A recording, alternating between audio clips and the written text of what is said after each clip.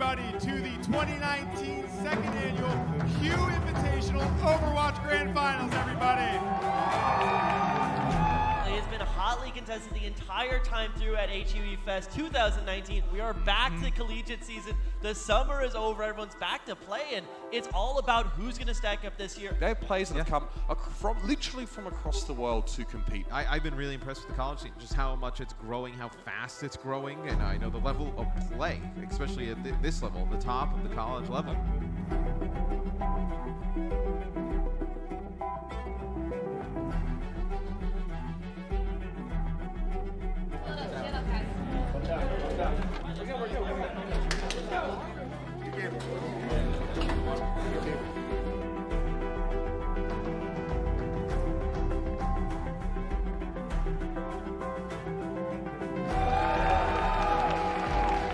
Falls into the fight. Deesum going to be the next casualty coming in for Harrisburg.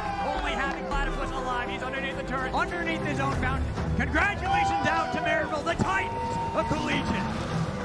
Look at how far they're pushing. Hypnon outside of his shield. Neutral knockdown, but Olu is in enemy territory for the second year in a row. Maryville double down and come out on top as HUE Invitational champions.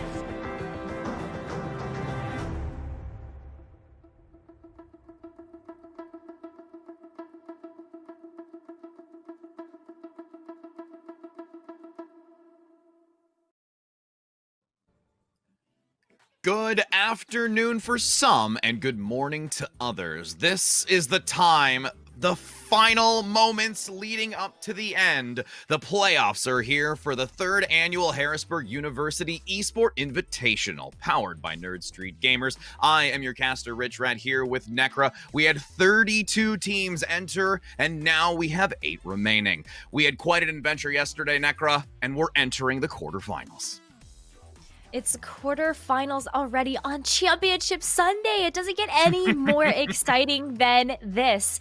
And I'm looking forward to the fierce competition that we have today because there's a lot on the line, the pride, the prize pool, and the glory for sure that all of these teams are fighting for. And what better way to kick things off than with the quarterfinals as we move into the playoffs today.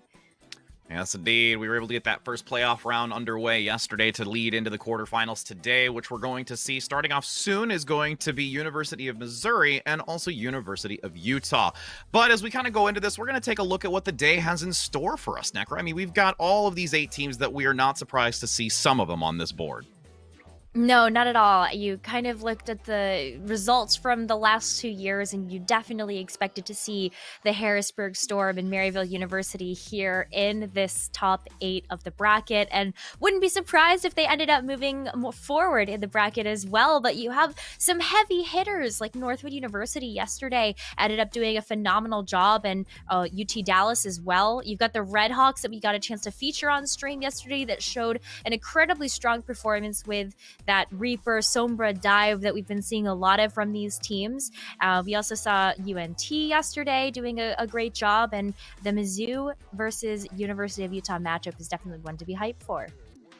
Absolutely. And again, for those that are curious to see how this format is going to continue through the day, we do have the similar best of 5. We will start with a different control map to start for the playoffs versus what we saw yesterday in the group stages, leading with Busan, but still continuing to maintain our consistent pool, going from an escort to assault, hybrid, and then ending with a control. And if we really need to, a second control, as we saw 6 maps yesterday. For those that might have missed it, it was a doozy of a round for those teams to play against one another, but it was worth the wait to see all of those rounds. But, and again, you know, as we're talking about the format through today, we've also got, like you said, a serious prize pool for these 2 teams and all 8 that remain fighting for this Overwatch.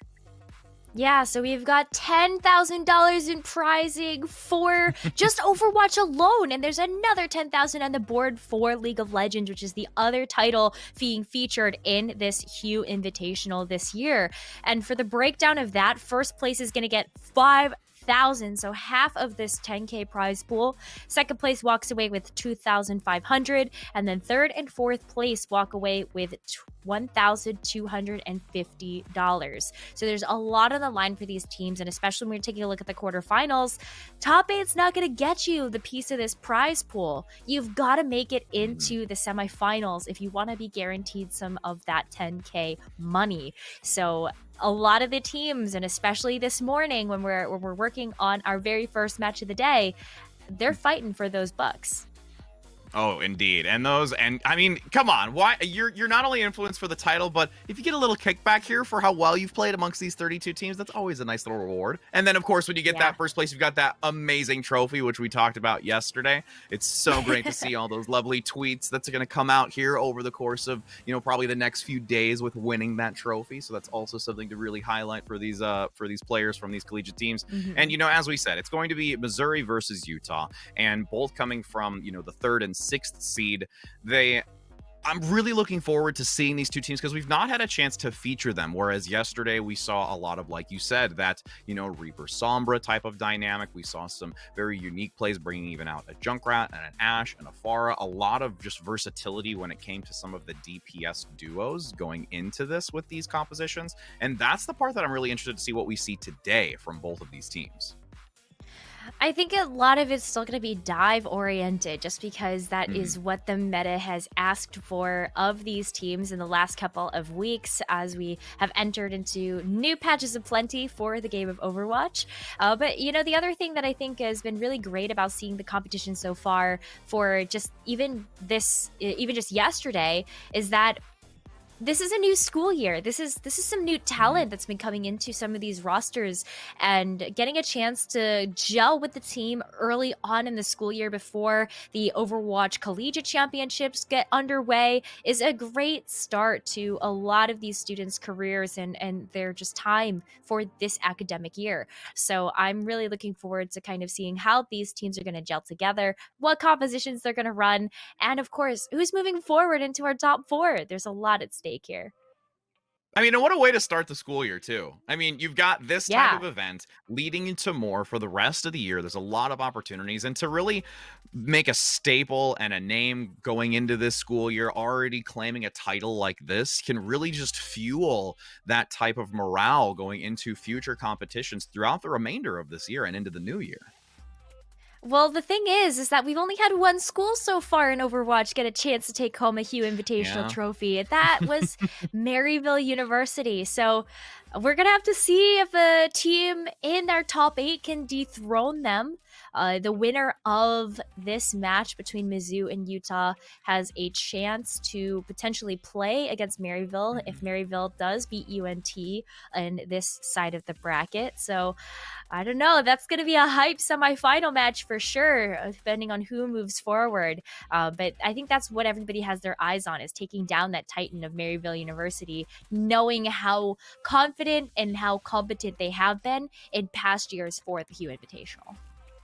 That's also a lot of pressure, I would think, too, for Maryville, to know that you've had 2 consecutive years, now looking to get the third. I mean, granted, you're still a confident team. They play so well, which is why they've been able to take this year over year. But now you're starting to get to where we want to maintain the title. We want to keep holding on to this. We don't want to lose it. That's a lot of mental in the head. So I'm curious to see, like you said, if they'll be able to continue moving through this bracket versus UNT, and who they're going to be ending up to potentially face coming out of this match between Missouri and Utah.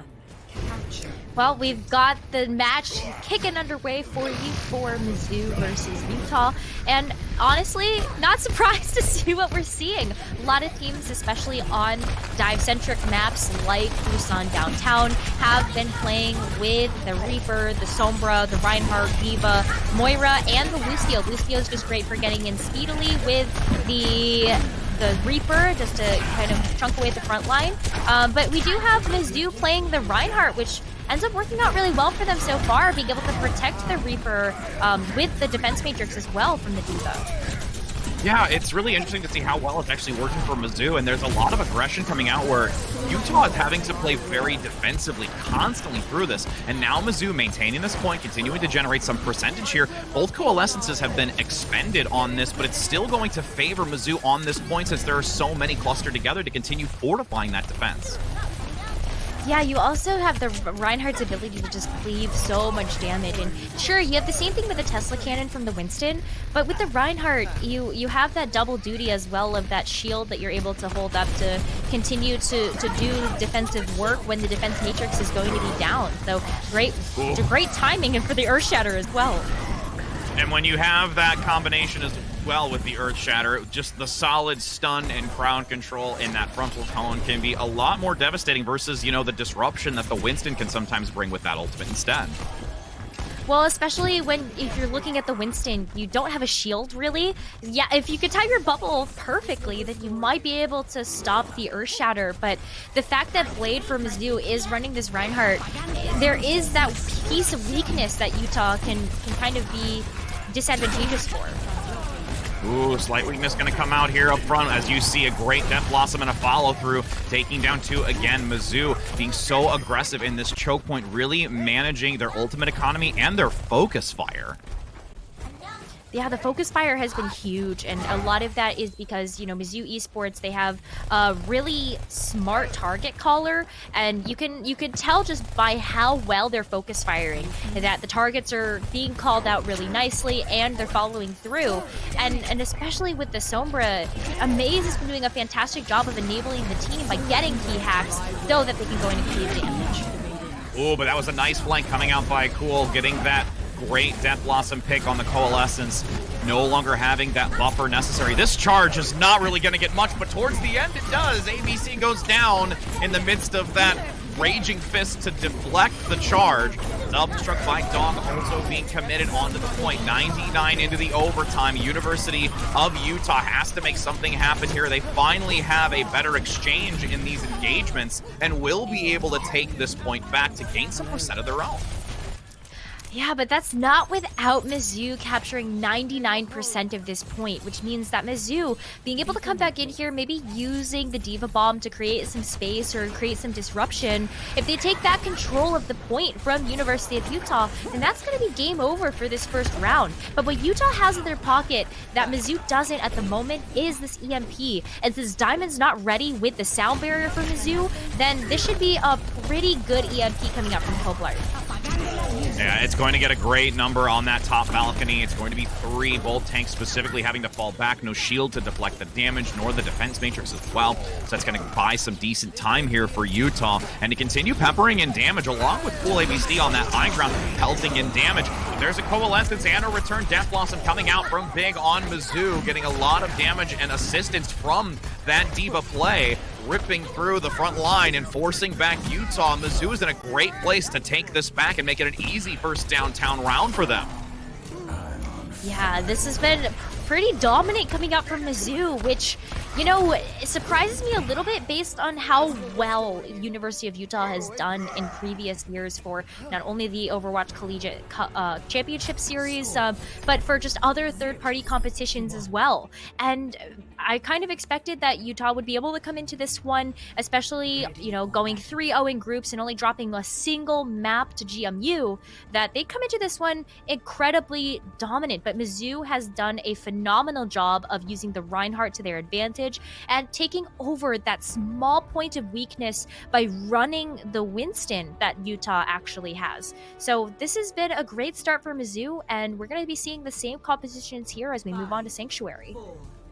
Yeah, very convincing, to say the least, for how Mizzou has been playing. And going into this, you know, it's a very unique architecture to work around and see if that's going to be, you know, at all a hindrance or a benefit to Utah going into this. But there's already a nice side position from Amaze, looking for that early flank on this Sombra to get a hack onto that support. Manages to do so. Still getting a decent amount of damage, but can't really get the pick necessary because of that wall that the inner side is being played. But despite all of that in the backside, drawing attention away from the supports and drawing back a tank allows Mizzou to collapse onto the front line of Utah and clear them out of this side drum room.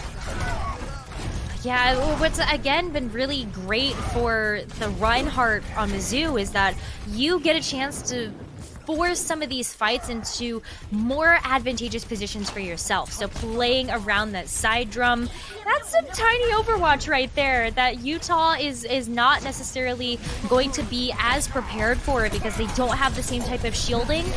Look at how the shield for the Reinhardt just blocks that Tesla cannon damage.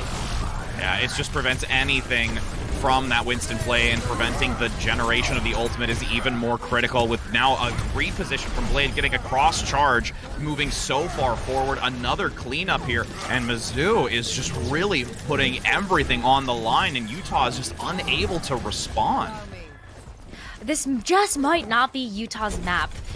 You know, especially when you take a look at how Mizzou has been forcing a lot of these fights to be in a position that favors them. I really want to see Utah approach from a different direction, kind of like what they're doing, just going right down main and bringing the fight of Mizzou to this drum in the center. Yeah, I agree. That position change is going to be very beneficial for Utah to take a different dynamic into this when you're especially going into a number of ultimates. You do have a nice EMP landing onto two. Blade and Big needed to be careful for the time being, but still holding on to the ultimate. Big not going to force out that Death Blossom just yet until the opportune time, which is getting a triple. Gets also the assistance for the DMAC follow-up. So Mizzou's going to be able to take that back. But again, I like the way that Utah is trying to change their options of how to enter into these fights. Yeah, the unfortunate part is that they're just now switching Flame Turtle over to the Reinhardt, maybe hoping to use that shielding a little bit more in their favor. But this is last fight territory, so this is the last chance Utah's going to have at flipping the script and taking control of this point back from Mizzou Esports before the map goes to Mizzou. And with the sound barrier from Hollow on Utah, it's going to be very, very helpful to go into this last fight. Nice hack on Blade to force a retreat back. The self-destruct also going to put them into a difficult position. Mizzou now having to go against the sound barrier, but they have one of their own. Diamond lays it out on the field to be sure that they can survive. A pick has to come through. Blade is already out. The follow-throughs have to happen. Amaze still able to survive, but now with Diamond going down, and you have the Moira sole remaining for Mizzou, can't heal through it all. And Utah take it back to gain some percentage. Utah finally takes it back and wrestles control from Mizzou. But this is the similar situation to what we saw on Downtown. Mizzou have 99% capture progress, and Utah finally took it over. So Utah still has to play these next couple of fights flawlessly in order to bring us into a round number 3 on Mecha Base for this map. Utah still has quite a few resources that they can use in order to do that, but we're seeing that Blade has that Earth Shatter ready. Oh, the EMP gets 2. Again, not as many as we've seen prior, but it still lands onto Blade, forcing that retreat back. The shield being not available is a massive benefit to Utah to press forward. But Mizzou is responding very carefully here, knowing that they have to fall back. They don't want to risk anything. They still have some time to work with to take this 99% back, but don't want to risk anything. Now, you've got Flame Turtle with the Earth Shatter going to look for an opportunity between the shield rotation from Blade to try and land a multiple knockdown. Does get a couple towards the side, but there is still a retaliation with that swinging hammer from Blade up front. Also looking for a chance to use this Earth Shatter, Necra. Looking for the Earth Shatter, but oh no! Might not even need it because of how dominant the rest of this team fight is going for Mizzou. Yeah, and that self-destruct getting one pick in the midst of it all is a way to lead into an opportunity like this. Quick hack as well to finish off that Baby Diva. There's a switch back. You were going to have some last-minute changes, most likely. Cool ABC onto the Doomfist to touch in this overtime. There's still 23% to be gained, but you're not going to have Utah here with a full 6. They have to come in staggered on this, and there is just no way that Mizzou is going to allow this recontest. The focus fire once again taking down member after member of Utah allows them to take this first round of control in this best of 5. Mizzou looks really strong, especially on this map with the Reaper play, the Reinhardt play. You know, we were saying yesterday how there were so many teams that have been running specifically, you know, the Winston, the Diva, the same composition that University of Utah walked into this map with.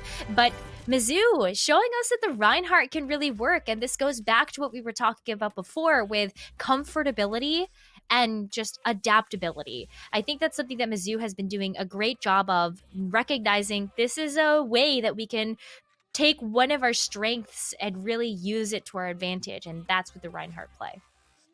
And when your strength is aggression, going with Orion is never a bad idea. if you have somebody supporting you. Right? I mean, you can't be upset about that. And honestly, yes, they're playing it to such a great degree. And even when there are those moments that they are in a vulnerable position, they know how to proactively move and retreat back and not allow themselves to be exploited. We saw that multiple times. And that's the one benefit I think Utah has been doing. Despite them not being able to take this control point, they are very aware of what they have to do. It's just they need to clean it up now. They've got the hack on the Reinhardt. They're dropping the shield so they can pump some damage in. But it's really going to be how they can continue to coordinate themselves through these further matches. I think what's also really hard is that the Sombra strategy is very all in. When you're taking a look at generating that EMP, we've said it that EMP can be a fight winner. And unfortunately for Utah, we haven't really seen the EMP be that big fight winner we expect it to be. There isn't any follow-up with maybe another ultimate to combo with the EMP, or, you know, you're seeing only 2 or 3 members of Mizzou get hit by the ult of the EMP, and then there's just no follow-up coming through. Just specifically on downtown, we were kind of seeing that happen. And towards the end, even, you know, towards Sanctuary, and I think it's a little bit of slight hesitation, because when you go in with the Sombra, if you come out too early of that stealth and you're about to use the ability with how fast response Mizzou is having, you're going to not be able to get that EMP. We've seen it a couple times yesterday where that EMP was shut down coming right out of the stealth or the translocate before it's being used. So Utah, I think, is just playing that little bit of a safe distance from the overall group, and that's why we're only seeing, you know, maybe the Reinhardt or the Reaper getting picked, because they're so far forward. That shield just protecting the Reaper play. So you're getting those two, which is still critical, but there are so many others to support if that EMP lands onto those two individuals. You have the defense matrix. You have that boop potential with the Lucio to make sure that you can reposition anybody that tries to assault forward. So there's a lot of things that, you know, Utah can do and, you know, learn from this initial control point to start carrying into the next round. Yeah, absolutely. It's going to be about adaptability for sure, and just see what Utah can do, especially when it's going to be their map pick coming up next. Yes, indeed, and we are going to be seeing Escort next, but we will allow them to make that decision, so we're going to go on a brief break until we get that final map choice, so don't go anywhere, friends. We've got more coming up soon.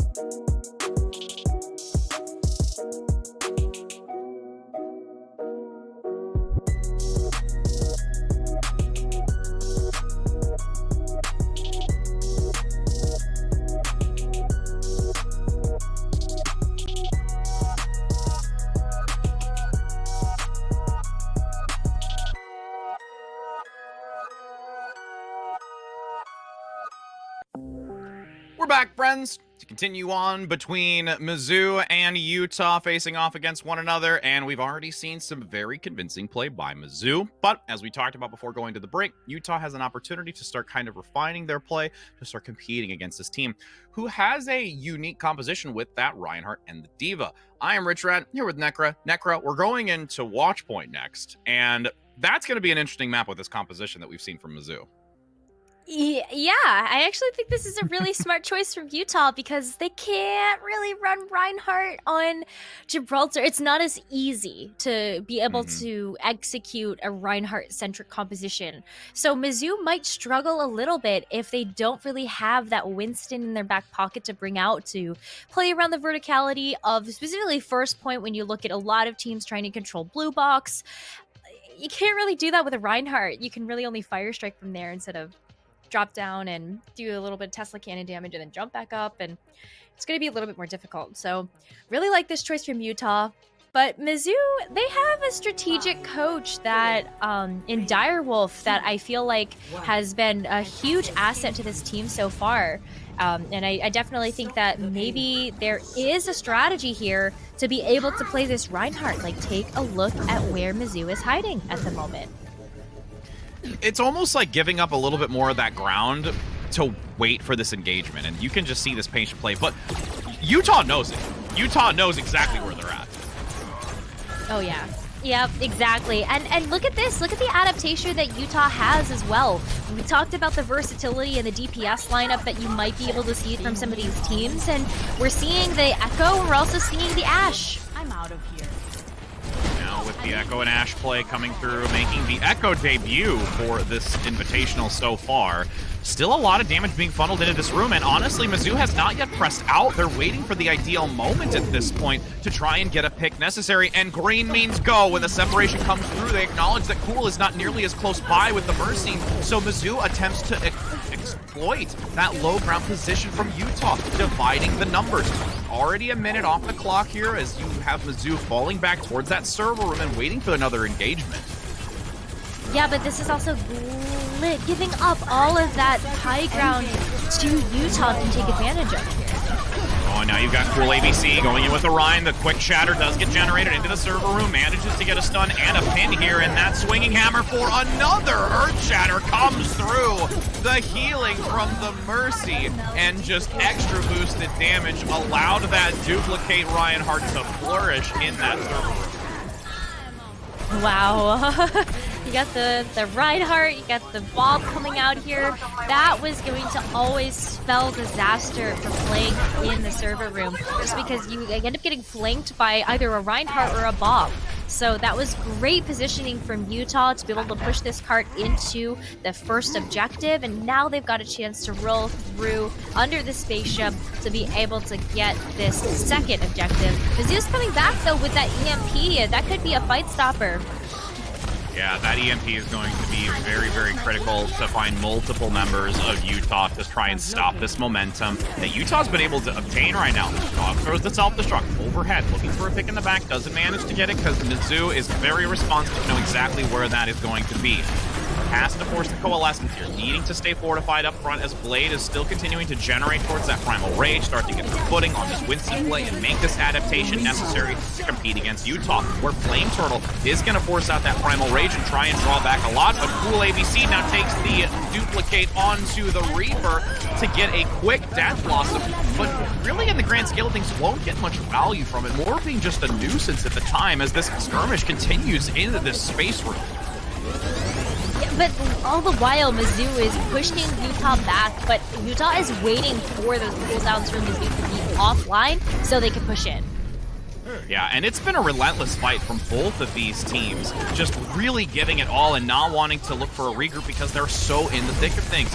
3 minutes and 15 seconds, already had a decent amount of time dwindling from that bank going into this phase.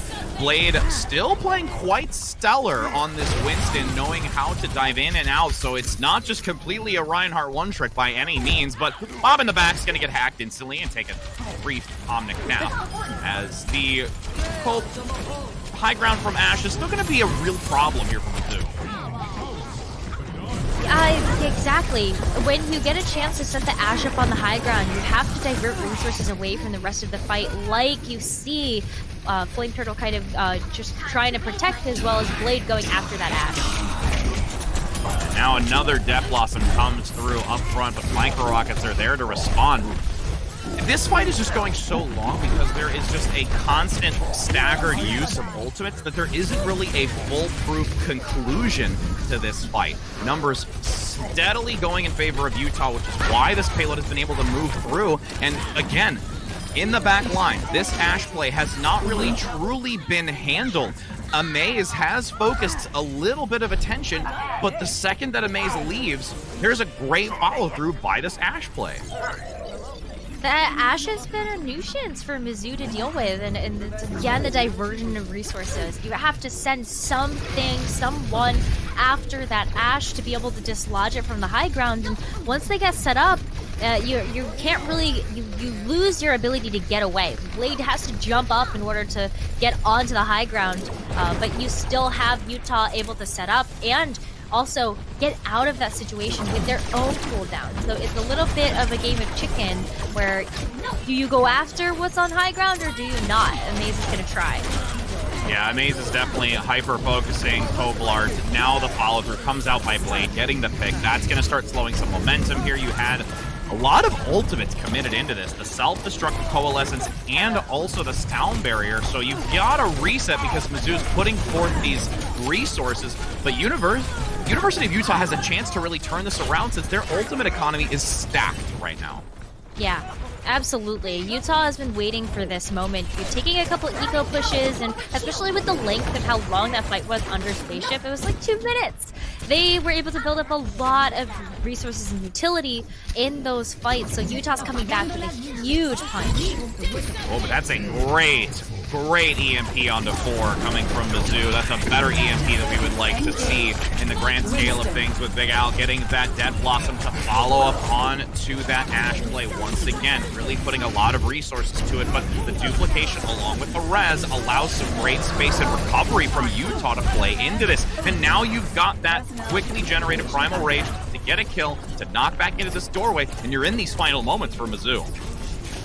That's something that's been impressing me a lot from Cool ABC's Echo play, is that they have always chosen the right target for their duplicate, given the situation that they're in. It's been the Reinhardt, we've seen the Reaper, we've seen the Winston come through, and they always feel like they hit the mark. And now continuing to maintain that high ground, Cool ABC pelting damage in to hopefully get another duplicate once again, already at 50% to lead into these last 4 meters that Utah need to complete this round. Cool ABC, though, does get sought out by the Diva play, and that also is very critical. Both Amaze and Zui have a huge task ahead of them to control this Ashe and Echo play. The DPS are definitely hard to hit. You got the high ground advantage for the Ashe, and then you also have the Echo that's able to fly through the air. So there is a tough task on Mizzou's shoulders where Amaze could kind of shut down and ground the Echo, but you also have Z that can go after them like a shark. And now with the Reaper play coming out for the duplicate, you've got Cool ABC looking for some picks on this front line, managing to get an assistance to Koblard, but a 5-person EMP could slow down some of Utah's momentum, but there's not enough from Mizzou to counter it and follow up on the EMP. That was a stellar job by Utah, and I would agree with you. Every one of those duplicates were always on the right character, making sure to adapt in the moment. And it's really hard to think about exactly what you want to do in the moment. It's a split-second decision sometimes on what you choose to duplicate, and thinking about all of the different factors that go into that decision. You're seeing these decisions for the duplicate happen so quickly that I think it's a really great asset for Utah to be able to have that in their back pocket. Cool ABC is the type of player that flexes for a lot of different roles, plays for a lot of different teams in scrims as a ringer, and really understands the utility of every single role in this game. So they're the perfect player to play this Echo, because they can make those split-second decisions really fast. And to be honest, I'm curious in how Mizzou is going to be able to adapt to this, because the Echo play was very, very dominant. And just the coordination between the Echo and also the Ashe play were very streamlined. And with this much space being granted by Flame and Dog, that only just continues to add comfort for those two DPS in the back just to do what they want. Yeah, there's so much space that's coming through from the Winston and the D.Va from Utah that you really are seeing Cool ABC and Coblart run circles around Mizzou in terms of how much damage they're able to do. Look at that! That was a team effort right there to take out Big Al. When you come out of that form and find yourself being stuck and completely dominated, that's a definite all right, let me not take a risk like that again moment. It's a tough one, and I think this is where Mizzou is going to have to say, what is our game plan here? Because you've got Utah that's covering so many different bases, and look at how many resources you have to put in to just jumping to contest this high ground. Yeah, and the fact that you have now 2 Winstons, especially with this lightning fast generated Primal Rage, is only going to just cause even more challenges for Mizzou. It's just constant dislodgement of their position that Mizzou can't even regain focus right now. What Mizzou is playing for at the moment is the EMP, just an ability to shut down what Utah is running and the formation that they have on the high ground. Andy on this Ana for Utah has been pumping so much healing into the team and is very, very safe sitting by Blue Box. Yeah, now as we see that Coalescence come out, attempting to dislodge that safety in Blue Box in the back, just pressing on a Bionade lands onto 2.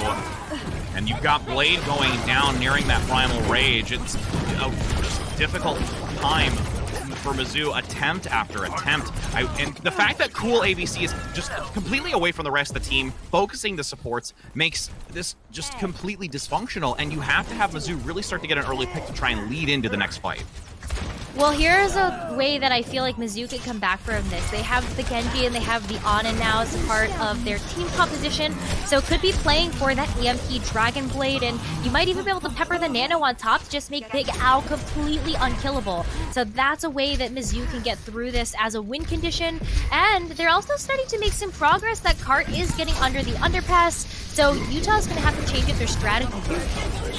Yeah, the biggest help was getting Cool ABC out of the fight early and has to force a 6 versus 5. Big Al on the front with the Genji, manages to take down another, but the res is there from Hollow to get this monkey back online. Up top, though, you still have a great usage of this Genji. Gonna get bioed, but the sound barrier is there from Diamond to continue allowing Mizzou to play further forward and attempt to take down these remaining members of Utah to reach this checkpoint. Great Bionade again in the backside, but unfortunately you're going to have Mizzou lose that support. Both now are removed. 60 seconds to go. Mizzou has to reform and use what they have for this final push. One more push. Maybe 2 if Mizzou are going to be fast enough. That cart's really close to the checkpoint, and Amaze does have the EMP, so there's 2 fights here that Mizzou could take that are going to be in their favor. You've got the EMP for one of those fights, and you'll have the Nano Blade for a second, unless you really need to use that resource in this next and final push, it looks like. So much relying on Amaze right now. Does get detected for a hot second, but manages to get out.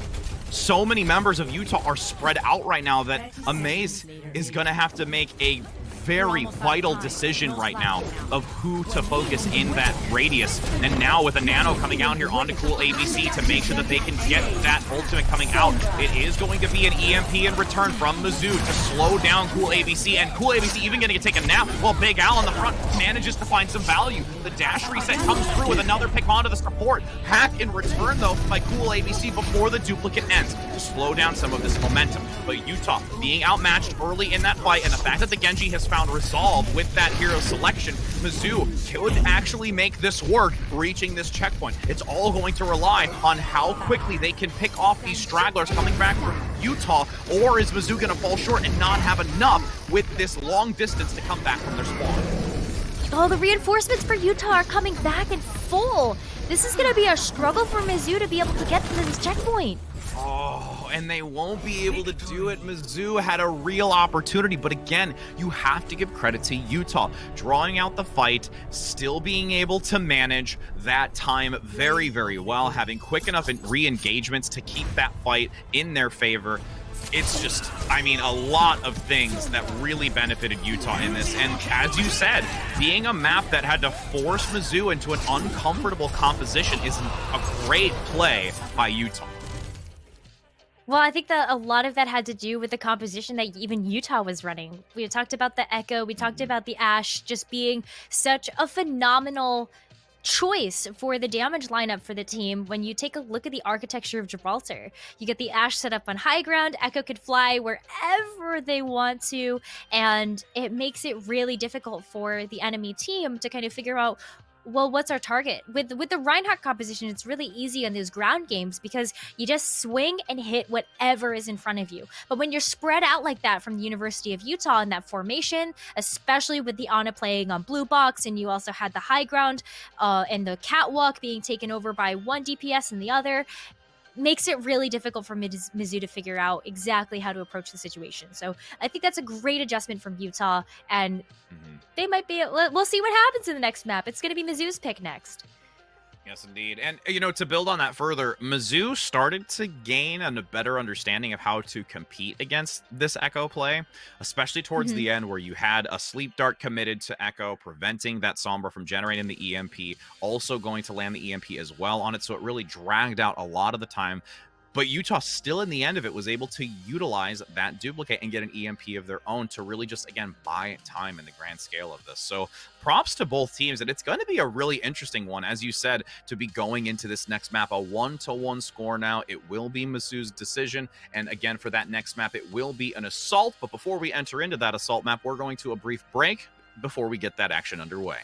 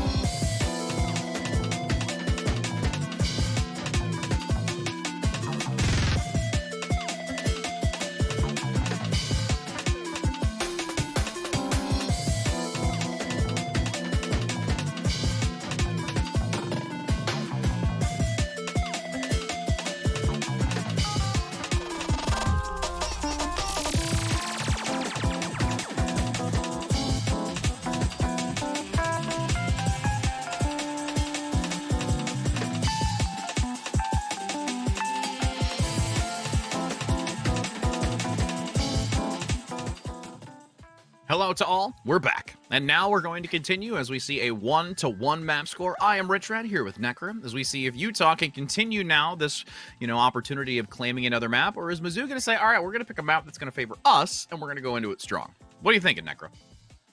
This is a tough call because I think that when you take a look at the map pool for what we have for Assault, which is going to be Temple of Anubis, Hanamura, or Volskaya Industries, I think this is actually a really great choice for Mizzou because they can kind of go back to what they know.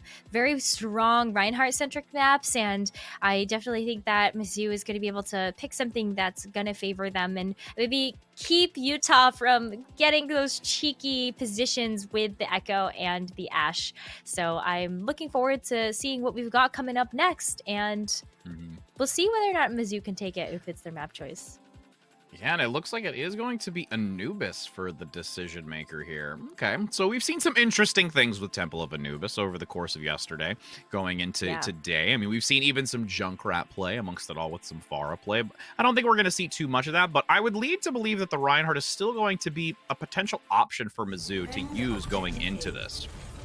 For sure. I definitely expect that we might see the Reinhardt come back out here, which looks like Blade is going to be going back to that choice. And the great thing about being able to run the Lucio and also the Reinhardt as in tandem on this map is that you get a chance like the Mei with the wall to just use that shield to your advantage to keep everybody safe going through these close corridors.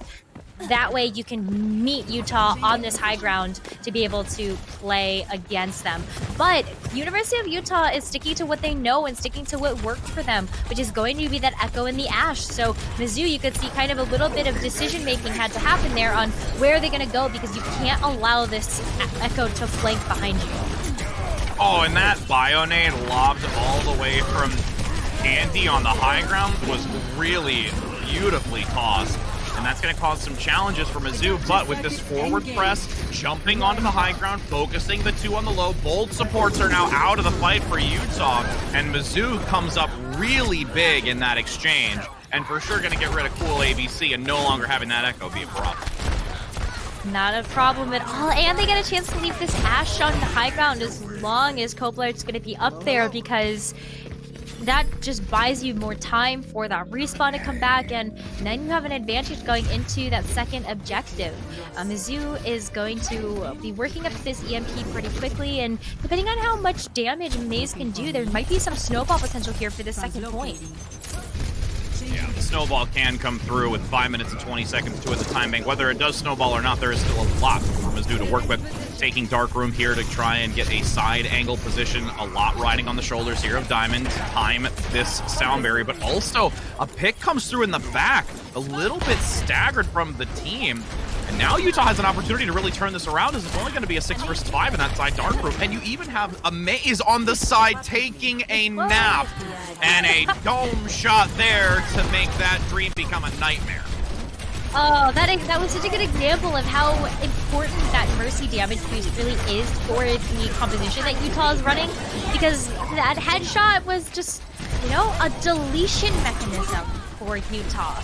And now that is going to be a lot of ults on the board for Utah and a lot of ults on the board for Mizzou. It's going to be a little bit of a fiesta here as we move into this next team fight. I think a lot of ultimates are going to be blown in.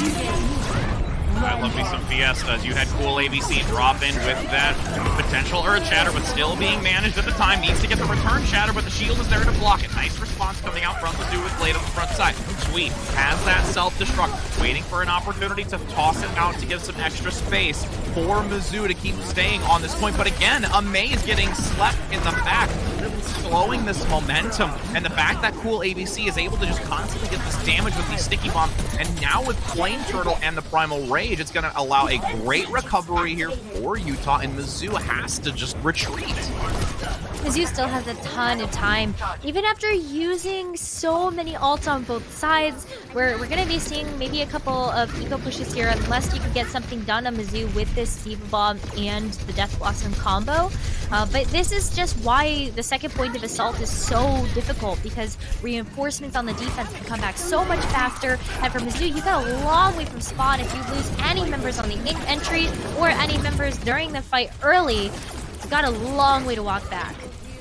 And this consistent approach is like deja vu for Utah. They're able to get that backline flank from Cool ABC. The duplicate comes out very easily, but a self-destruct is going to start changing this dynamic. It wasn't used prior, but leads into this fight, and it gets rid of Flame Turtle, opening up a chance now to press in since you're solely relying onto Dog. Self-destruct does get dropped, and Sheila's there to block it. Nobody going to get picked off by it as Mizzou starts to press on. Sombra Play gets the pick in the back onto the Ashe, which is very critical. And Cool ABC being removed once again is really the opening opportunity for Mizzou to keep this up. Beautiful boop as well to get rid of that Wrecking Ball from Flame Turtle to not get on the point to compete for a moment longer, allowing Mizzou to complete with still a decent 2-minute and 42 time bank. Mizzou did some fantastic things in that last team fight, and it was great that they were able to pick off the main tank for Utah with that Diva Bomb, because it meant that there wasn't really going to be as much protection for the team for the DPS to be able to do their job. I think that's something that ends up being a little bit more difficult on this point, and one of the reasons why you see the Reaper come through is because of the point presence that it provides to the team. So the fact that Mizzou was already running the Reaper means that they were already going to be in this position where they can use that Reaper to their advantage on the front line of just getting in a ton of damage. And they didn't have to give up any ultimate charge in order to make sure that that was going to be the case. Utah being put in that position, having to play a second point, was a little tough because, you know, where do you put the Ashe? Where do you kind of put the Echo in order to really make them the most out of what they have in their kit? But I think that on attack, this is going to be a strong composition for Utah. And I cannot just wait to see how this is going to unfold here. And there's a lovely for sale Omnic, but I mean, it's only some spare parts. I mean, where's the Ashe? You got to get the Ashe out there to start, you know, building maybe another one. I mean, that's a nice discount to come through. I like it. Because we're going to have these doors open. Bob. Yeah, discount Bob. Discount Butler Bob. Yeah, DBOB. I don't know. Something like that. But as you've got Utah coming out once again, same composition, but they're having Flame Turtle on this Wrecking Ball.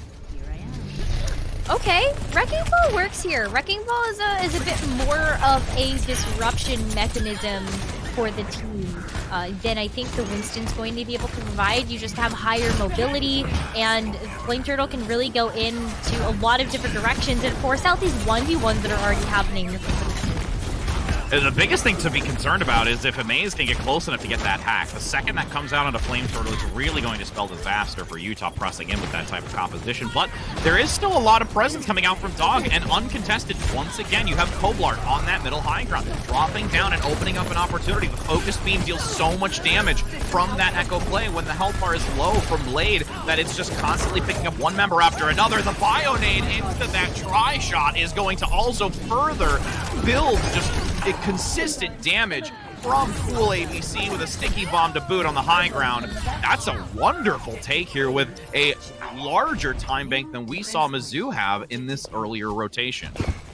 That was a quick take for Utah, and there's some snowball potential on the board. Cool ABC actually got that duplicate so fast in that first fight, but patiently and rightly held on to it to be able to move into this next point. Now Utah's going to have the Bob. They're going to have the duplicate and the Nano in case things get really tough. So that should be a great boon to Utah to be able to take this point quickly.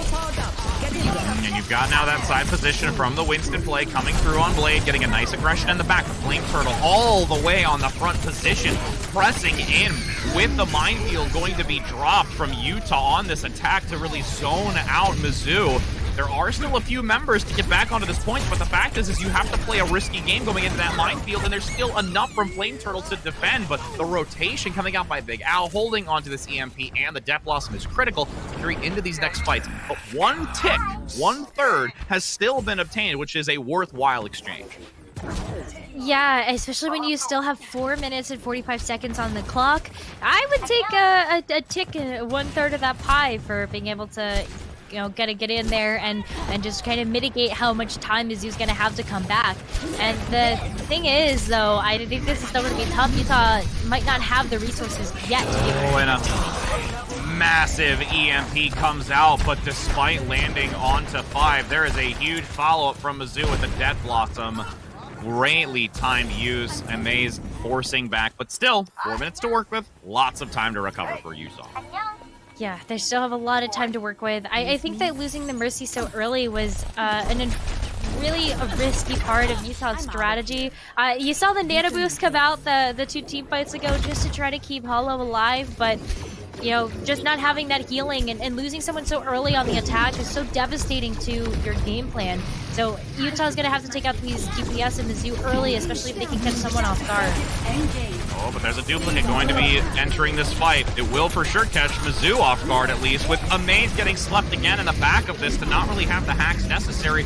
Duplicate's going to be prevented by the self-destruct, so at least you no longer have that Neva once again for a possible second bomb. But at this point now, again, the self-destruct didn't get really much value on either team. Dog, low as well for Utah, with Bob in the back getting some nice damage to try and keep presence on this point. Actually able to almost get a tick here, but it forced back Blade to prevent Bob from getting any value on that point.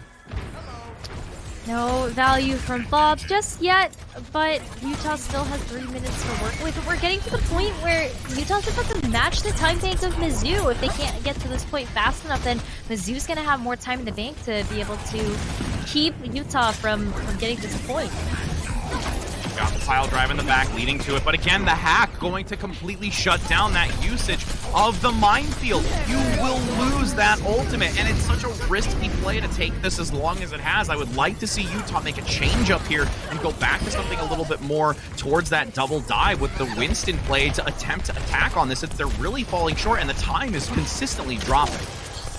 I think something else that might work for them is just going with a bit more of a death ball composition. The composition that they're running at the moment is a little too helter-skelter for my taste. So you're going to see that Flame Turtle's going to go over to the Winston, have a little bit more control with the movement of getting through the team of Mizzou, and I think that's going to help a lot. Flame Turtle is actually going to get an early nano, and I'm not surprised by that to generate the Primal Rage. Quickly, the EMP comes through with the Death Blossom once again. That combination from Amaze and Big Al really holding true value for Mizzou. That's going to be another great hold here, bringing it down to these last couple of fights. Blade on this front side going to look for the stragglers, cleaning up again with the DPS lineup. Still only 1 tick taken, and Utah really now has to play their cards right to take this back. They do have the Valkyrie, so Utah should be able to use the Valkyrie in order to just damage boost the entire team, try to work up to some of those ultimates in this last minute and a half. But there's realistically 2 pushes here that Utah could take, and it's gonna have to be a photo finish here to see whether or not Utah can actually take this point. Valkyrie's gonna have to come out with the ball maybe, and just see what else Utah can get online. Photo finish indeed, but there's already 2 going into this, and even and there's a res coming out by Flame Turtle. Cool ABC actually coming up big right now on this Echo, continuing to just lay waste to the health values of... Oh, and the self-destruct's gonna prevent it. Okay, cool. Getting some space there, allowing some reset opportunity. Numbers advantage is still in favor of Utah, though, over Mizzou. And Cool ABC is playing this rubber band back and forth into these engagements, looking for a chance to keep this consistent. 40 seconds to go. This is now most likely going to be a drawn-out fight. You can't have Utah leave. They have the numbers to keep picking off Mizzou. The focus fire has to be consistent. You have now Koblart on this Tracer, getting to the point quick enough to make sure that they have the numbers to deal with it, and a minute is going to be on the time bank for Utah in these last final moments of completion. It's really good that Utah finished with some time in the bank, because even though it was sub a minute, they get a chance to have a minute on the clock, that extra time going over to the time bank of Mizzou, and now both teams get a chance to try at this first and potentially second point. So I think this is exactly what Utah wanted. Mizzou definitely wanted Utah, if they had to finish this, to finish with no time left, given that they had over a minute in the bank. But this is where the cards were dealt, and now Utah has bought themselves a second chance at being able to win this map. And now that they have the lower time bank, they will be attacking first.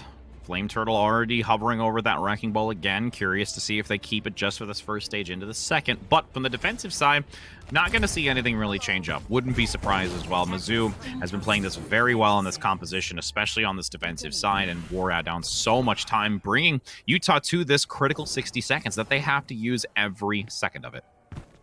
Gotta use it all, and in a minute's not much time to be able to work up to ultimates. I think that the pace that Cool ABC has been on for getting the duplicate online means that Utah should be able to get something like the duplicate, maybe a nano online for the minute that they have on the clock. But it's gonna be about setting the pace of these fights and hopefully getting a key pick before moving in with those resources to be able to make the most of this minute. And you've got Flame Turtle being the sneaky hamster in the back. Will look to get a nice back flank and actually really just draw attention away, going straight for the point, taking the strategy of the 60 seconds and really being more elusive and evading Mizzou outright. A pick comes through, though, coordinated by the DPS lineup. 1-for-1 now, relying solely on the Divas to keep present. 25 seconds to go. Dog has to press in onto this. Nice Sleep going to come out onto Big Al. Great follow-up as well from Andy and the sticky bombs from Cool ABC to take down the Reaper play. Amaze now also has to be handled. That hack is going to be critical to try and slow this takeover by Utah. Dog has the self-destruct, needs to hold on to this too to carry into that snowball potential, since the time bank is going to be only 30 seconds once this first point is captured. It's entering the overtime, but Utah will have this. Yeah, Utah gets the first point. They're going to get an extra 30 seconds on the clock to be able to make it to second, and they still have resources to be able to use. They were able to win that first fight as just an all-out brawl, and now they're going to be able to move in with the Diva Bomb. Dog did such a good job of building up and just kind of defense matrixing away so much damage. Mizzou is left with not very much to be able to do this except to win the brawl. And you've got a tragic moment where you've got your Mercy and your Echo being removed. You didn't get the duplicate off in time. Mizzou is able to hold strong, not allowing Utah to gain a tick. And now you've got that goalpost for Mizzou to take 1/3 of that second point. That might be a tall order. We saw Mizzou struggle a little bit to capture that first point. They weren't able to capture it as fast as what Utah did on both of their attack pushes. So hopefully Mizzou's going to have enough time to be able to capture that first objective and then have a couple of attempts at that second. A third's not very much to capture, but that second point is notoriously hard, especially knowing that advantage that the defense has with being able to get their reinforcements out a little bit faster. Should we do our big brain math outcomes? 1 of 3? We've got 3 options here, Richard. 3 options. We have someone winning, someone losing, and then a draw. I don't even want to say it. We saw it yesterday. It happens. I just had to bring up that math moment. I mean, we had food math. You said pie earlier. I didn't comment on it. I let it go, but now I'm bringing it up. But that's okay. So we've got, like we said, 3 minutes for Mizzou. And, I mean, Utah has been still very formidable, like you said, with this Echo and the Ashe. They could really hold this and prevent Mizzou from taking this first point. So it's still a tall task here for Mizzou on this first initial point. Yeah, see where Andy is sitting again? These are some of my favorite positions on the map for an Ana or a Zenyatta, is just behind the team so far away that the enemy attacking can't actually get to you, or they have to expend a ton of resources in order to do that. So you'll see that Andy's going to be sitting very, very out of the way, where Amaze is going to have to maybe use the translocate to get up there or something, or the Reaper. See, there's the resources being invested to try to get Andy off to the high ground.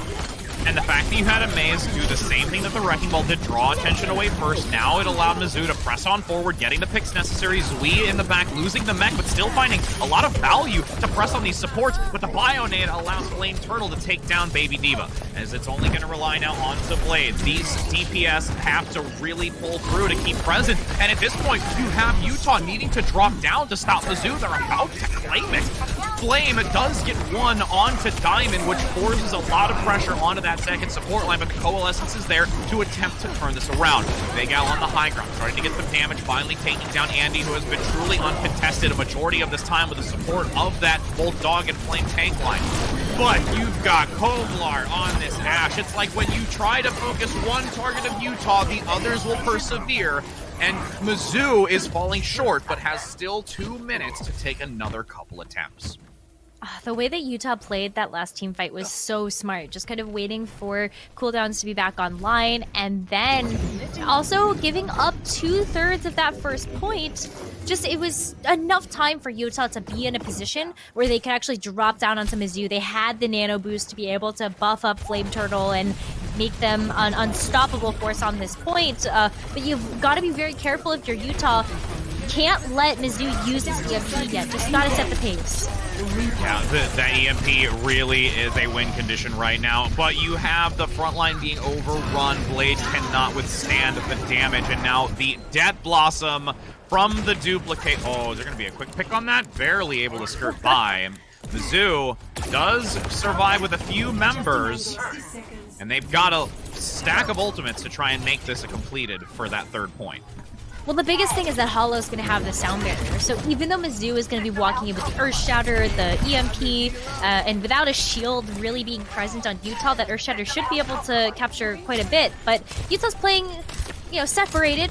They're playing, off the point, and the sound barrier, again, could be such a life-saving resource in these last couple of moments. Andy's nutty. I just gotta say, for this Ana play, it is nutty to keep Cool ABC alive. As now Amaze goes in, gets hit by the bio, but you have the sound barrier to assist. Sweet gets slept in the back, doesn't drop the self-destruct just yet, as Cool ABC and Koblar work in tandem consistently and consecutively over and over to bring down this Mizzou team. Self-destruct now comes out. Big Al has to rotate onto the Doofus to try and get back into this point, along with Blade charging in. The numbers are dwindling for Mizzou. The time bank continuing to dwell down as Utah starts to find themselves in a difficult position. The numbers advantage for Mizzou, pressing back onto the point, and Big Al regrouping with a full 6 allows this going to be taken, but are finding themselves in the same place that Utah was with only 30 seconds to work with. Okay, Rich Rad, we've limited our options again. If you want to play this map game, there's no longer 3 options here. It's either Mizzou wins or we have drawn Nubis again. We have gone from 3 to 2, and what will be the deciding factor here? Blade getting overrun, but still being healed through that Bionade. It falls just in time to keep him alive as the Coalescence comes in from the backside of Mizzou. Pressing forward, Big Al gets slept in the back, buying some time, and with a Bionade to stack, there could be an opportunity of stopping that damage. But now, take a big focus onto Cool ABC. The Reinhardt does not land the hammer, and it will be deep removed from that duplicate. Koblar on the Ashe does get the takedown onto Blade, and Amaze is brought down as well. The numbers starting to stack in favor of Utah, holding on this point, and we're going to see it. We have a Dranubis coming out on this third map. Oh my goodness, what a match. This has been so close. For a brief moment there on that first point, I was like, Utah has this. And then Mizzou, on the brink of death, brought it back to bring us into a position where they could play for the draw or play for the win. So, tied scoreline, a draw on the third map. Oh no, do I dare say do I dare say it? Do I dare say that we're getting a repeat of what we saw yesterday? 6 map and a best of 5. It could be another possibility. I mean, math today, friends. But seriously, they're both playing for that prize money. They all are just thinking about the title and the prize, and they don't want to go home without no money. They don't want to. I don't think anybody does. So it's not a surprise to see such well-played, just cohesive strategies coming out here. And Utah, really power to them to be able to wear down that clock, bringing it to the same position they had the round prior, only 30 seconds to attempt on that second point. Honestly, if there was a minute plus, I really think that Mizzou could have had that because of how well they've been able to snowball and correct their mistakes after taking an initial engage. I think it was always going to be tough because of how scrappy that first point was, and with how well Utah defended in that fourth round. Mizzou was left without resources and without time to be able to take that second objective. And with how hard they were focusing down the Reinhardt on Mizzou, that front line wasn't really able to just deal damage. You had to just hold up your shield and take all of those healing resources away from the rest of the team. So it was, I think, always going to be a tough one based on how Utah was playing that. But it's I believe Mizzou's choice again of where we go for our 4th map type. So maybe this one's the one. Yes, maybe, just maybe. And it will be a hybrid. So we get that lovely dynamic adjustment to the map coming into this. But we will be going to a brief break before entering into that hybrid map. So don't go anywhere because we could find ourselves at another 6th map. And you're going to want to see it, friends.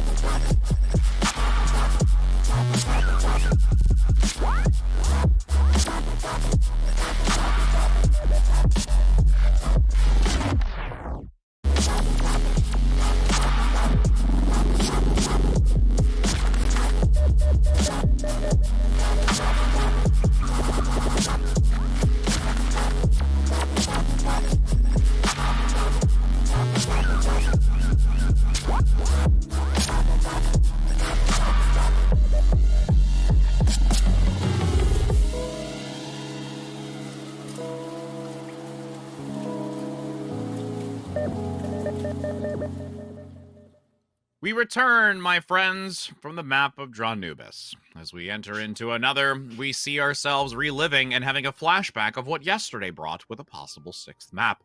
I am Rich Rad here with Necra as we continue this HUE Invitational. And, I mean, you know, it's going to be a long day, but a good day. Oh, it's going to be a good day, all right. It's up to what happens in this first series, whether or not it's going to be a long one. But, you know, I think that this means that we have 2 incredibly evenly matched teams that are going at it, and which really doesn't surprise me. You've got incredible coaching staff on both of these teams, and Utah's, they've had players that have been together for so long that the synergy and the teamwork is definitely there. So I can't wait to see the conclusion of this series, because the winner of this one gets the pleasure of facing Maryville in the next match for the semifinals. And the winner also guarantees himself at least $1,250 of the 10K prize pool. So lot to play for here. The chance to play against Maryville, the chance at some money, and some bragging rights as we might be going to another 6-map series. And, you know, with all of that looking in the future, they're still probably right now putting on their blinders and saying, right now, we just need to get this right now, because it's going to be one of those things where if you start letting that get to your mind, it's going to start breaking you down. And you know you're in the long haul. You had a draw. 2 formidable teams bringing us to that moment as we enter in, which is going to be a hybrid map selection. So with this, you know, there's a number of 3 that are here. We've got Hollywood, Numbani, and Kings Row. We've been able to really only see Kings Row over all of yesterday for our matches. So nothing really outside of the ordinary. But, I mean, why is that such a surprise? It's Scrims Row. It's where everybody is comfortable. And, yeah, I mean, it's happening again. So... and this is a great choice for Mizzou. I definitely, when you're taking a look at the compositions that Mizzou likes to run, they've got the Reinhardt Diva that has been working out really well for them. I think that mitigates a lot of the potential of Utah to be able to run the Winston that they like to run. So this feels like a map that Mizzou should be able to win, given how strong the Reinhardt play has been, as well as the Reaper and the Lucio and just kind of all of those pieces coming together, making that work. I'm giving this one to Mizzou. Yeah, it's a very favored, just slightly to Mizzou because of what they're comfortable with. But Utah has been very great at being able to really read and understand their opponent. They've been able to digest a lot of information and download the way that Mizzou has been playing, especially when it comes to how Temple of Anubis went towards the end. They were really being able to take advantage of the weaknesses that Mizzou have in their kit presently. So it's going to be a combination of either 2 things. Mizzou tightening up what they've been doing as their playstyle, or Utah continuing to exploit those weaknesses. Well, we do see the same composition coming out from Utah. You do have Hollow on the Mercy, you've got Andy on the Ana, and of course you have the Echo and the Ashe. But I still feel as though for Mizzou, when they're able to just kind of get the point and really force Utah to have to kind of look in that direction, is going to be a great boon for Mizzou to kind of isolate someone like they're isolating Dog and then go after them. Yep, absolutely lightning fast focus to get to that Diva play, getting the D-Mech, and at this point just leaving Dog to have to come back and look for that remech, making it so difficult. But there's still an opportunity with the res. Flame Turtle getting back into the fight, and Andy assisting on the DPS to really take down Amaze and preventing that continuous pressure. You've got Mizzou not able to take this point convincingly, and with a duplicate coming out by Cool ABC, that's going to cause a lot of forward momentum to try and shut down Mizzou's aggression. Ooh, the hack coming through, though, might be the opener that Mizzou needs in order to continue forward. Oh, Earthshatter comes out, only gets 1 in the very far left corner just outside of the shield coverage, but another nano boost now comes right up on a Cool ABC. You had 1 ultimate, the duplicate, if there's enough damage coming out from this flank, could get to 1 very quickly immediately after, already at 50+% to go into this. And Mizzou, because of how much resources and action has been done by Cool ABC, it's really making it challenging for them to work through it. I mean, 72% already for Cool ABC. Again, when they just used the duplicate on the Reinhardt just moments before, Utah is definitely pumping a lot of resources, like the damage boost and the healing into cool ABC to be able to get that duplicate online, recognizing how strong of a resource that is for the team. But I like the rotation that Mizzou is taking. They're just going to try to go around and use the architecture of the map as much as possible, maybe meet somebody from Utah on the high ground and isolate them since they are playing a little dispersed. And Amaze taking that long venture around, looking for an EMP to land onto a few, but again, the hard part is there really aren't any more than 3 people clustered together for Utah, and that isn't often. So there's a lot riding on Amaze to get critical targets in this use. In the back now, looking for the EMP, finds a cluster, does get 4, with Andy and Kovar being the only ones unaffected. And there's a sound barrier even committed by Diamond with the Coalescence, constantly just pressing forward. You have Bob to respond from Utah to get some point presence to make sure that Mizzou can't stick near this capture point. And honestly, Big Al can't really find value onto these beefy tanks to get some damage and a decent ultimate charge because of how well the DPS are threatening him. Wow. Oh my goodness. Because so low, able to kind of get out of that line of fire, but still has the bomb to maybe make something work here. Oh, but Zui with the self-destruct claim too. That might just be enough for Mizzou to take this point and transition into the payload phase. It is going to be enough, but stellar job by Utah to really wear down that much time off that bank.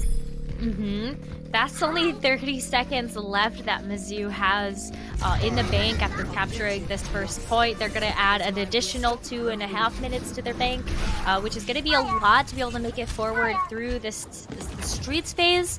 And I think this is where Mizzou can really flourish. There isn't too many ways that Utah can kind of play dispersed. So, Blade working up to those Earth Shatters should be able to really win those ground games that Mizzou is looking for. And you can just see Amaze playing this very, very methodical game in the back of the Sombra, waiting for an opportunity to get those hacks to prevent that Winston from escaping from Utah. And also Zui really focusing that Echo. Gets the duplicate just in time before being brought down with that aerial engagement.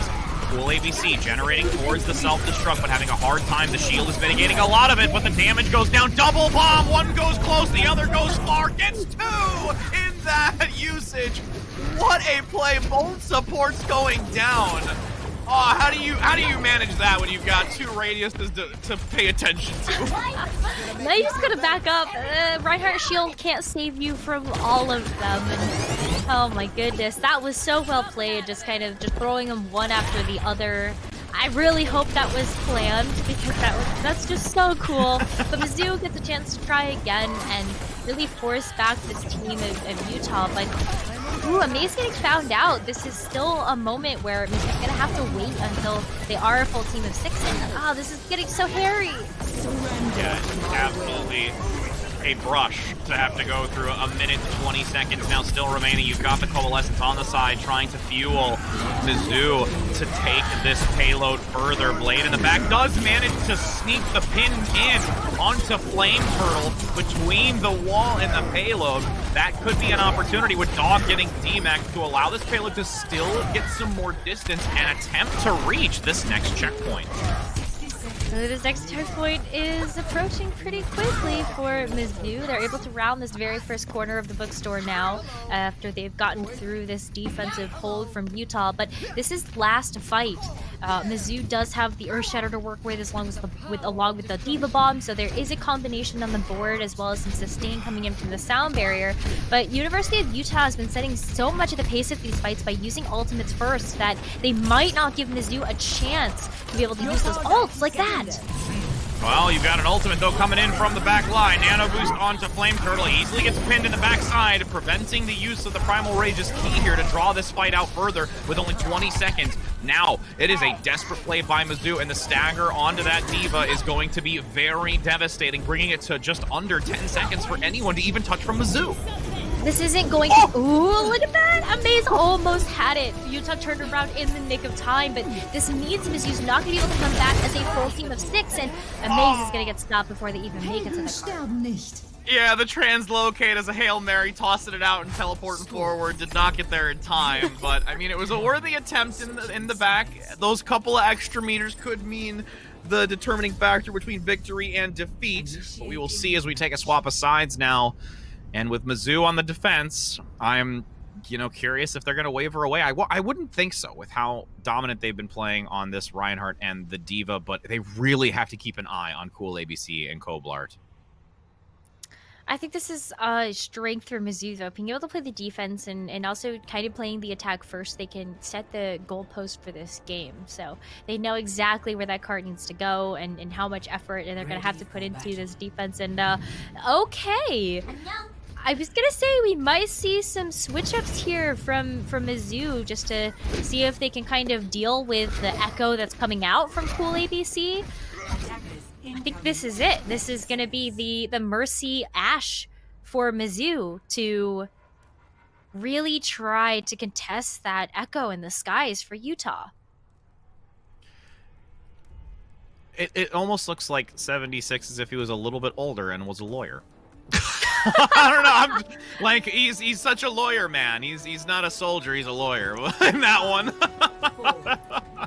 But yes, I agree. I agree with the composition, though. I think that taking this chance and switching it up is really going to help Mizzou try and compete against Utah right now.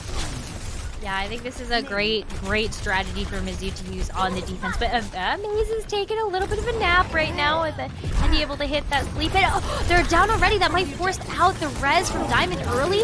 Or Utah could just move in and deny the res.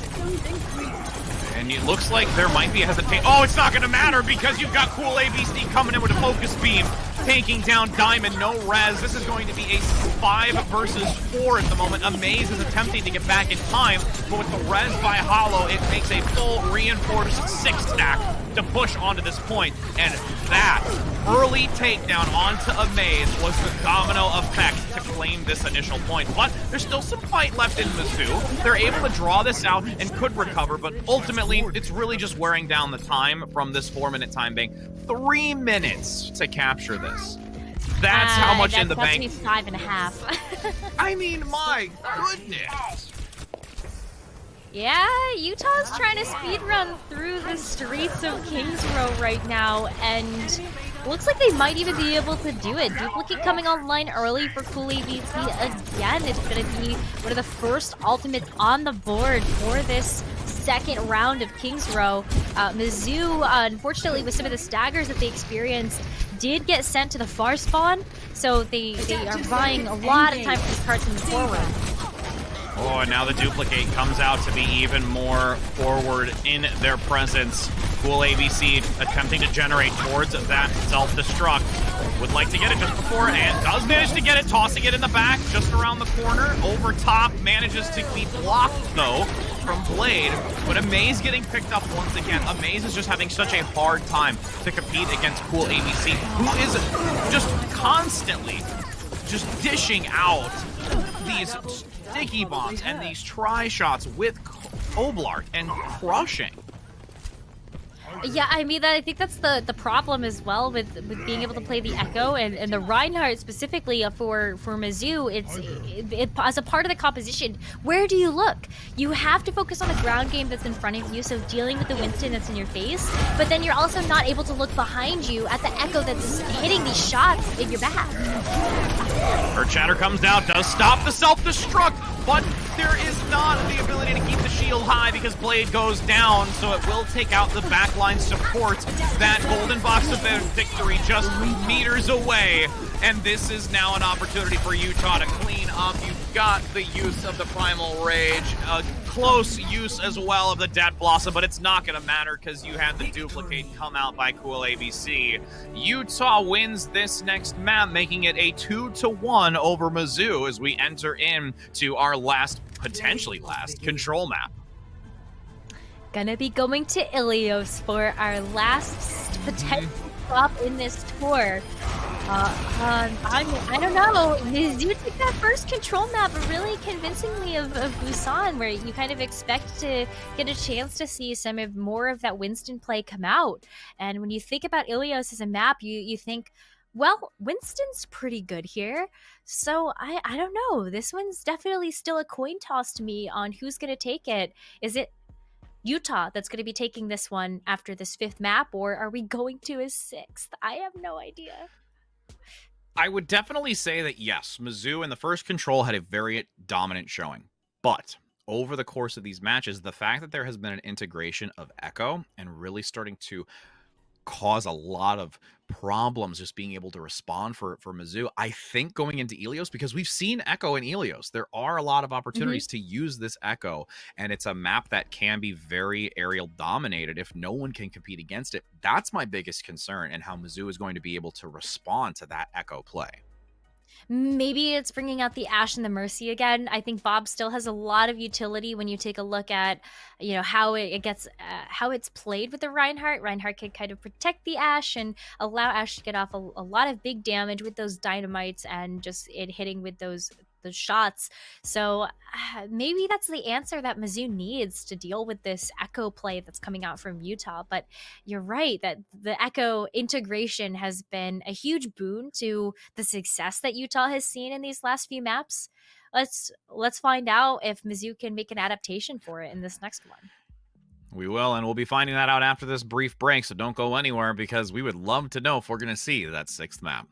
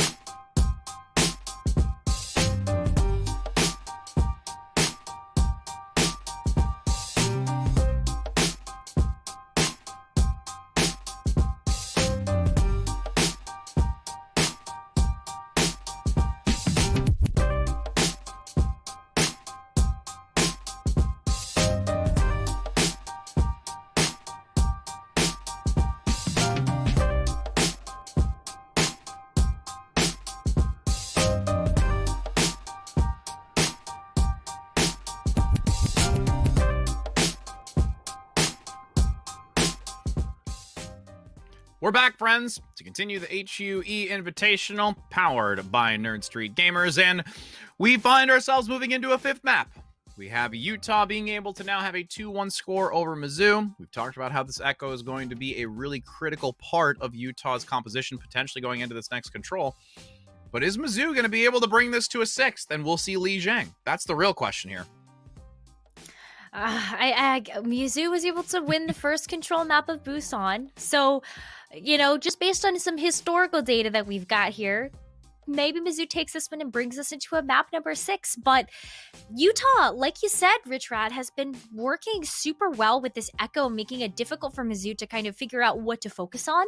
That I could be the Echo play that wins Utah the day. We're on match point here. If Utah wins this next map, they move on to the semifinals for a chance to play against Maryville and a chance at some money, at least $1,250. And again, even though Maryville is looking in the sights, that's a very big challenge ahead of them. But yes, securing that opportunity for the 3rd and 4th potential place is an opportunity in and of itself. So as we go into this, we talked about the Echo. Let's see more. What do you think that Mizzou could really do to hard, correct or change this Echo play? We saw a little bit of the Ashe. Do you think that's still the most viable option for Mizzou in their composition that they've been running? It's tough. It's a tough call because I think that there's benefit to running both the Sombra as well as the Ashe. With the Ashe, you saw Mizzou also change over one of their supports to play the Mercy to be able to damage boost the Ashe, but you got to be accurate with your shots, and you also still have to focus on the ground game. And I think that's something that Sombra helps out a lot with in terms of enabling the front line of Mizzou to move forward with the Reinhardt shield and cleave some damage. And then you also have the ability to kind of ground the Echo. If you're lucky enough to get that hack onto the Echo, then you don't have to worry about the Echo being behind you. You can just worry about what's in front of you, like we have been. I think on control maps, the composition that Mizzou and the style that Mizzou likes to play really does benefit them because of the fact that they can just focus on what's in front of them and not have to worry so much about what's flanking or what's going to be behind. Yeah, and those flanks have been really, really challenging for a lot of teams over the course of yesterday and today. There's been some great proficiency in being able to have that harassment in the back line, the Sombra finding value there, even if it's a Reaper play, if it's a little bit dynamically changed instead of being stuck behind the Reinhardt shield and some kind of compositions that we've seen. But now as we go out onto this, it's going to be the map of Ruins first. So there's a lot of space in this, and is going to be coming out the gate with that Echo and the Ashe. But also playing on the Wrecking Ball too. Okay, I think that's something that it will be able to play, especially just you've got the pillars to be able to use your hook onto and spin around, maybe get environmental. Oh, the double!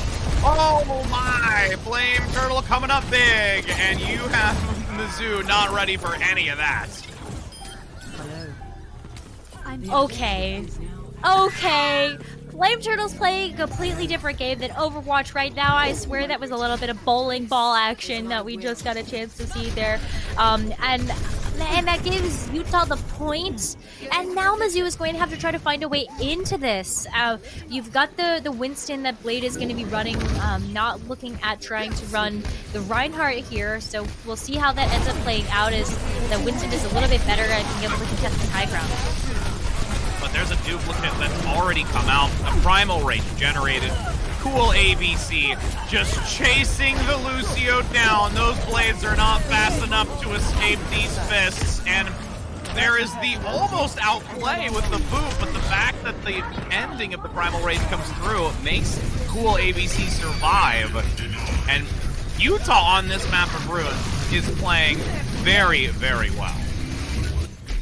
Utah is definitely playing around the architecture of this map super well and denying all of this kind of back-end damage that's going to be coming in from the Sombra. So I think that's going to be a really big factor in who is going to be able to win this war of attrition, which is oh my goodness, this is going on for a while.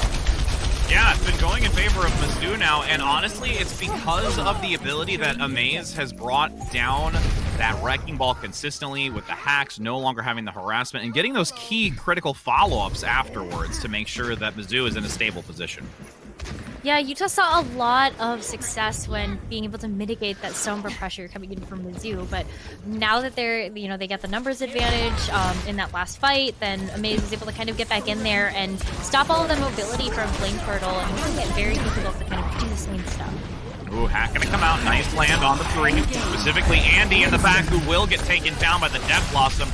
You have Cool ABC getting very low. Nice address in focus from Big Al on that Reaper to remove it from the fight. And, you know, Mizzou, now that they've got the point, they're playing this a lot more level-headed, I feel. They're able to get into the back. They know when to press in. They've been using Blade in this Winston very, very well, not becoming too overzealous. And as I say it, the focus beam, though, is there. The chase comes out by Cool ABC saying, "You're not escaping me, my friend." With Bob now placed on the point. Minefield is well available from Flame Turtle as Sui continues to try and harass that upper back high ground, but having a real challenge to do so, and it's going to swap back now to Utah since they have presence on it. Utah's getting the flip, and now we're entering last fight territory, but wait a minute, they can't get off the point! Oh, you have a nice response. The hack comes out onto Flame Turtle, but there is nothing to take down that hamster. 85% in climbing. Mizzou in final moments here to try and switch this back. And Dog21 has the Diva Bomb that could just shut everything down on Mizzou right now to be able to secure Utah this objective. Cool ABC comes in with the Diva duplicate, managing to generate a self-destruct very quickly, has to evade out of the explosion radius. You have Andy going down, getting unfortunately taken out with that self-destruct, but a hidden bomb comes from the back line and gets to Diamond and Blade, not able to escape its radius quickly enough. 99 into the overtime. The numbers advantage for Utah. Mizzou in a difficult spot. The Sombra comes in to buy a few more seconds, but there will not be enough to hold on any longer as this round 1 of Ilios goes in favor of Utah. Utah takes the first one, and now we're rolling on to another round of Ilios, where this is it. Mizzou has to get this map of well in order to bring us into a round number 3. If Utah wins it here, they're moving on to the top 4 to face Maryville. Oh, that's a big, big no-no that Mizzou wants. They want to keep this to another map as we head out onto that beautiful well. The windmill there, just charging up both of these teams with its energy. A few seconds now. And honestly, I'm really concerned about how well this pit is going to be played onto Mizzou, because you've got the Wrecking Ball, you've got the Coach Gun, you had the boot from Hollow, but that's going to be a swap now, so they're going to focus and put a lot more emphasis now onto Cool ABC once again. Yeah, I really like the strategy that Utah is using, knowing that they want to use the Mercy, just using the Lucio for a quick boost out of spawn, and then switching right back over, knowing that you can use that Guardian Angel ability to get right back to your team. Really smart from Utah to be able to make it to this point, and it can test Mizzou with the speed boost that they have. And Cool ABC left in the back and just constantly being boosted here. You just see that up arrow means go. And that allows Utah to take this. Cool ABC is just already at a duplicate even.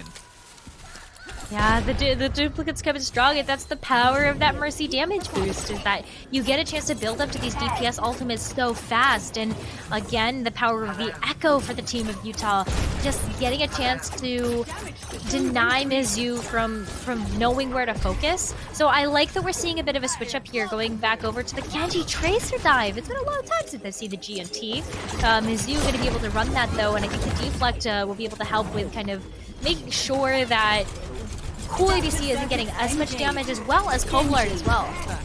Oh, but now you have the duplicate coming out onto the Genji, since it does show its face. This quick generation of a Dragon Blade could be devastating, but honestly, Cool ABC does get one blade, but can't really manage to get enough value. But even though it doesn't come in kills, it comes in applied pressure up front, and Mizzou is in a very difficult position with Cool ABC constantly taking focus onto those supports, with all of the remaining members of Utah assisting at hand. Hello there. And now we've got Andy with a Coalescence as well. And Mizzou still has yet to work up to ultimates and resources they can use in these fights. And as we're entering and approaching that last fight territory mark, Mizzou's running out of time. If they get picked off here, this is going to be devastating for their push. Now with Andy in the back, entering into the Coalescence to make sure that they can secure this win. Pulse Bomb comes out by a maze, doesn't land onto Andy, which is not what you want to see. Hollow also forcing out the Valkyrie overhead to make sure that everyone is topped up and healthy for this continued drawn-out fight. Koblart in the back, once again having this Ashe play on lock with Bob prepped for this last final contest with 7% now just to go.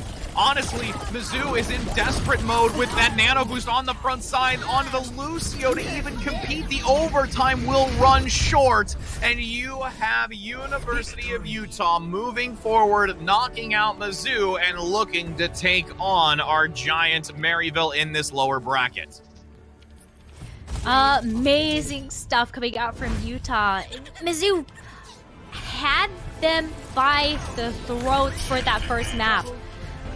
And now Utah able to adapt and adjust their strategy and play style to play against this aggressive, patient play from Mizzou that got them the win today. And they're going to be a chance to move forward and get a chance to dethrone the team of Maryville in this side of the bracket.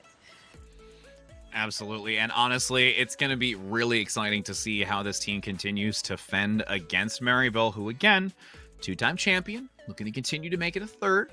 But again, that's going to be something we're actually going to see, or well, we won't be able to see because we're going to be focusing more so on our other match that is to come. Necra, it is going to be HU Storm versus, it looks like Northwood had moved themselves through the bracket. So that's going to be the next focus. But I mean, again, hats off right now to Utah being able to persevere through this, to adapt to how Mizzou played at the start of this very dominantly with the Reinhardt. That really was a problem for them, but bringing out this Echo and this Ashe has really allowed them to move forward and bring a new type of, honestly, functional composition that we didn't get to see yesterday. Echo making its debut and might be something that Maryville will get to see and compete against here.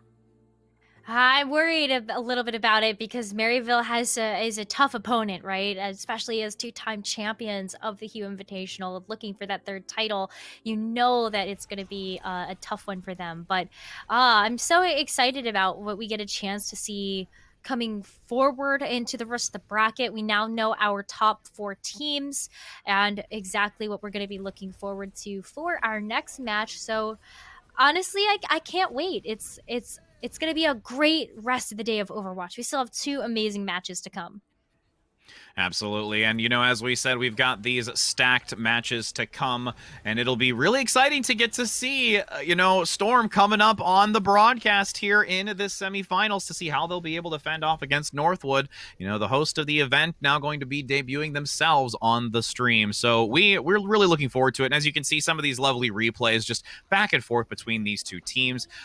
Watchpoint Gibraltar here, I think, was really kind of that turning point of acknowledgement going into this second map where the Echo just started to come out after the evaluation of, you know, this Reinhardt and this Winston play from Mizzou, and it really just was a hard shift after this point. Mm-hmm.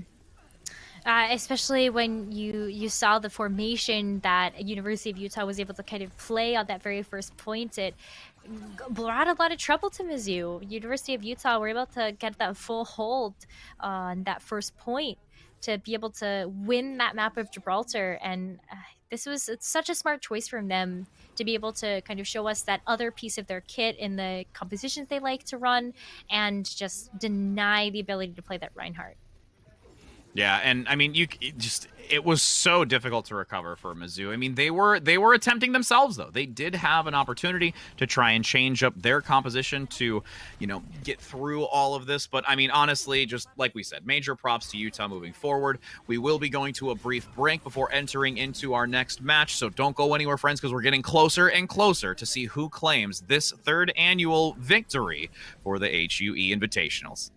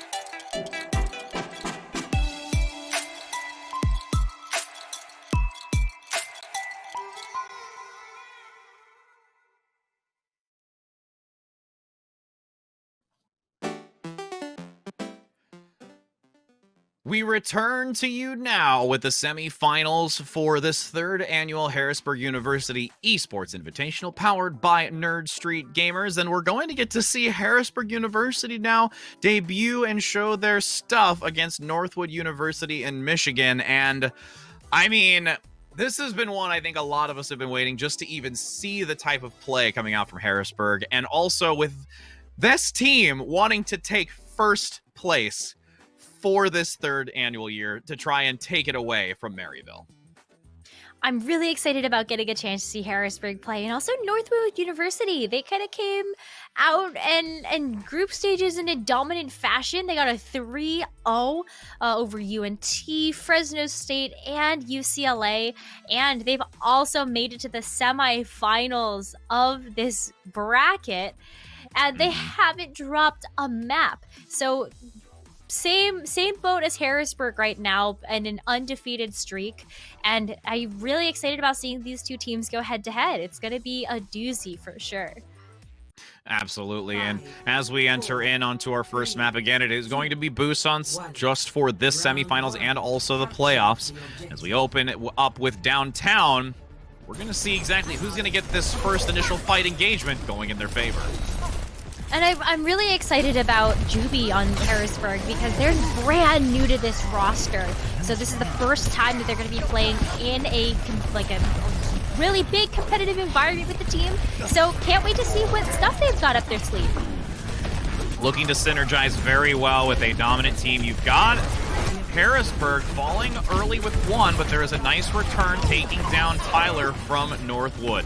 And now the dominant play coming out from Harrisburg, getting a chance to now drop down onto this point. Elk playing this Sombra with quite a great overhead position, just really pelting in and peppering damage onto Northwood. Even though Northwood managed to get a few percentage off of that, it's going to be HU in the end of this managing to take it back.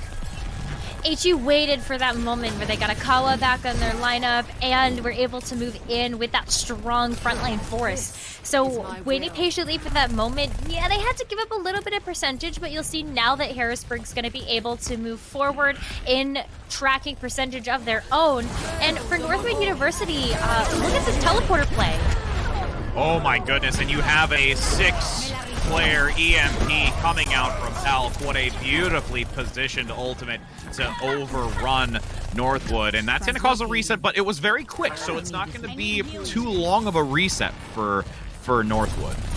Well, and especially because they do have the Symmetra. They are able to use those teleporters to get back to point just a little bit faster and also maybe surprise Harrisburg a little bit. But the downfall of using the teleporter is that now you kind of always know where the team is going to be. So you can see this early rotation coming out from Harrisburg to get back to point fast. And with that rotation, there is some early placement through those turrets, getting some great damage at the start, but they are easily recognized in their position. So Northwood manages to take this, but it's honestly because HU is playing very carefully on this catwalk overhead, looking for a chance to re-engage. Tyler still doing a stellar job on the Sombra play as well, getting a pick amongst that. Death Blossom coming out from Cyrus. Didn't get nearly as much value as would have liked, but at least the Symmetra is out of this fight. And here is that slow and steady return that HU is managing to do. So patient, so coordinated. Juby, as you said earlier, newer to the roster, getting a nice double on this first map of downtown for the HUE Invitational and strutting their stuff. And then Soam's coming in clutch with the coalescence too, was just that extra bit of sustain that Harrisburg has needed in order to win that fight. And honestly, for these last couple of fights that have happened, Northwood has had a numbers advantage, but the way that Harrisburg has been playing, getting those clutch hacks and then coming back at the right time with their own ultimates, they've been able to win those disadvantageous fights. Elk got picked out when that EMP was coming out and did not manage to get value with it, so beautiful timing from Northwood to just get that opportunity. And now Dynasty with this Symmetra in the back, looking to vaporize any players still remaining from HU, and the fact that Elk was brought down in both a tank and DPS play. HU is going to allow this reset, but they have still a great amount of time to work with here as Northwood climbs in their percent. I'm really looking at Harrisburg getting another EMP online, and they should be able to do that with those seconds that they've got left on the clock. Northwood just barely getting to the 60% marker. Should be enough time for Elk to get that EMP online. And after the fact we saw a 6-person EMP, that should be enough for Harrisburg to be able to get back to the point. Ooh, Side Shatter comes through, gets 2, but now the collapse comes in by HU for some assistance as Morb on Northwood makes sure to give a nice shield for the rest of the team to withstand that incoming aggression. HU Kawa goes down before the Primal Rage is up. Nice early advancement to take. Northwood now bringing and putting the pressure onto HU on this control point with only a good 15 seconds necessary to complete this. Last fight territory here, and Northwood still has some resources to use. They're gonna have the EMP of their own, and that's what Harrisburg's gonna be walking into.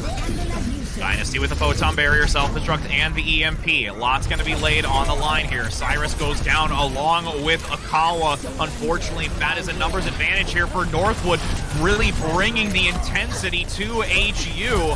And with the numbers dwindling, HU is going to fall short here, and this will most likely be Northwood taking it. And honestly, there was still a hard-pressed fight by HU, and they are not out of this yet. Not out of it yet by any stretch of the means. We still have potentially 2 more rounds of Busan for Harrisburg to be able to bring this back, but Northwood's been looking really strong. They had the Reinhardt, they had the Zarya for a little while, but then recognized that, you know, the defense matrix and maybe the Diva Bomb going to provide a little bit more utility, and also having Cowman be able to play that off-tank role for the team. It's so great to see them as a part of Collegiate, and there's so many names in Northwood you might recognize, like Dynasty, Akash, Cowman, Kitty King, and of course you have the wonderful support there from Morb and Tyler for the rest of the team. Both of these squads have names that you should recognize from the Tier 2 and the Tier 3 scene. And speaking of names to recognize, it's going to be Elk coming out on a May, which we have yet to see thus far in this Invitational, to try and really cause some separation with these walls, blocking off passageways, and getting a lot of ground control once that ultimate is online. Nice follow-up, a great Icicle pick in mid-air with a follow-through by Psalms, and there's the wall divide. This is going to cause a lot of trouble here for Northwood, since they're just being completely overrun and dwindling in numbers because of that just well-placed wall to separate the team. That May choice is so smart, especially when you're looking at a map like Mecha Base, where if you get control of the point first, you get to dictate the pace of a lot of these games. With that May wall, of course, as you could see even just from that first fight, how utilitous that was going to be. But take a look at the rotation from Northwood. They're just going to be able to skirt around that May wall. Yeah, and managing to get a good position over that catwalk, dropping down to apply presence with those panels to also get the turrets up. But the blizzard being so rapidly generated from Elk in that previous fight is going to zone out multiple members of Northwood off this point. But the recovery is there from Northwood with a massive 6-player EMP. Tyler finding the mark. And that is a complete and utter wipe on this point, with the bell ringing for a team kill for Northwood. Now Harrisburg needs to be able to come back with maybe using the sound barrier as a bit of a proactive tool. But boy, is it going to be tough. They're going to be walking into a photon barrier and a graviton from Northwood University, and potentially an Earthshatter. Some Reinhardt mind games are going to happen. Ooh, but the mind games will have to hold on as the grab pulls a good cluster in that corner. Sound barrier from Juby comes out, but Elk gets separated from the rest and does get taken down, so there's no more ability to have hard ground control up front with that May. Gonna just reduce this team and now have to force a retreat, but again, 35% still a good amount for HU to get back into this and try and compete. Still have some time to get back, but Northwood only had to use the Graviton in order to actually win that last fight, so able to hold on to the resources of the Earthshatter and the Photon Barrier for the next one. Oh, and the Photon Barrier comes out instantly as that severs the room, especially where that doorway is. The Maywall really couldn't do anything from Elk, but Kawa has the Earthshatter, comes up big down the stairway. A nice counter pick though from the assistants, and there is just far too many ultimates for Northwood to surpass HU on this re-engagement, despite the early advantage that they would have had with the separation of Elk's wall. Blizzard is up though. That is a key thing in that fight, is that you have this Blizzard ready for the next engagement, which is going to need to be big because it is going to be the last fight. Last fight coming up here for Storm to flip it around. They do have the Blizzard. They're going to have the Death Loss of 2, but the EMP early. 5 members getting caught again. Tyler is on point with this Sombra play. The Blizzard comes out in this small room, but there is not enough for Elk nor any others to follow up on. 93%. It's desperate times for Juby to get to this point and keep it into the overtime, but really, now with these focus fires, the Net Blossom comes in as well by Cyrus and a self-destruct, but there is a lot of mitigation, and now you see the change of Elk having to go onto the Tracer, but Soul gets a double amongst this. Oh, but is responded with an Earthshatter. No one can touch any longer, and that's Northwood University taking this first control over HU. Northwood University is showing up to the competition this year. My goodness, this squad is stacked. And I think this is going to be a really, really good game between these two teams. Northwood may have won this very first map of Busan, but knowing how resilient the Storm are, this series is going to go the distance. Yes, indeed. And the one thing to really focus on, though, for HU is this Sombra play. Every fight from Northwood was completely turned around because of the +4, and in some cases, all 6 members of an EMP. And if HU can focus on that, make sure to keep tabs and be aware of their positioning and how clustered they are. They could really easily turn this around because they've been managing, like with the May play from Elk, and also just having even that Reaper play as well, really get a lot of great opportunity to shut down Northwood. Yeah, but Northwood's been using their ults first. They've been using them faster. And also like the utility, like you said, of getting the 4 to 6 players EMPs. Been able to shut down a lot of that forward aggression that Harrisburg wants to have. And also, if you're not able to get through that, it's going to be tough. But I think especially when you take a look back at some of the replays, you're going to see how impactful Tyler on this Sombra really has been and had to be focused down for a lot of downtown for Harrisburg to even capture the percent that they did. Yes, and committing Akawa to that backline presence and just really focusing on Tyler puts a lot of strain onto Divio up front, having to be the sole diva and constantly being focused because Akawa is nowhere to be found. And then it divides your attention away, where you've got Juby having to be close enough to that front line and Soames looking for a potential healing orb in the back to even keep Akawa alive. So it's just a little bit of disjointed play that going into this next map, I would really like to see just kind of sharpened, cleaned up, and find moments like this where you've got Elk and the team just really playing a stellar matchup. Ooh, it looks so good. And Harrisburg makes it look so easy to be able to run that deathball style of composition, just kind of smacking into the enemy team and making it work. But you could even see there that the focus was maybe just a little bit off on what target they really wanted to call down. So yeah, maybe cleaning that up a little bit for the next map, and then Harrisburg's not going to have any problem. And it will be, again, HU managing to take the decision first on what map they go into Escort. So we will be going to a brief break before we get that underway, so don't go anywhere because we're interested to see if HU can come together and make sure that Tyler doesn't hit another 6-man EMP.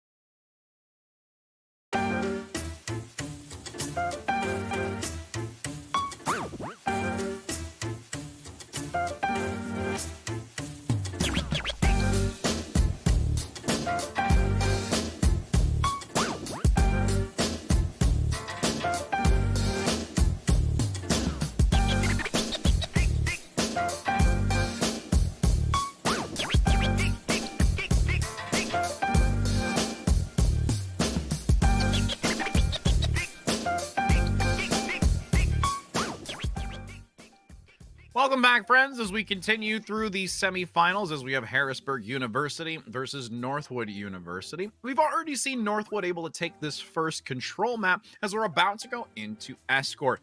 Now, Necro, we saw some crazy Sombra play, but with that being said, we also saw some great utility and versatility coming out from Harrisburg to start trying to find their footing to compete against how Northwood is going to continue playing through these next few maps. Gotta be honest, this is the first time that I'm seeing Northwood University play, and especially after they picked up a ton of new players from the Tier 2 scene of Overwatch. They look like a really strong squad. I am not super sure how Harrisburg is going to adapt to this level of play. This is definitely a surprise, I think, for a lot of people watching the stream. Wow, Northwood has some top tier players and kind of coming out of nowhere and really making a name for themselves at this HUE Invitational, and it spells for some good things for the rest of the academic year. But I think that the way that I've seen Harrisburg play in the past and how resilient they are and how adaptable they are as a team, I think that they definitely have a strong head on their shoulders moving into this next map, which is going to be their choice, and I'm looking forward to seeing how it goes. Yeah, and I would almost wonder, exactly. Well, we're gonna jump right in. Actually, we get to see right away. It's gonna be Havana. I was gonna say let's theory prep. We don't need to because the action is live with Northwood looking on the attack, and HU is coming back with a vengeance from that first control map, keeping Northwood in their spawn. Yeah, this is a whole different... this is kind of what I expected from Harrisburg, just that confidence and aggression, but boy, does this look different. And look at that teleporter, just kind of the wall to block off the teleporter. Yeah, it's these really just nice strategic frontline plays, and we see this so much, and with Elk being on this May, it's going to actually make it even harder than we typically see because you've got the crowd control, you've got the maintain. The fact that you have at least Northwood able to take Elk out of this fight is very helpful and beneficial to try and push out from this doorway. But the second that Elk goes down, there is everyone else from HU to respond. Oh my goodness, that coalescence from Soames just pushing everybody back into the spawn. That's definitely what you want to be seeing from a close hold like this on Havana. But Northwood's coming back. Tyler's got the EMP. This could be huge for Northwood to get out of spawn. Yes, and that has been a really dominant factor. Does land 3 this time, so we don't see the 4th, but also Juby sitting in the back, making sure to keep distance to not get caught in that is going to allow just some more time for HU to wear off the clock. Northwood started to claim advantage of this, but still, it wasn't a perfectly clean fight as we've seen time before, like on Boost. Yeah, taking some time off the clock, though, is really important. And also that close hold provides Harrisburg with another chance at coming back to contest this point. And they're coming back with a lot. Northwood had to use 4 ultimates to get out of the gate. And now the economy is definitely going to be in the Storm's favor as they come back for this second recontest. Well, and it even forces out Northwood into a difficult position because their respawn positioning is still very far away. Photon Barrier going to lead in with a Coalescence and a Blizzard from Elk to take down one on the front, since the Reaper can just pump out damage from Cyrus, resetting all of Northwood. And now, this is really honestly HU Storm's position to lose because of how well they've been not only playing this defense, but also their positioning now going against Northwood. Yeah, the positioning is fantastic from Harrisburg. They get a chance to take control of this first corner, and that's long sightlines to be able to get in tons of damage. So you're going to see Juby being able to hit a lot of shots, working up to yet another sound barrier, and just in the nick of time for Tyler working back up to that EMP from Northwood. Ooh, grab going to come out early from Northwood by Kalman with the follow-up by Kitty King on the Coalescence. Help funnel damage into that orb. With the counter shatter coming through, doesn't manage to do too much. Northwood falling short at the start, but now starting to turn it around. Tyler not in this any longer. The Maywall does manage to buy some time, and Juby throwing out that sound barrier actually keeps this skirmish going slightly in favor of HU and looking to recover from this. Wow, that was a fight that honestly looked like Northwood should have won. Just how early they used the Graviton, but the counter Earth Shatter to the Earth Shatter and it was just wild, and I think that's something that Harrisburg was able to take advantage of in that fight, which is like pure chaos. So now we have 5 seconds left. That's it. And with that grab being ready, EMP comes out on the 3, but again, you have HU playing spaced out to try and withstand that consistent Tyler EMP play. And the fact that Tyler is no longer in the mix right now, no hacks are going to come out. Overtime continuing to hold as this payload continues to slowly move forward. HU playing a very respective game right now, not wanting to press too far forward and find the loss of the opportunity. Cyrus goes down, the counter play comes through by the Lucio. This payload now just under 3 meters. And with HU struggling to get back, the Coalescence is going to fuel Kitty King and the rest of the team to keep this payload potentially moving. The Baywall now in the back from Elk, not going to do too much, and now you've got this overtime running dry. Northwood is in that nice checkpoint position with still a decent amount of time to move forward. They're going to be able to get 2.5 minutes back from getting that overtime push on that first point. And now we're going to see a little bit of a switch up here. It's Dynasty playing the Doomfist, and we've got Tyler on the Reaper. So high pick potential coming out from Northwood University. And this is really big, especially if Dynasty can get a big pick early on with just kind of smacking someone on Harrisburg against the wall. That's going to provide a window of opportunity for Northwood to keep this cart moving forward. Well, there's a window of opportunity with the grab. Is there enough follow-up to try and bring down HU?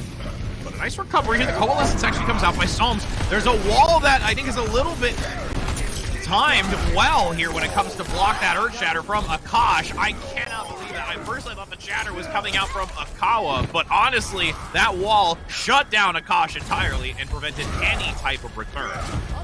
Yeah, that wall was huge. Being able to block that Earth Shatter off meant that HU Storm is able to stabilize in this position. And look at this, Northwood's going back to what Dynasty likes to play, that Symmetra, and going to be able to kind of try to get through this. But the walls are coming in clutch right now for Harrisburg. Yeah, Elk's really finding the mark on a lot of these. But the teleporter overhead on top of those brewing canisters might be enough to dislodge HU from that middle high ground on the catwalk.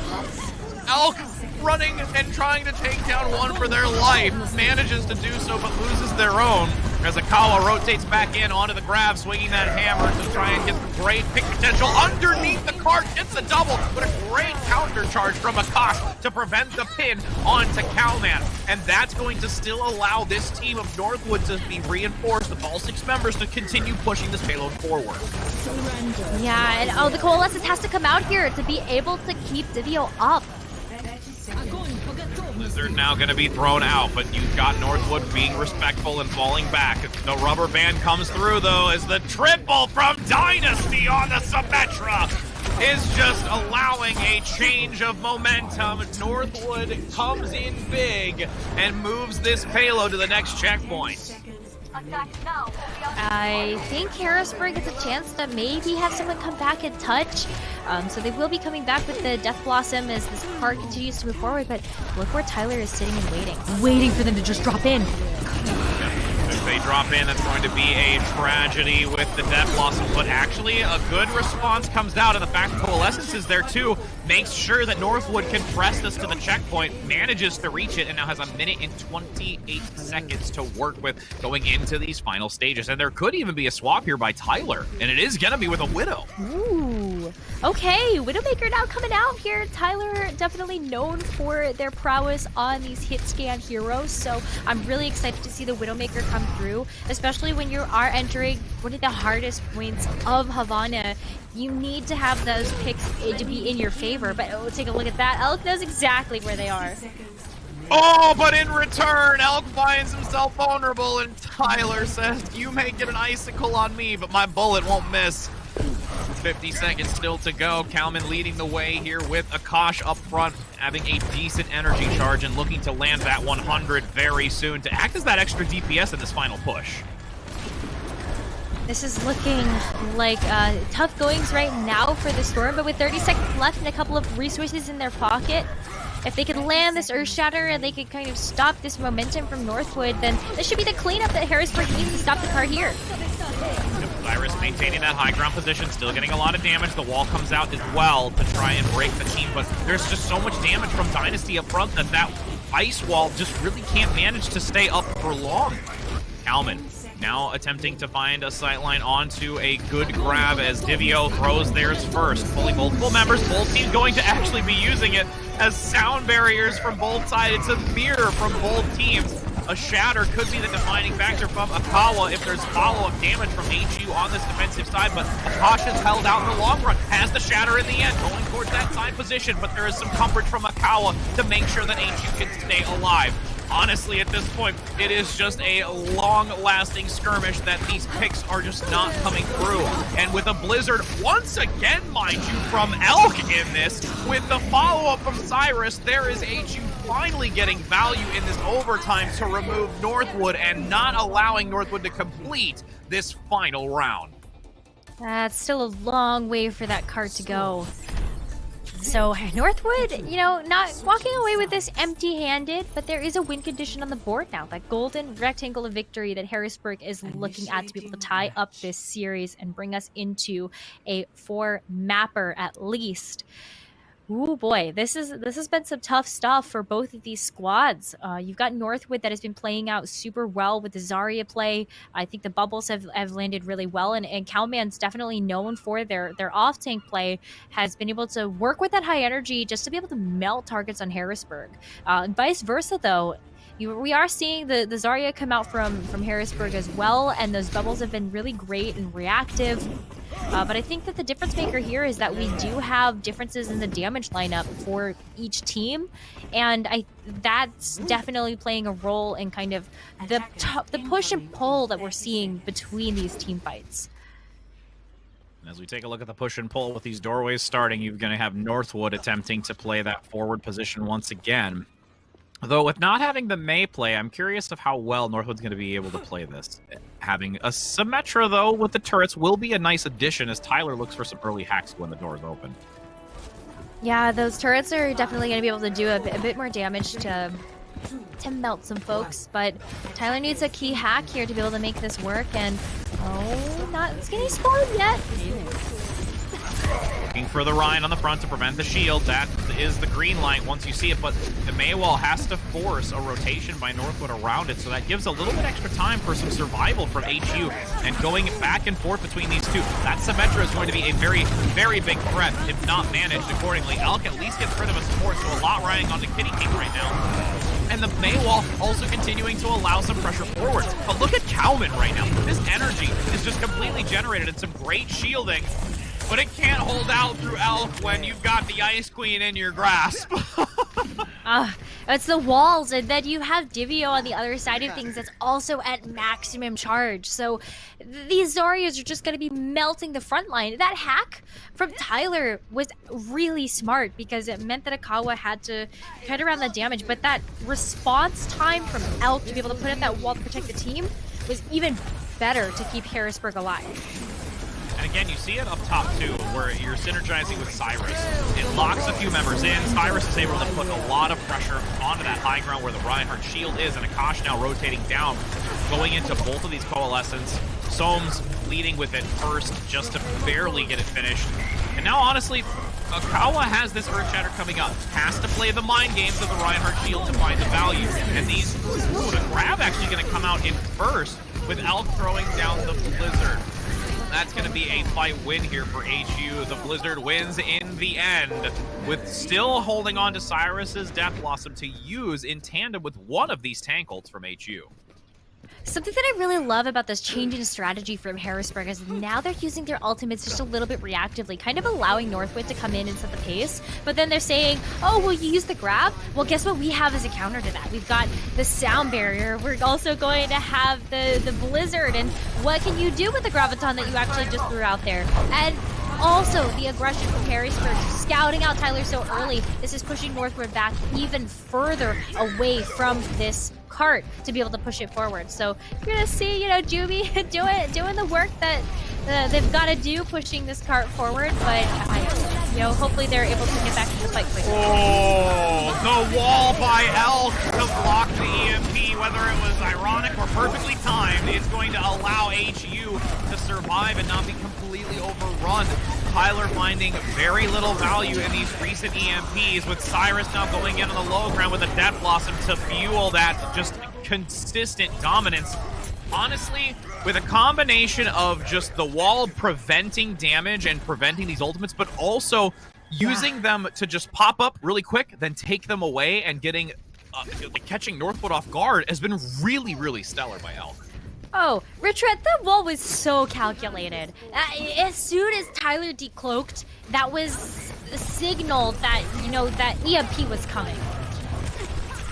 And on this low ground, you've got Kalman now attempting to stick at his fight, but Solms, along with the rest of the team, are just dominating. Supports lining up that kill feed, making sure that they will have a plentiful amount of time going into this final phase. Just over 4.5 minutes. HU is looking very, very good on this map of their choice. You can see how much trust the team really has in Soms and Juby to be able to keep them afloat as well. That's the only reason why there's that aggression and confidence coming out from Harrisburg, is that they know that they're going to be enabled by the support line that they have. Now Northwood's going to be able to come back, though. Juby's going to have the Sound Berry, though, as a reactive tool for this Graviton Surge. I just don't see this momentum that Harrisburg has developed stopping anytime soon. It's a tall task. The grab comes out in the back to pull multiples together. The Blizzard going to be in tandem. It is going to lock down both tanks, but is there enough to be able to take them down? Both the Coalescence and the Sound Barrier forfeited out here from Northwood to keep the tanks up, with Akash leading in, getting a triple stun on the front side and an EMP to stack on top of it. 4 members being hit. HU, as strong as they were going into this last phase, I have to give Northwood credit for being able to use both support ultimates to survive and counterplay back. And this is a tough position to be in, because the spawn hold that Northwood University can do here is deadly for a lot of teams. You know, how do you actually get out of spawn where there's only 2 real ways that you could come out? A lot relies on Juby getting that movement speed quickly out, and you actually have Cyrus getting one on that rotation from Dynasty, finding themselves alone on the side, and now has the fuel coming out with the boop in the backside. Does get the boop completed. There was no way to fade away from that fast enough, Kitty King, as you are dropped down with this 3 minutes to go. HU sees that box of victory, and they want to hit it. They want to hit it so badly. You can even see the aggressive stance that they're going to be able to take just to buy them some space to be able to get the Death Blossom out, and the Earthshatter can come through too. I think that Kitty King has a lot of their shoulders with this Coalescence to try to keep the team alive. Oh, Coalescence comes out. You can actually see a May of their own from Northwood, but a triple kill comes out from Cyrus. This is going to be a quick take. In the end of this, Northwood not knowing what to do, scrambling on a wrecking ball, but won't get there in time. HU makes this a 1-for-1. The control was a calm before the storm, and the lightning has struck in Havana. What a great map choice. And the May is so smart. Just to be able to block off all of those sight lines. They blocked off the EMP. Like, the area of effect just couldn't happen because of some of these intelligent and calculated May walls that we were seeing coming out from Elk.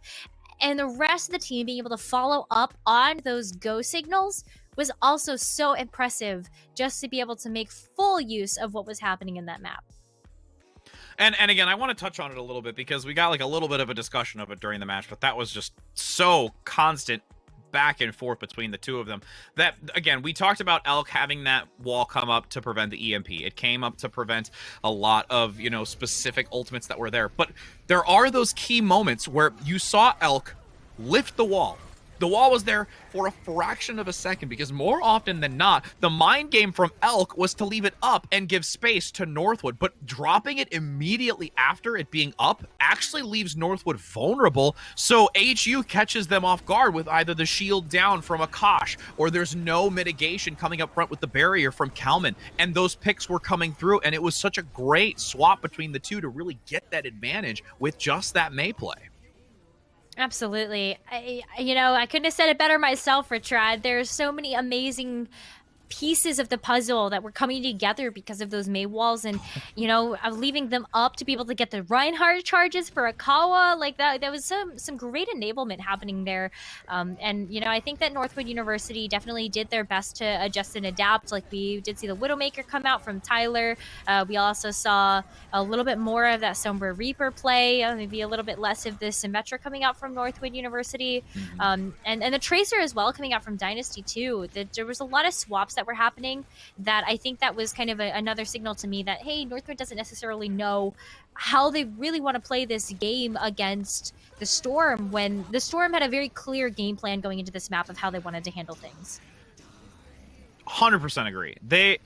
HU had a massive game plan going into Havana, which was, again, their map choice. So they feel strong going into this. And with that swap of sides, you could just never really see Northwood find a full, solid, just dominant transition in play.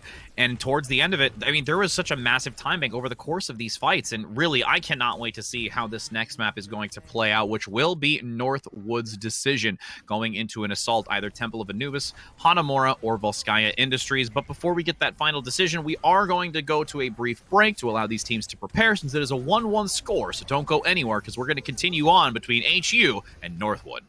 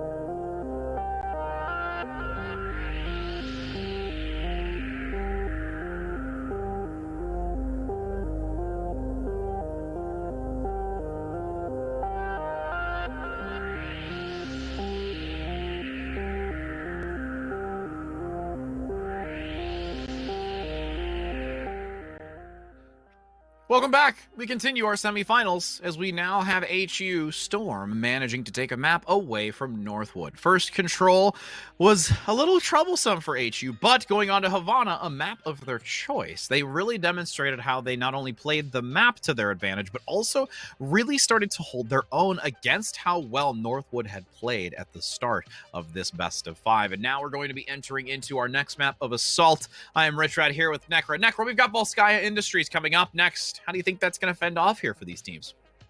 I think this is a great choice, especially knowing how strong of a Widowmaker Tyler is. Maybe bringing out some Widowmaker on this map would be really helpful for the team of Northwood. So I don't know. I definitely think that they've got something up their sleeve to be able to play this map. I think it's one of the hardest of the Assault maps that we do have a chance to choose from. So definitely looking forward to seeing whether or not Tyler's Pocket Widowmaker pick is going to be coming back out to play. Yeah, Volskaya, since we've seen a lot of it, there's been a lot of adaptation to it. One of the most relevant things that we've seen is the Ashe play. A lot of it being because we saw most specifically when it comes to the catwalk, where those panels are that are open, you can get a lot of pressure with the dynamite there, locking a team down. If you find those 2 points of where you can just press them in down that stairway into a small corridor or tiny Overwatch, as we've said, that it can be really challenging, and I could see that coming out here. Though we had Tyler more fill the Widowmaker role, I would not say that Ashe is out of the realm of possibility. No, for sure. I think that Ashe is definitely a hero that we see a lot of on the map of Volskaya, especially when we were playing the double shield meta. Obviously, teams aren't running that right now. Rissa and Sigma just aren't as strong as they used to be with the nerfs that came through. So we have been seeing more of the Winston and the Diva. But for both of these teams, they've kind of looked at like the Reinhardt and said, this is a good choice. So we've been seeing a little bit more of the Reinhardt and the Zarya from both Harrisburg and Northwood. And going to Volskaya is definitely a place we can see more of that composition come through.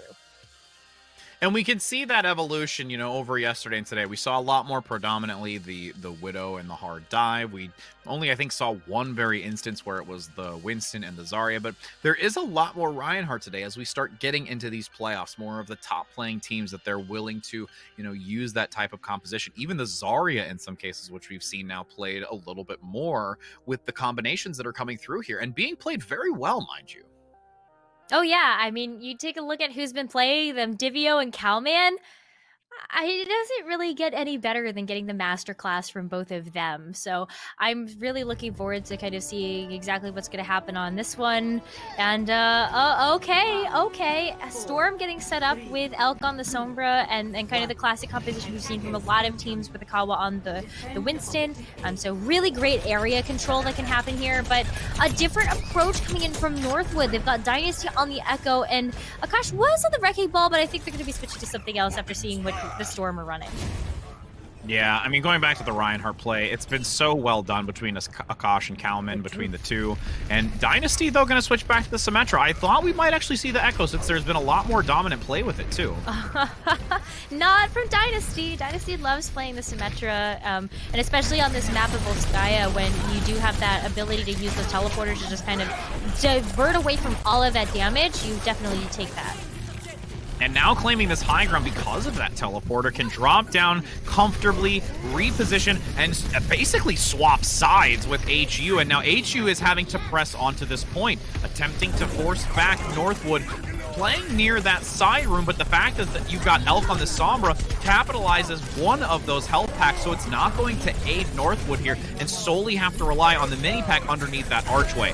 Kitty King going to play closely to it in case necessary as the Coalescence comes out. Almost all 3 ticks, though, in this long engagement will be going in favor of Northwood, but that EMP from Elk is a vital key to this. And I am actually quite baffled at how well Northwood has played this and managing to clear off everyone from HU. Tyler EMP'd second, and especially when there wasn't really enough people from the Storm to follow up on the EMP that Elk had generated, Northwood was able to kind of come back with the numbers advantage. But moving into the second point, having the Graviton Surge, having the sound barrier for Northwood, there's definitely some snowball potential here moving forward. Norv now trying to get some movement with that utility and the amp up for speed. Grab comes out over top by Kalman, pulling two, preventing some of that primal rage from Akawa, so it's not as useful.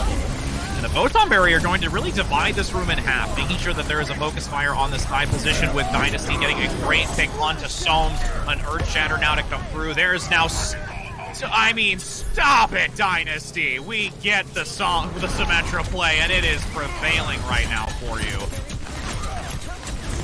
Oh, yeah, it's Dynasty that's playing the Symmetra. That doesn't really surprise me that they're able to find so much value with it, but it's honestly giving the Storm so much trouble because you basically have another off tank with like the shielding that you get from the character as well as just the focus fire from the beam. So Northwood's going to complete that with 4 minutes and 19 seconds. I mean... Just seeing Symmetra played this well and getting so much value Are you baffled is definitely... right now? I really am. I just haven't seen Symmetra played in so long, and just with such precision, it's just really both rewarding and just frustrating to see. I mean, I'm trying to put myself in HU's shoes. Like, you're just getting vaporized by this beam. Dynasty is definitely one of those players that loves to play the kind of like off meta picks. You know, we've seen the Symmetra for the most part coming out from their choice of hero, but you're also seeing, you know, that they hovered over the Echo for a little bit there too. So definitely kind of looking at some strategies that they can use to really throw the Storm off their game, especially being played at this high of a level.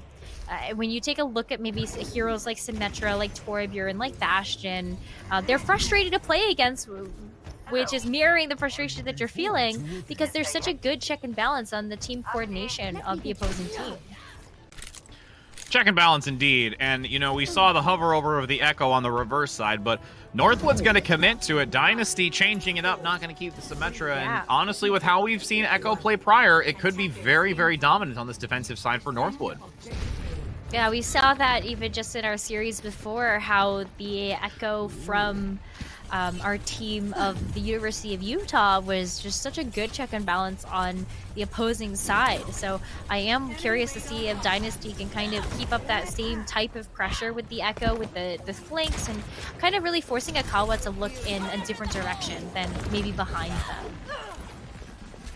And you've got Cyrus with this Widowmaker going to look to take down Dynasty. So there is that long-range hit scan, but still going to be very difficult to find some decent sightlines, especially with how this rotation is from HU. You've got Cyrus still really not in a prime position to get value. And even HU is kind of staggering back and forth to look for the chance to dive in, going underneath. There is a Dynamite, but blocking some of the damage. Really, Northwood is playing this very well on the high ground, waiting to collapse onto HU. Dynasty, though, getting forced back, which is very key to allow HU to stick through this. And a pick comes out finally by Elk. Tyler now going to have to swap onto the Tracer to get back to this point in time. HU, if they can keep up this pressure and organize their focus fire, they will be able to take this point. Yeah, and without having to use ultimates either, this should be an all-out brawl that Harrisburg can win. They're demecking Cowman now, going to be able to capture the point once they get rid of this Tracer, and then rolling into point B. They have a literal snowball, so I think that's going to help them a lot, as that Blizzard does cover the entirety of that second point. You know, where is Northwood really going to come from in order to come back into this? Tyler switching over to the Pharah, so maybe a little bit of an aerial assault here, but with no good hit scan pressure from the ground, that might be tough, but keep forgetting about the coalescence. Yeah, I mean, you've got Cyrus finding a great pick in the back onto Morb, which is a huge assistance. Dynasty going to be removed from the duplicate onto the Zarya. This is a swift gesture from HU, just dominating on this point. The sound barrier comes through to make sure to reinforce those to withstand it. A res, though, by Morb, getting Kitty King back online to at least have the supports to try and fuel Akash. And the fact that Akash actually took out Akawa, this could lead into Northwood being able to recover from this because of the spawn advantage that they have so close in proximity, and they will. Yeah, they will. This is Northwood University now getting a chance to restabilize after having to switch over to some faster heroes. Tyler did have to give up a bit of that ultimate percentage on the Ashe, so they won't be able to have that Bob up and running too quickly here. And Dynasty also switching over to the Tracer, has to go back over to the Echo, which they had just used the duplicate, so that's not as devastating to their ultimate economy. But HU Storm still coming back into this one with numbers and with a game plan. Kawa, with that game plan in mind, up front, barrier down quickly, has to fall back and regroup. Northwood really manages this narrow corridor well, sticking close to that mega health pack to sustain and help the supports out just slightly. Juby and Solms looking to just generate specifically their ultimates, but Solms is going to have this coalescence to lead into this next push. With Elk playing the crossfire, getting some damage, you have a nano boost to compete, but Cyrus gets the kill onto Dynasty, and once again, removing that Echo play is going to be very, very helpful to HU. Divio does get demaxed in the exchange of this, though. And that's going to be very hard to have to withstand it. Akawa also having this Wrecking Ball just really causing some disruption. HU is really doing well in these fights, but they're not able to capitalize on this point to finally gain any sort of percent on it. Oh, there it is, though. That EMP might have just sealed the deal for Storm to be able to get this second point. And with Akawa coming back faster on the Wrecking Ball as well, it does mitigate some of that pressure that Northwood has from their respawns being closer. And with Elk being on this Sombra, it for sure does not allow Kalman with the spin to win tactic in the center. But again, respawn advantage. You could have Northwood come back into this. Tyler gets a great dynamite on the supports, forcing HU back. That was almost a full completion here, 96.8%, but Northwood rallies and keeps them at bay. Ooh, that Diva Bomb might be clutch, but HU Storm still fighting this one out. They're just waiting for those ultimates to come online, but oh no, Soames goes down with the coalescence. And that's going to finally be the nail in the coffin for that assault. It's going to be 2 minutes and 10 seconds, though, still for HU to recover. They have one last third to gain, but they were so close in that last one, so they have a good position to really get this over 2 minutes.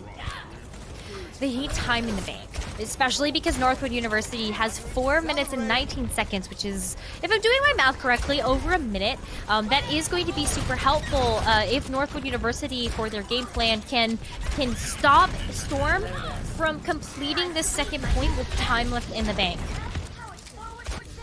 Tyler being very careful on that back panel to make sure that they hold on this and prevent HU from completing this round. That is the win in sight on this map of Volskaya. But Cyrus playing this very sneaky game with Elk, looking for a pulse bomb in the back. Elk has the EMP ready and needs to find at least 2. Translocate comes out, gets 3, and that's what you want. Kalman and Dynasty, though, are covered by Morb with that sound barrier. Again, Morb being just out of range of Elk's EMP. Now you have a return from Juby with a support ultimate of their own. 60 seconds now to go. Kalman being brought down. Self-destruct overhead does start to deplete the health value of the duplicate Diva. Baby Diva needs to get back into it for Dynasty, but is unable to maybe get this return of a second ultimate. Dynasty on the low ground is getting a decent amount of sticky bombs out and focus fire with that tri-shot on the back to force HU back once again. And Northwood, I can't even believe that they're able to work through this right now. Beautiful job.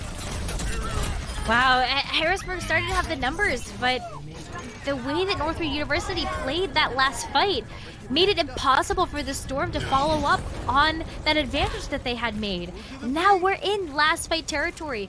HU Storm only have to capture a third of this point, but boy is Northwood University making this hard. Extremely hard.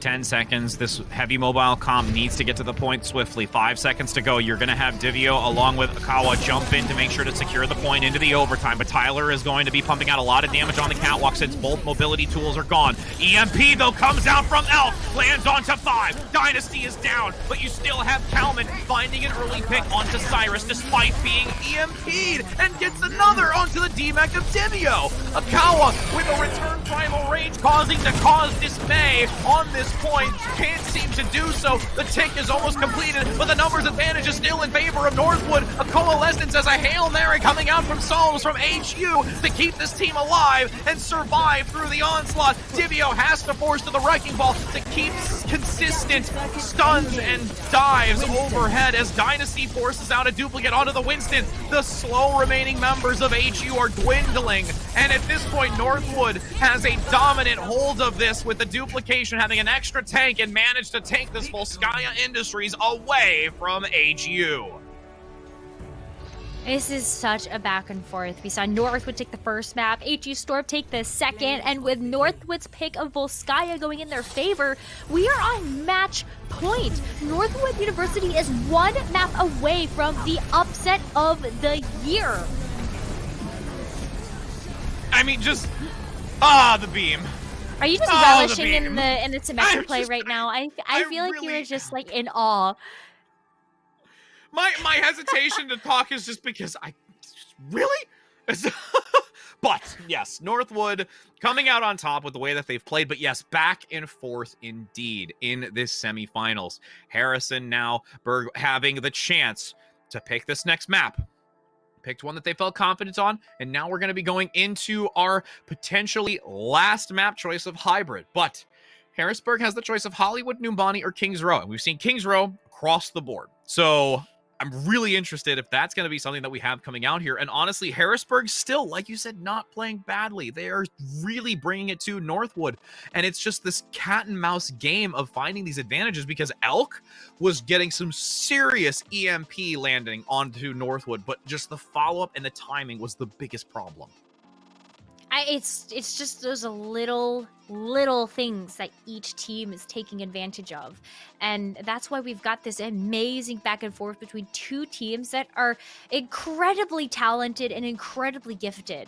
So oh my goodness, match point already, but it feels like forever because of how well and how long this series has really gone.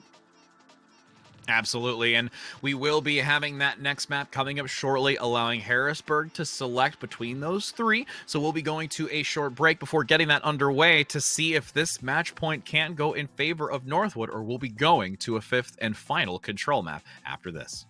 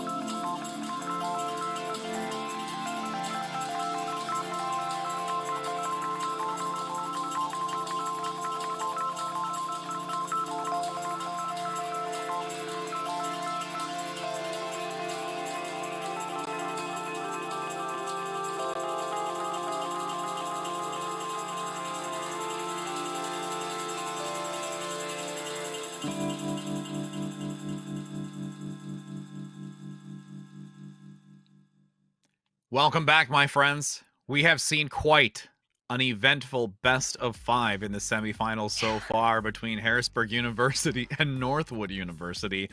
You had it go back and forth, one to Northwood, then one to Harrisburg. One now back to Northwood, and we're going into Kings Row. Can Harrisburg pull through and bring this to a map 5 to continue on into this grand final against a rival that they've looked against to try and take down, but they've got this first task to deal with, Necra? Yeah, Northwood is the boss before the boss. I know that Harrisburg is so interested at getting a chance to take down Maryville and actually claim the title of HUE Invitational champions for their own. But they gotta deal with this first boss, and Northwood University is not making it easy. So it is gonna be the Storm up to bat on the defense first. This worked out for them really great on Havana, but we'll see what happens with the goalpost, where it gets set for this map. Not easy is an understatement from Northwood, just constantly pushing against this team, which we've seen do so well in so many other tournaments, trying to hold their own to get into this grand finals. Dynasty now on this Echo, rotating around the back, being a sheer and utter nuisance for HU to deal with. But again, you've got Elk on this May, who has given a lot of value to the team and really helped break down some of Northwood's pressure on this point. Cowman on the Diva this time around with Akash on the Winston to synergize this dive composition. A lot of damage being tucked around the hotel, but still it's going to be Northwood managing to reroute HU inside to already claim 2 ticks and looks for the 3rd, but the ultimates come through. Soames now going to push in with the Coalescence and look for the follow, but really it's only Soames that has an ultimate at this time right now with Kitty King. Yeah, I mean, it's going to be the Moiras getting those online really quickly. You know, Dynasty is trying to work towards that duplicate. That might put Northwood University over the edge, but I think the fact that HU Storm were able to be so patient, only giving up 2 ticks of that first point, to be able to wait for that Coalescence to come online as their go button to come back out of the hotel was really important. But this is still buying Northwood University some time to come back into this. And now Dynasty comes back in with the duplicate after so long of a drawn-out fight for the first time around. A grab would be nice to have going into this, but is going to get locked down by the Blizzard. Elk going to start staggering these ultimates with the rest of the team. Self-destruct overhead, doesn't manage to get any value. And this is where Divio and Juby can really rotate their ults. Juby leading in first, but Divio can't manage to survive on that Zarya after the grab has been tossed out. Northwood has the numbers advantage. No tanks available by HU, and it's going to be a scramble for HU to try and survive with these 2 supports and DPS lines, and surprisingly the supports are coming in big to keep these DPS alive to hold on this point. Oh my gosh, Soames and Juby coming in so clutch to be able to buy enough time for Akawa and Divio to come back into this, and this is fantastic. This is a great place for the Storm to be in right now, just continuing to win out these disadvantageous fights. And with the Divas continuing to battle up top, it draws away that defense matrix, and you now have 1 takedown already onto Elk. That's going to be extremely challenging to recover from. Now with the support following closely after, a lot riding onto Juby. Again, it's just being that solo Lucio support is very difficult to do, but since there's enough response coming out from Cyrus and Akawa, could draw this out a little bit longer. Only 1 member remaining, will not last much longer. Juby goes down, and HU finds themselves looking to hold this payload from moving forward. But again, stellar job by the support lineup from HU, and Juby filling some big shoes. Yeah, this is the kind of the breakout performance for Juby as the newest addition to the Storm roster, and getting a chance to see them do so well gives me so much hope and so much inspiration for this team of the Storm and of what's to come for this academic year. So I'm so excited about continuing to see Juby's performance in this match, and let's see if the Storm can stop this cart from rolling forward with the momentum Northwood has developed.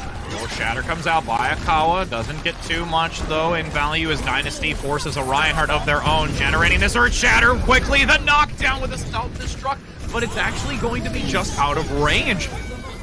Northwood just laying it on thick. Juby and Soames recovering HU in this street space to not be overwhelmed. The payload has still been moving, but HU still sticking in this.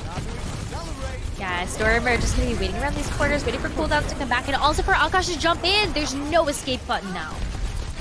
No, there isn't, and has to be very careful to evade any incoming shots. But no, you've got this side position. Back line, actually, from Tyler on this Ashe play. There's so much attention on the low ground that Tyler's just going to reign supreme with 3 sightlines cleaning up and rapidly generating to that Bob for this next engagement.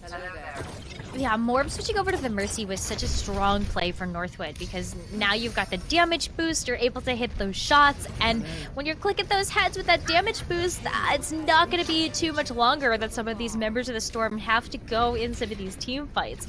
So we are going to see a bit of a switch up here. Elk is going to be getting off of the May and moving over to the Tracer, which I think is going to help to be able to get into the backline of Northwood University and cause some havoc.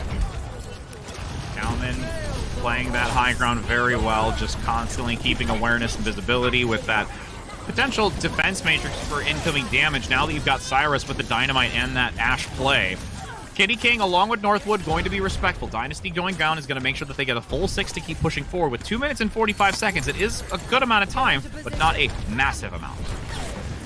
No, this is still a good situation for the Storm to be in. They still might be able to stop the cart here before it approaches that 3rd and final checkpoint, but a lot of ult coming out here. Yeah, grab, destruction, and also the duplicate for Northwood to get that double Ashe play. Lots of Dynamite and lots of Bobs potentially to be had here. Dynasty gets it just in time, tossing it into the corner near where the actual payload is to just draw attention away. Does find some great value up front, but with the duplication ending, it's not going to get its full use of Bob. And Juby, once again, throwing down that sound barrier, keeps HU alive and allows them to stabilize. Ooh, Divio's also switching over to the Diva, so we do have a bit of a mix-up, and I think the defense matrix is going to end up helping out Akawa on some of these dives a little bit better than what some of the bubbles have been, and also you have the ability to just save some of the members of the team of Elk and Cyrus in case we are going to see a bit of a flank come through from Dynasty or Tyler. But Akawa's also changing things up. The Reinhardt versus Reinhardt now battle going to be happening here. Yeah, Ryan v. Ryan, but in the back you've got Elk on the Tracer trying to leave a mark on Northwood with Cyrus now dropping Bob. That's going to for sure cause a reset here again, dwindling this clock that is just not too much time remaining for Northwood. Not too much time remaining here. Tyler's now just switching over to the Sombra, and I just feel as though this is a change that might be happening too little too late unless a key hack comes through. We also seeing another swap from Northwood in the thick of things. Dynasty going back over to one of their signature heroes, that Symmetra, that gives you so much trouble with Trad. Yeah, I honestly had a shiver when I saw it come out by Dynasty. But as we get this underway, Kitty King's going to continue to press on with that Coalescence up front. The dominant force here is going to come from Northwood, getting a pick in the back. Akawa being brought down by Tyler with a great hack that was necessary, as you said, to keep this momentum forward. Northwood in a prime position to complete as the remaining members of HU are brought down. The focus fire is there. The turrets help to vaporize anyone close in proximity, and that is a round completion with 16 seconds on the clock. 16 seconds of the clock is a good thing for Northwood University. Having any time left means that if HU Storm are able to complete that 3rd and final checkpoint, then Northwood gets a chance at those extra rounds. So, you know, Storm, we're definitely hoping that the Northwood wouldn't be able to complete this with any time left in the bank. But this is a winnable position for Northwood to get just the upset here and take HU Storm out of the fight. Upset indeed. I mean, it's all one I don't think we really anticipated. We've constantly seen HU find themselves in that grand final position, so now it's really a lot on the line for them to move into this, and they are still capable of doing it, as they will be on the attacking side first this time around with Northwood on the defense. But Northwood is going to commit to this Symmetra and Sombra play from the get-go. versus taking a risk and playing something alternatively where they swapped towards the end of Furnace and found much value with it. Yeah, they're starting with the Sombra and the Symmetra. I look at where Dynasty's going to be able to put these turrets as well. So kind of any direction that the Storm come in, you're going to be getting hit with some of that turret damage. And without the Winston, which is a great way to just kind of get those turrets out of the way quickly, you're going to have to be able to focus down those turrets before you move in. So the Storm are definitely... Storm's a coming here, Rich Rad, and I hope that it's going to be a Category 5. Indeed, with a lot of rolling thunder to follow close by. As this 4 minutes begins, a lot riding on the shoulders of HU. Turrets on the inside of the hotel to start giving some early peppered damage and also generating that ultimate. Akawa finding a nice rotation with the assistance of Juby and that Lucio movement speed. Pressing forward, does get a nice exchange 1-for-1. Both teams losing a tank in this, with now Divio giving some coverage towards the backline DPS, but Divio's being overrun right now and has to play so strategically in their position, but is now getting outmaneuvered and flanked on the backside of the hotel, where Dynasty is ready and waiting with now an ultimate in hand. Yeah, we've got the photon barrier already, as well as the EMP. Northwood University pumped out a ton of damage in that last fight. And with the Reinhardt mind games that we're seeing here, the fact that Northwood University has yet another way to stop these Earth Shatters from coming through from Akawa is huge. So I think that we're not going to have to see too much come out here from Northwood just yet. But with the coalescence from Soames, this might be a game changer for the Storm. Oh, and the EMP lands onto all 6 of Storm with the photon barrier and the coalescence to clean up. I will say, though, that was a lot of ultimates committed by Northwood. So HU now, with their accumulated ultimate economy, could really start to change the dimension of this fight. Well, we're also seeing Cyrus switch over to the Sombra, so this is a great opportunity for the Storm to also kind of dish out a little bit of that medicine back at Northwood University, get those key hacks, and also be able to build up to the EMP. They do have over 2 minutes on the clock, so should be enough time to get that key ultimate in their pocket. Ooh, teleport comes out as a little bit of a bait tactic. You're going to see HU force forward to not get completely flanked by it, but it's there for the ready. Earthshatter comes in from the side, but beautiful freeze coming out by Alec with Blizzard as well to stop that charge from getting major value as Northwood is being overrun on the front side. Morb has to force out that sound barrier to withstand this coalescence and press from HU, but HU is still not out of the thick of things. There was a great recovery from the initial damage, but now it's going to have to be enough to keep this alive. Shield and barrier coming out from the tank lineup, but a solid 6 from Northwood might be able to change the tides, as if the move moved close and far in a matter of instances to shift it. And you've got now Northwood in a dominant fashion being able to clean this up once again. I think I want to see the sound barrier there just to be able to have it as a proactive tool for this next engagement. Now that life-saving ultimate's not going to be there for when the Storm push forward. Hopefully the EMP and the Graviton are going to be enough for the Storm, but we've got a minute left for the Storm to capture this first objective. The lightning needs to strike, and it has to strike now with a boom that is unrivaled. With this press forward, an EMP comes out before the photon barrier gets dispensed. That's going to be an early double kill coming out for HU over North. And now, this is the chance to try and dive into it. Divio has the grab just in case, but it is going to be held onto to carry this into the long run as HU manages to take this into the payload phase. They are not out of this yet and still want to complete. Yeah, they definitely have time left in the bank to do this. It took Northwood, you know, they only have 15 seconds left in their bank from completing these 3 points. So the Storm definitely have the ability to come back into this and capture all 3. I'm looking at the Graviton Surge right now as a great engagement tool for the Storm to move forward and the Streets phase. But Tyler is coming back with this EMP. You can already see Tyler's kind of in the background waiting, and Soames has to wait out of the way to come in with this Coalescence. Yep, coming in with the Coalescence. There's also Tyler forcing out the EMP for Dynasty to get the follow-up onto Akawa and to Elk. So that is a great chance now to try and hold in this archway. Northwood gets a great forward momentum to force back, and the chase is real, finding the pin amongst the translocates. But now, Wow. you've got Northwood. You need to be careful in this regroup. Yeah, this regroup can come in so fast, but the teleporter is there, and that means that Northwood can bring the fight to the Storm. Now with that reposition down to the lower segment, the teleport is going to cause an interesting change of positions. Once again, like we saw in Volskaya, swapping sides, but now the shatter comes through by Akawa, getting the opportunity to press on as Juby reinforces with the sound barrier. Kitty King attempting to bring something into this fight to try and hold back, but Soames takes down Dynasty, and that is a big advantage continuing in this combination of ultimates being used. Kalman having to digress back. The hack comes out onto 5. Elf finding another repression. Cyrus finding a huge engagement tool once again here. Divio will clean up on the front side, and you have once again HU taking down Northwood in an unfavorable early engagement. Now this cart gets a chance to be rolling through the streets phase, but there's a minute left on the clock. So if Northwood comes back into this with this Diva Bomb and displaces the Storm, this might be it. We're entering into the territory that we have one last fight, and the Storm have to stick it to Northwood to be able to capture the second objective.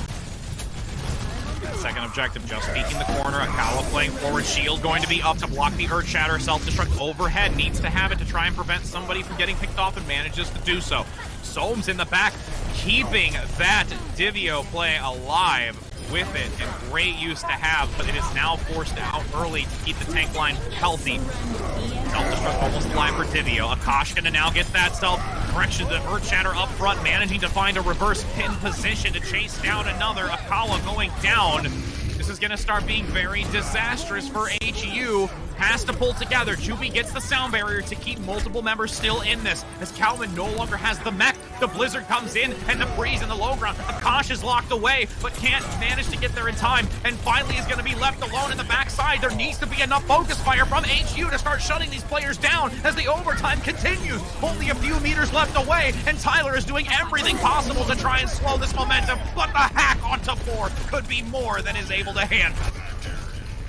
Yeah, but the sound barrier comes in clutch from Moore, being able to layer on all of that healing and all of those shields onto Northwood, that they might be able to come back into this. Absolutely, HU though with Akawa on this wrecking ball gets Dynasty out of the fight. Again, that's some massive damage being produced from Northwood. EMP in return, getting 5 members of HU. Tyler gets a big position to take them down, but with Dynasty also forcing out a photon barrier, it divides some of the positioning that you can enter into. HU still holding on to this into the overtime. Under 3 minutes to go. Akash on the front side swinging that hammer for dear life, and that's going to be it.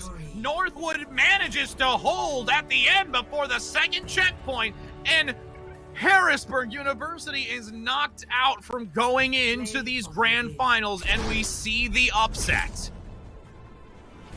It's gonna be Northwood versus Maryville in the end.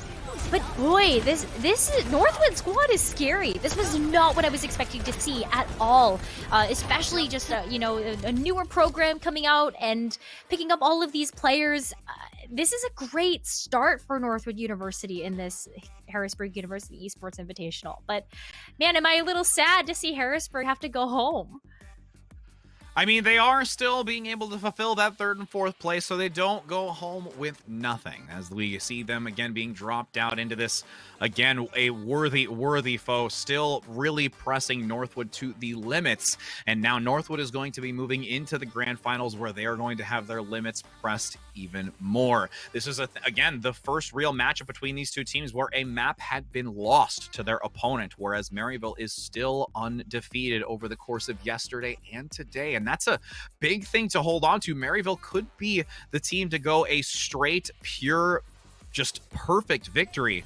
But Northwood, with how they've played in this, there is just honestly some stellar highlights, as we can see here on the screen. Tyler being a big play in a lot of this that we've seen. And also just, I mean, ultimately, it worked in their favor. But again, Harrisburg still put up a formidable contention to this team to make them really have to bust their butt to get to that grand final position, Nekra.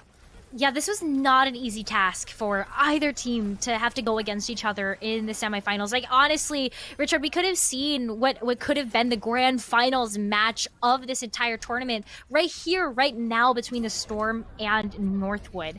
I definitely believe that there's a bright future for both of these teams. Wow. Northwood with the Symmetra play. That's all that I feel like is going to be the headline of this match. Not only a headline, but a very just twitching feeling in the back of my mind all the time. And I'm like, like you said, we're curious to see how that's going to play out in the grand finals. Will we see Dynasty continue to, play that comfort pick and something that they really just choose to bring into the mix of things, and how well it's going to be facing off against somebody like Maryville? Yeah, it's going to be a tough grand finals for sure, but oh, this is... We take a moment. This... We take that moment right now to acknowledge. It was a great match, and for Harrisburg as well, just to put up such a strong fight against Northwood University. You always feel a little bit for those teams that don't get a chance to progress forward. But yeah, I'm excited about the grand finals. Someone's taken this trophy home. Is it going to be Maryville that gets the 3 years in a row, or is the newcomer Northwood that's going to be stripping it away? That's incredible.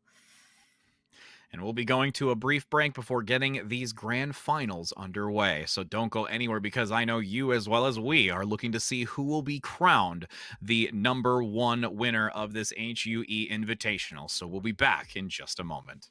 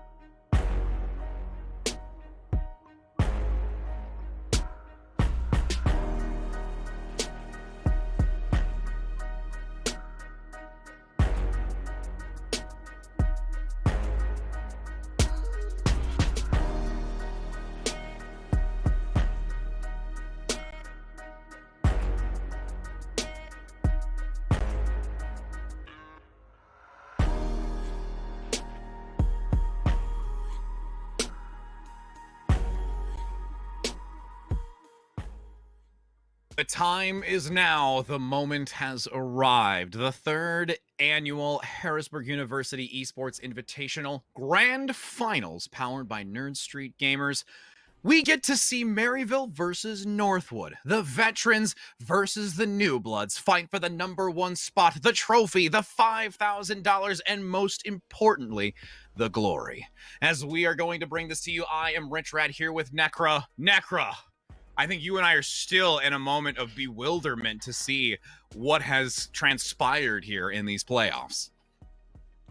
I mean, it's just one of those things that you follow a team for so long, you always hope for the best for them, that, you know, it's just heartbreaking in some ways to see a team go home before you feel like their time really has come. But for Northwood University, making it this far and also kind of coming out of nowhere and really giving themselves a name in the collegiate Overwatch scene is absolutely huge. And I think it's a great boon to them for what's to come in their academic year, coming out so strong. But Maryville's a tough opponent. Maryville is undefeated. Maryville has taken home 2 titles for the HUE Invitational, and they are definitely looking for a third. So Northwood has a task in front of them, which is going to be trying to take down the Titans that are Maryville University.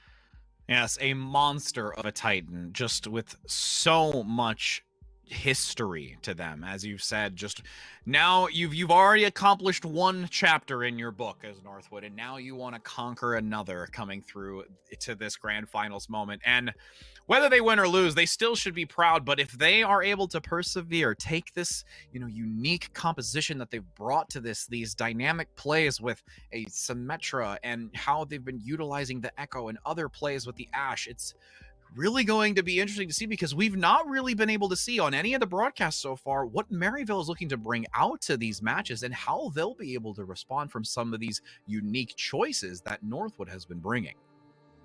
Yeah, the Symmetra for sure. Both of you and I are looking at that saying, what the heck? You know, that's not really supposed to work. But Dynasty is one of those players that ends up making those, you know, more off-meta choices really, really powerful for their team, whatever team they end up playing on. So I'm looking forward to seeing whether or not Maryville can adjust and adapt to what is to come, because if that Symmetra comes out again, that's definitely something that Maryville's going to have to look at and go, well, you know, how do we beat that? What is going to be our game plan? And I think that for any team that's going to be going up against that Symmetra play, or just the play that we've seen so far from Northwood, it really does have to be just winning that frontline battle and then trying to pick apart the pieces after that. Yes, and really focusing on those minor pieces and details to help ensure a victorious fight and potentially overall best of 5 is going to be key. Again, for those that are tuning in just for this grand finals, it will be still a best of 5 for this, as we are starting in the same control map that we have on Busan. So there's going to be some similarities into that, and from there, the losers shall pick moving on. And with all of these different map choices and, you know, dynamically adjustments with the Symmetra, I cannot wait to see how Maryville is going to respond to this, and whether they win or lose, if they're even going to lose a map. Because again, you said a perfect score, never dropping a map. Yeah. Is Northwood even going to be able to do that? That's the real check and balance too, is like, can you even take even just minor portion of this glory away from Maryville? Yeah, I mean, just, you know, put a little smudge on their record right now. That might be the thing that Northwood is going for. But, you know, it's great because we have a $10,000 prize pool for the top 4 teams. So University of Utah, Harrisburg University, both going out at 3rd and 4th place, will be taking home $1,250 of that 10K prize pool. But now with the last 2 teams that are left, we've got $2,500 for 2nd and $5,000 for 1st place.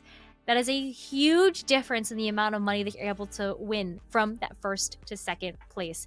But still walking away with $2,500 at least, that's pretty good for the team. Oh, for sure. And again, like you made a comment earlier, is you're starting the school season off with some serious confidence because we've not really seen Northwood place in this type of position before. And they've never really been, I would say, the, top ranked contender amongst previous tournaments that they've been involved with. So this is a real step up in not only just their organization, their school, university, and what their team has, grown with their coaching, with their players, with their communication, so many dynamics, and bringing them to this grand finals match is a accomplishment in and of itself. Absolutely. I mean, again, the players that are on Northwood University's team, they're definitely veterans of the Overwatch scene, but sticking them all on a team together has proved to be a great choice for the Northwood University in order to just kind of bring themselves back into the forefront of the Overwatch scene. Northwood actually has a really extensive program, and their facilities are beautiful. I think Maryville and Northwood have some incredibly nice facilities for their athletes that are on these teams, and you can see that how much work that the players themselves have also been putting into all the practice so far.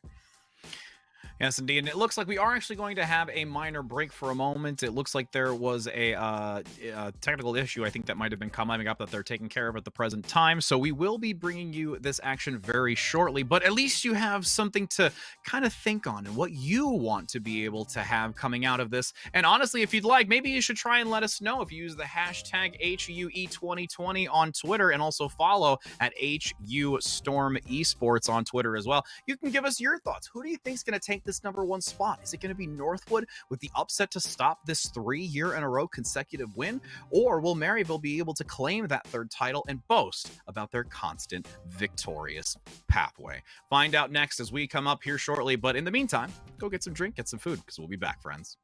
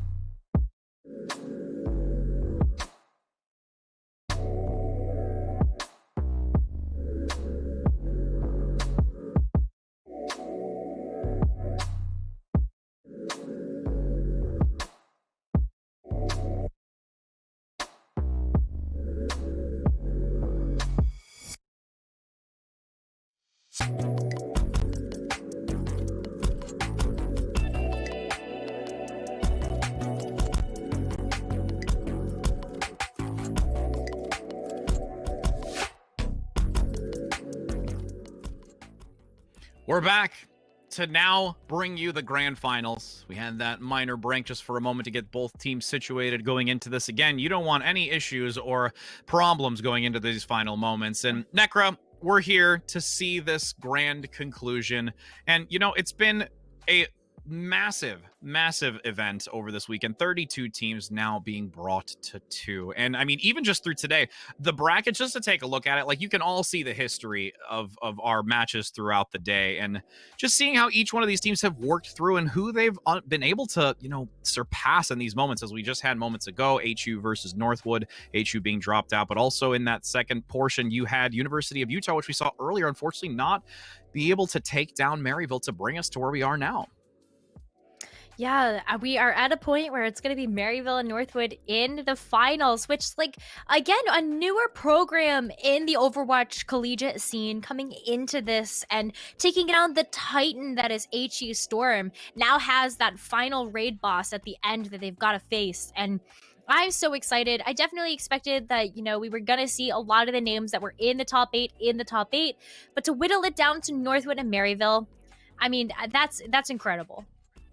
Yeah, I don't think any of us really foresaw that being the ending result here. But I mean, honestly, it's those surprising moments just like this that really make it thrilling moments, and how Northwood is going to be able to compete against, as you said, this Titan, the veteran, against this new blood. And, coming in with that, revitalizing just confidence from your coaching, from everything that's been put into this organization and to the university is really, really exciting to see.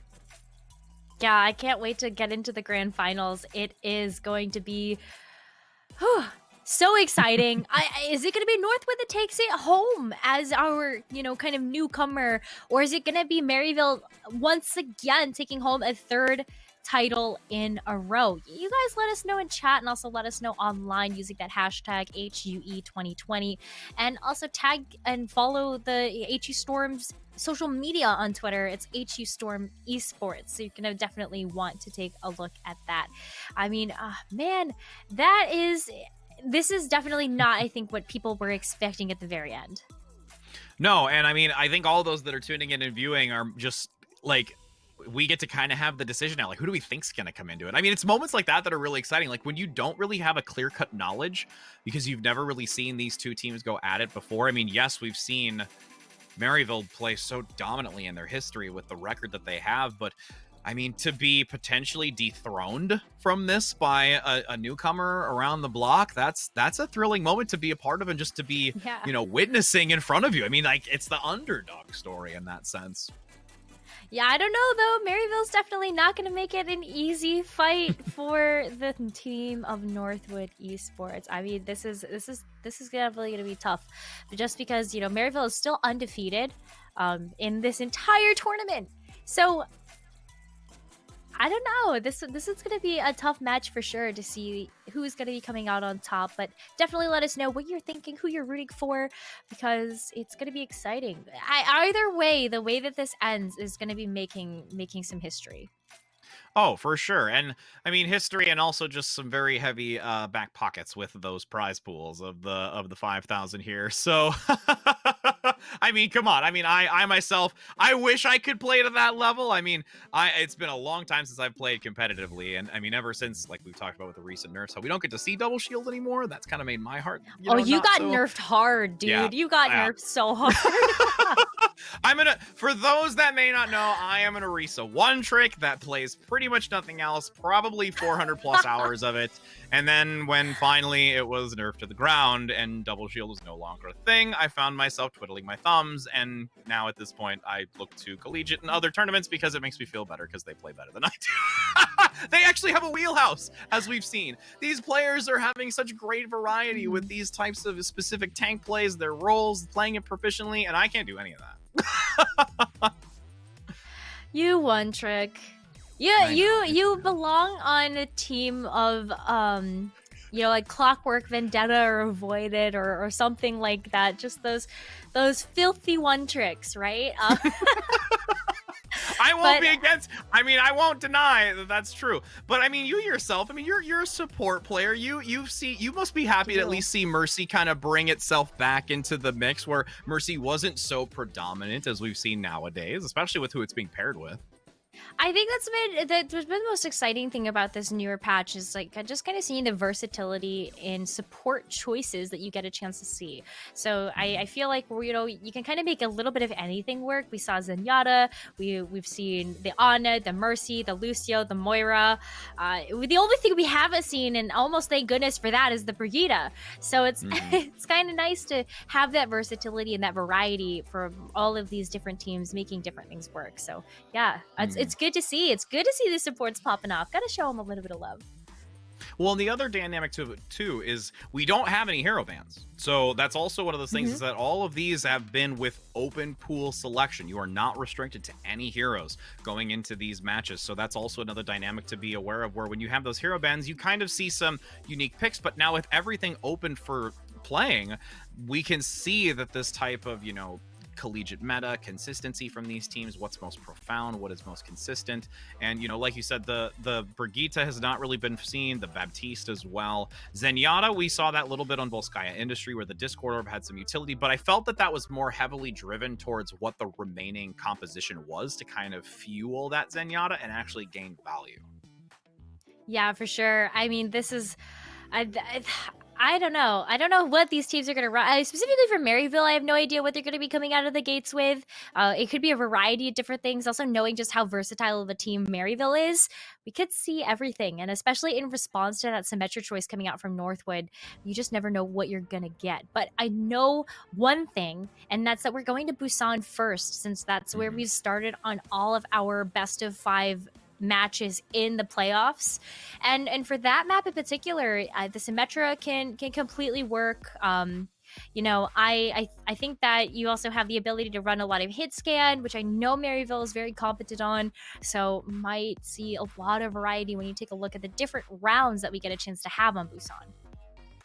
And with the Symmetra going into each one of those rounds, there's a lot of unique ways to play it. I mean, when you're talking the difference between mecha base, it's an ability to maneuver through those narrow choke points, which we saw from the previous matches, how well, you know, a Mei could be, or, you know, denying passage through those portions. Having that teleporter can be a very key way to maneuver around that map, or any of the Busan maps that are a part of it. So being able to throw that into the mix, trying to put Maryville on the back foot and catch them off guard more than anything. I think that's going to be the key role from Northwood, to be able to just select these characters that Maryville might not be so comfortable competing against. And that honestly could be a one-up here for Northwood over Maryville.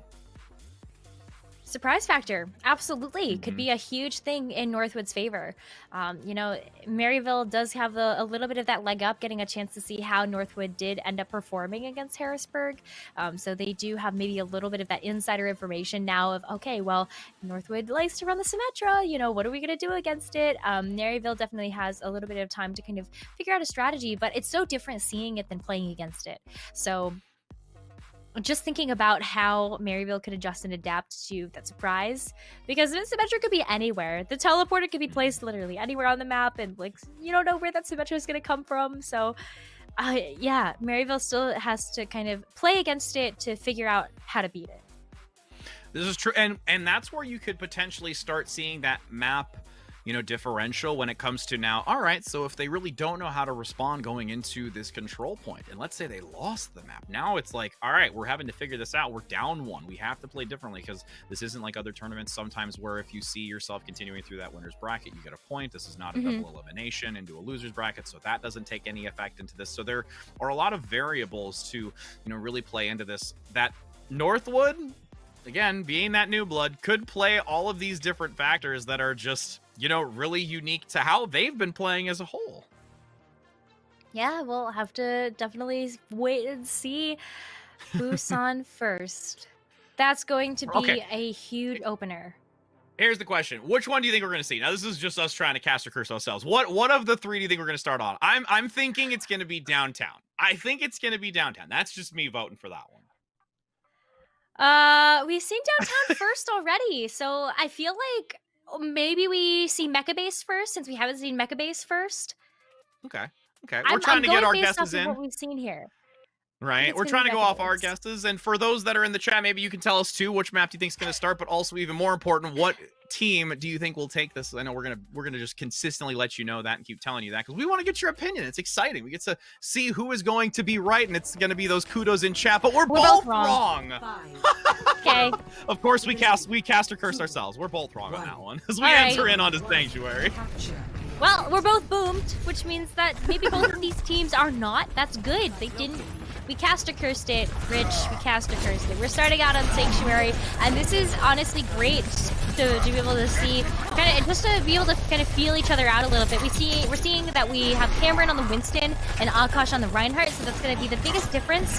And I think that's something that might play in the favor of Northwood University, especially getting those Earthshatters online. There's not really a shield from Maryville to be able to block that. Yeah, and Akash moving in, getting a lot of energy charge here for Kalman since those shields are continuing to get brought down. The energy is high for Kalman to press into this, and that extra damage could just be enough to start leading into this, which is going to do so. Kalman gets the first pick and presses on. Morph, though, needing to be very careful, getting hacked on that backside. But with the supports lost and now Horthic getting taken down, that is going to be very challenging for Maryville to recover. And Northwood definitely coming up to the plate right now and showing that Maryville needs to be very careful how they tread. Yeah, not even a Symmetra here to really kind of play that mind game with Maryville. It's just straight up brawl. We're seeing kind of what's something really close to Deathball and like the EMP coming through for Tyler. Oh, does manage to get onto 2. You have Iced in the back, have the EMP of their own. It will be thrown out onto 5 members. This is a chance now for the tides to be shifted once again. Maryville pressing forward. The Coalescence does take down the Reaper plate from Maryville, but Ice is still in the mix. Self-destruct comes out on the front side, needing to be blocked into the corner. No real value as Kalman once again with this 100 energy is just fueling Northwood on this front line and constantly keeping them alive. But after a long while, you have Maryville saying, all right, we really got to get rid of this Zarya. Finally do and take this back, stopping the percentage gain at 46. Yeah, the reset there is huge. I think that's something that I think is really great about running the Zarya over against the D.Va in this case, because you can't just defense matrix away all of that damage. So Kalman's going to get a lot of utility from just the focusing down of the beam onto any member of Maryville University. Now coming back into this, though, Tyler's going to have yet another EMP. There's the Death Blossom on top of it that could be thrown into things. Maryville's got to be so careful. Mac doesn't have the sound barrier yet. Ooh, there's the Death Blossom, but there's not enough from the Coalescence to keep the Mac play alive on the Lucio. Now with that return, you get some decent damage. The Shatter's actually going to be committed as well, even though Akash can't stand through it all. These Reapers are really being a critical role to this DPS lineup, and so much value is being obtained by those shotguns. I think that's the other thing, that while the Zarya is a good choice to pair with the Reinhardt, now you don't have a defense matrix. So that's something that, you know, you're not going to be able to mitigate as much damage that way. Now reaching that 60% marker, multiple members going to be hit by the EMP. Maryville finally starting to get a real grasp against this team of Northwood. Northwood had the early opportunity of putting Maryville on the back foot, but Maryville has been able to adapt and learn in these moments quickly to put themselves in a very successful position on this first map. That's honestly what I expect coming in from a team like Maryville. Just that experience, that veterancy, playing together for a long time. You've got this synergy there that I think is going to be an overwhelming factor for a success in this first map. Mac playing far in the back line, making sure to keep their distance. You actually have a great self-destruct coming out to get rid of the back line. And with Cameron on this beautiful Winston Primal Rage play, we'll get another, and that's going to be a 100 to 46%. Maryville allowing some percentage to go for Northwood, but they were easily able to recover. Good recovery from Maryville after Northwood got that 46%, and it's about that adjustment and adaptation that you were mentioning, Richrad. Just kind of recognizing that, okay, here's the big difference that we've got here. It's in our tank line. We've got a Winston and a D.Va. They have a Reinhardt and a Zarya. How do we beat that with the composition that we have? Well, it's just going to be about making sure that you're diving the backline, and also the mitigation of the effects of the Sombra was coming through from Maryville University. They were making sure that Tyler wasn't really getting a chance to come in with those hacks. The Tesla cannon damage was there to be able to spy check maybe a little bit better than what Akash is able to do with the hammer. But, you know, I like to see the Dynasties trying out the Symmetra here. Let's see how Maryville responds. Yep, being able to see that Symmetra play once again here on Mecha Base. Maryville playing cautiously across that catwalk, mitigating damage being thrown across this open space as Dynasty waits for a chance to place that teleporter for a reposition so Northwood can get the positional advantage over Maryville. Maryville, though, being the dominant force once again, trying to get to that point first, at least having some presence once it becomes active, almost taking it completely. And the fact that Dynasty has been removed from this equation on Northwood, Maryville will have a great opportunity to take this. They do start to gain percentage first, but With the Reaper taken down, it's a lot relying on the rest of this team to coordinate through. Northwood gets another pick onto Cameron, but this is just really a back and forth scrappy fight between two, Necro. Yeah, I mean, Maryville University is able to capture the point first, so they get a chance to maybe kite away and keep control before Northwood's going to be able to come in. But that wasn't a very big EMP from Tyler. Maryville still could just play around this. Yeah, it only got 2, and it wasn't 2 critical targets towards this control point that they're needing to focus on and look at, and now you have a 3-person EMP in return. More forces out the sound barrier to attempt keeping all of the players alive. Dynasty still finding the short end of this. Even though the Dynasty went down, there was some great recovery and some big heads-up play from Morb on Northwood. No, for sure. The Lucio has been so on point. And look at that. Oh, it is crashing it away. Okay. Okay, that was almost disastrous. It could have been a reset there, but it was great positioning, great awareness coming out from Morb. Absolutely, to just kind of say, you know, where do I have to go? Where do I have to bring this team? Now with Primal Rage coming out and competing against it is Dynasty with the Photon Barrier. But again, Dynasty being brought down. Maryville is very aware that they do not want to deal with this Symmetra, who we just saw in the previous round play so predominantly. Now on the front side, you've got Akash though coming in with the Earth Shatter, getting that DMAC, and the Stealth Destruct has to come out. Barely able to survive, and Remac from Maryville to keep a decent number value on this point to compete against Akash, who is being constantly drawn back. At this point, Akash is just there to try and keep it as long as possible to climb that percent along with these few other members, but Maryville takes it back. Yeah, Maryville's going to take it back from Northwood's clutches and start matching that percentage that Northwood was able to capture. But Maryville now, they get a chance to set up with the EMP Death Blossom as Northwood moves in. But Tyler has the EMP online first, so they have to spy check here. Maryville needs to see where Tyler is coming from and also just kind of have a game plan of what they're going to do, since they don't really have a support ultimate at the moment on Maryville's side to just deal with this EMP. Oh, the shield came up just in time to deny Tyler of getting that hack onto the Winston play.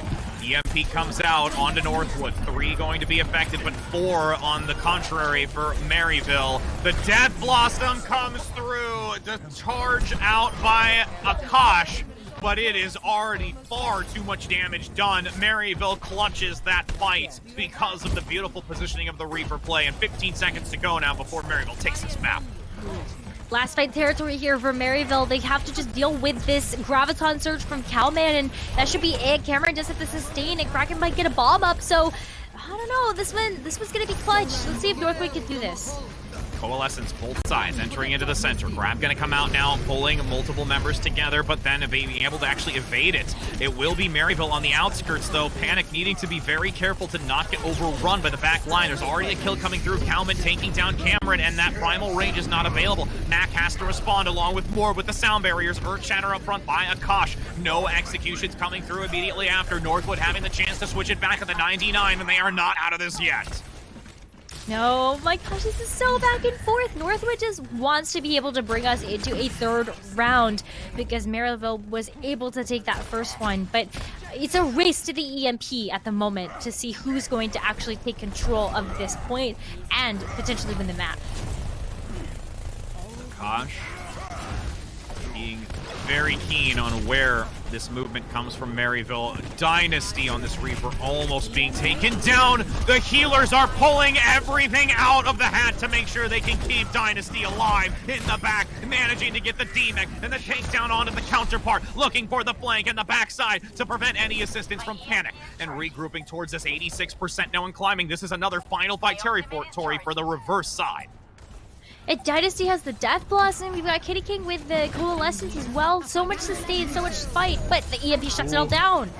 Gets 3, Calman down. There's the Death Blossom to follow up by Dynasty, but is picked off by Panic in the back. Coalescence getting the double. Cameron on the front. This is going to be an onslaught for Maryville. They will not allow Northwood to take a second map, bringing it to a 3rd round in Busan. And Maryville takes this, but I do have to say, Northwood for sure as heck gave them a run for their money. Oh yeah, that was so close on that 2nd round.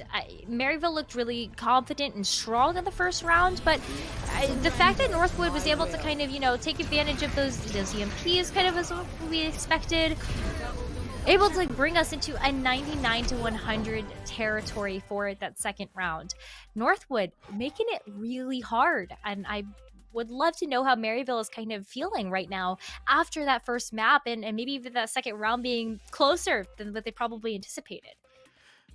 I have a very, very itching feeling that they found that a lot closer than they anticipated. But I do have to say that Maryville's understanding of the Symmetra play from Dynasty was very critical.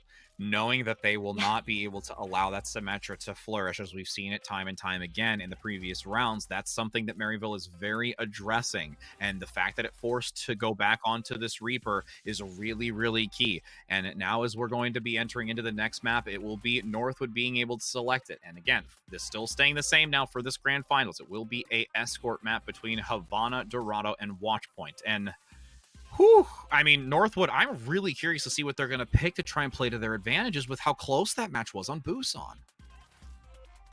Yeah, I definitely think that there's, I was going to say maybe Havana, but production just went ahead and kindly told us that it is going to be Havana. Yeah, I especially because that map is just so fun to play, and there's a lot of great strategies they can use on it, like the closer holds that we were seeing from these teams. It's definitely one that I feel like a lot of teams can flex those muscles and just show us everything they've got. So I think Havana is a great choice. I would love to see how, you know, Maryville kind of responds to that maybe closer hold that Northwood would take, but Havana it is. Havana, na, na. Every time. It never fails in my mind when I think about that. But yes, and we've seen a lot of it with the, you know, forward positioning to try and deny any sort of recovery inside of their spawn position, but also allowing a full 6 to come back at a later moment. We've seen some very early holds, but also some very long run matches for this map specifically. And, you know, as we take a look towards the history of what happened on Busan, Dynasty right now, I feel when playing the Reaper, even though there are some valuable picks that come out, is still just slightly behind Maryville and Horthic on this Reaper. And I think that's going to be something also to keep a very keen eye on and how they're playing, because both Tyler and Iced are playing pretty much tit for tat here on both of their sides of these Sombra plays. Well, I think that's the thing about Horthic's play is that they're not necessarily playing with the rest of the front line.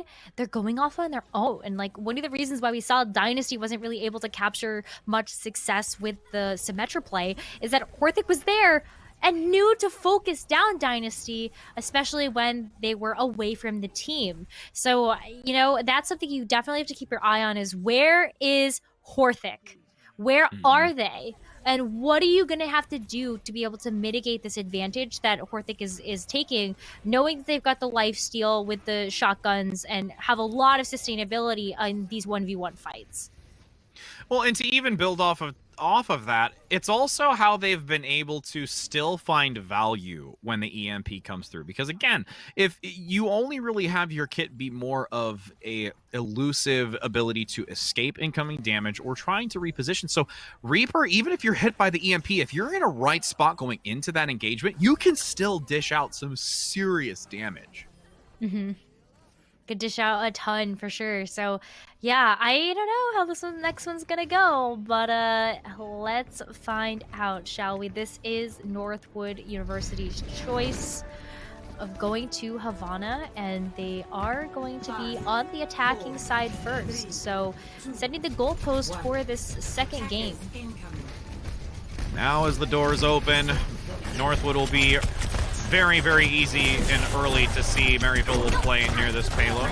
Dynasty going to come out once again, though, on the Reaper to try and compete against Horthic, who has been doing a stellar job as the opposite end. There is a quick, almost pick, though. Horthic barely surviving, but instantly after will go down. The support could not withstand that amount of damage coming out, especially with a cost playing this more aggressive with this Reinhardt swinging to win, and the assistance from Cowman. There is a coalescence coming out from Panic to try and continue to buy some time here, Necro.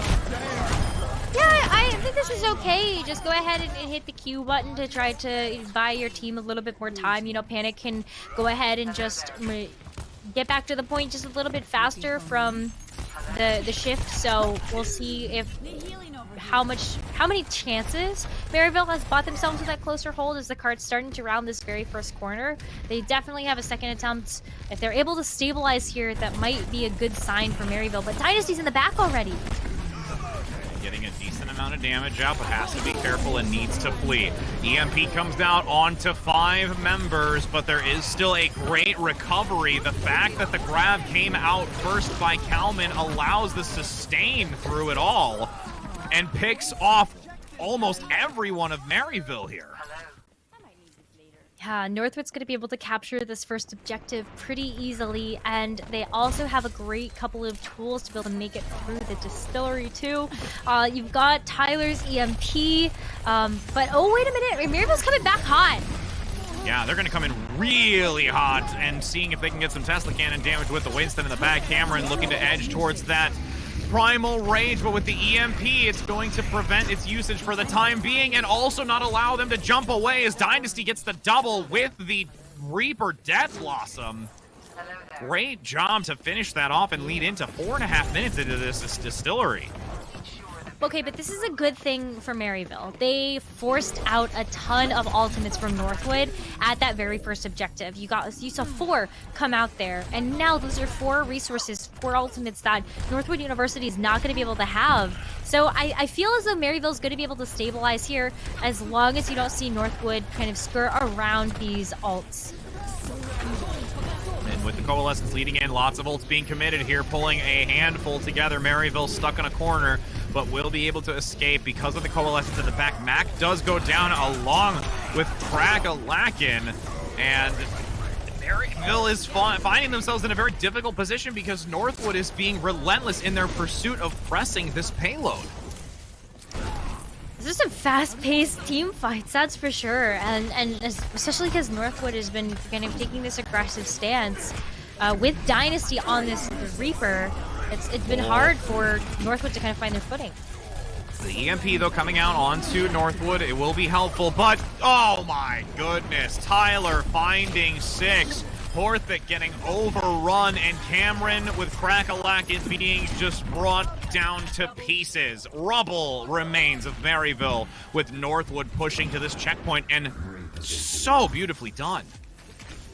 And there's also that insurance policy with Dynasty waiting in the wings in case someone comes back to touch with the Death Blossom in tow, but oh my goodness. Whoop, got that shatter. Solo shatter on the Wrecking Ball with the pin. Still survives through it. I think it's a little bit of a hard focus to make sure that that Wrecking Ball can't do anything for these fights. Just under 4 meters. Picks are still coming through in favor of Northwood to reach this next checkpoint, and I will definitely say that Havana is their map of choice with how well they are routing Maryville in these moments. It's just a matter of seconds, I think, before the second objective gets unlocked, and now we get to roll into the third. Can I just say, Cowman has been using these Gravitons on cooldown. Like, what the heck? Cowman just used a Graviton, has another one, it's been full charge, hasn't had to be reset much in this entire map. He's gonna have another one. And this momentum is just so difficult to challenge with Maryville, but this open space, having some high ground to play with, able to look for some dive opportunities, might be the chance for Maryville to really reform and force back Northwood's just dominant play right now. Grab comes out by Kalman. Is there enough follow-up?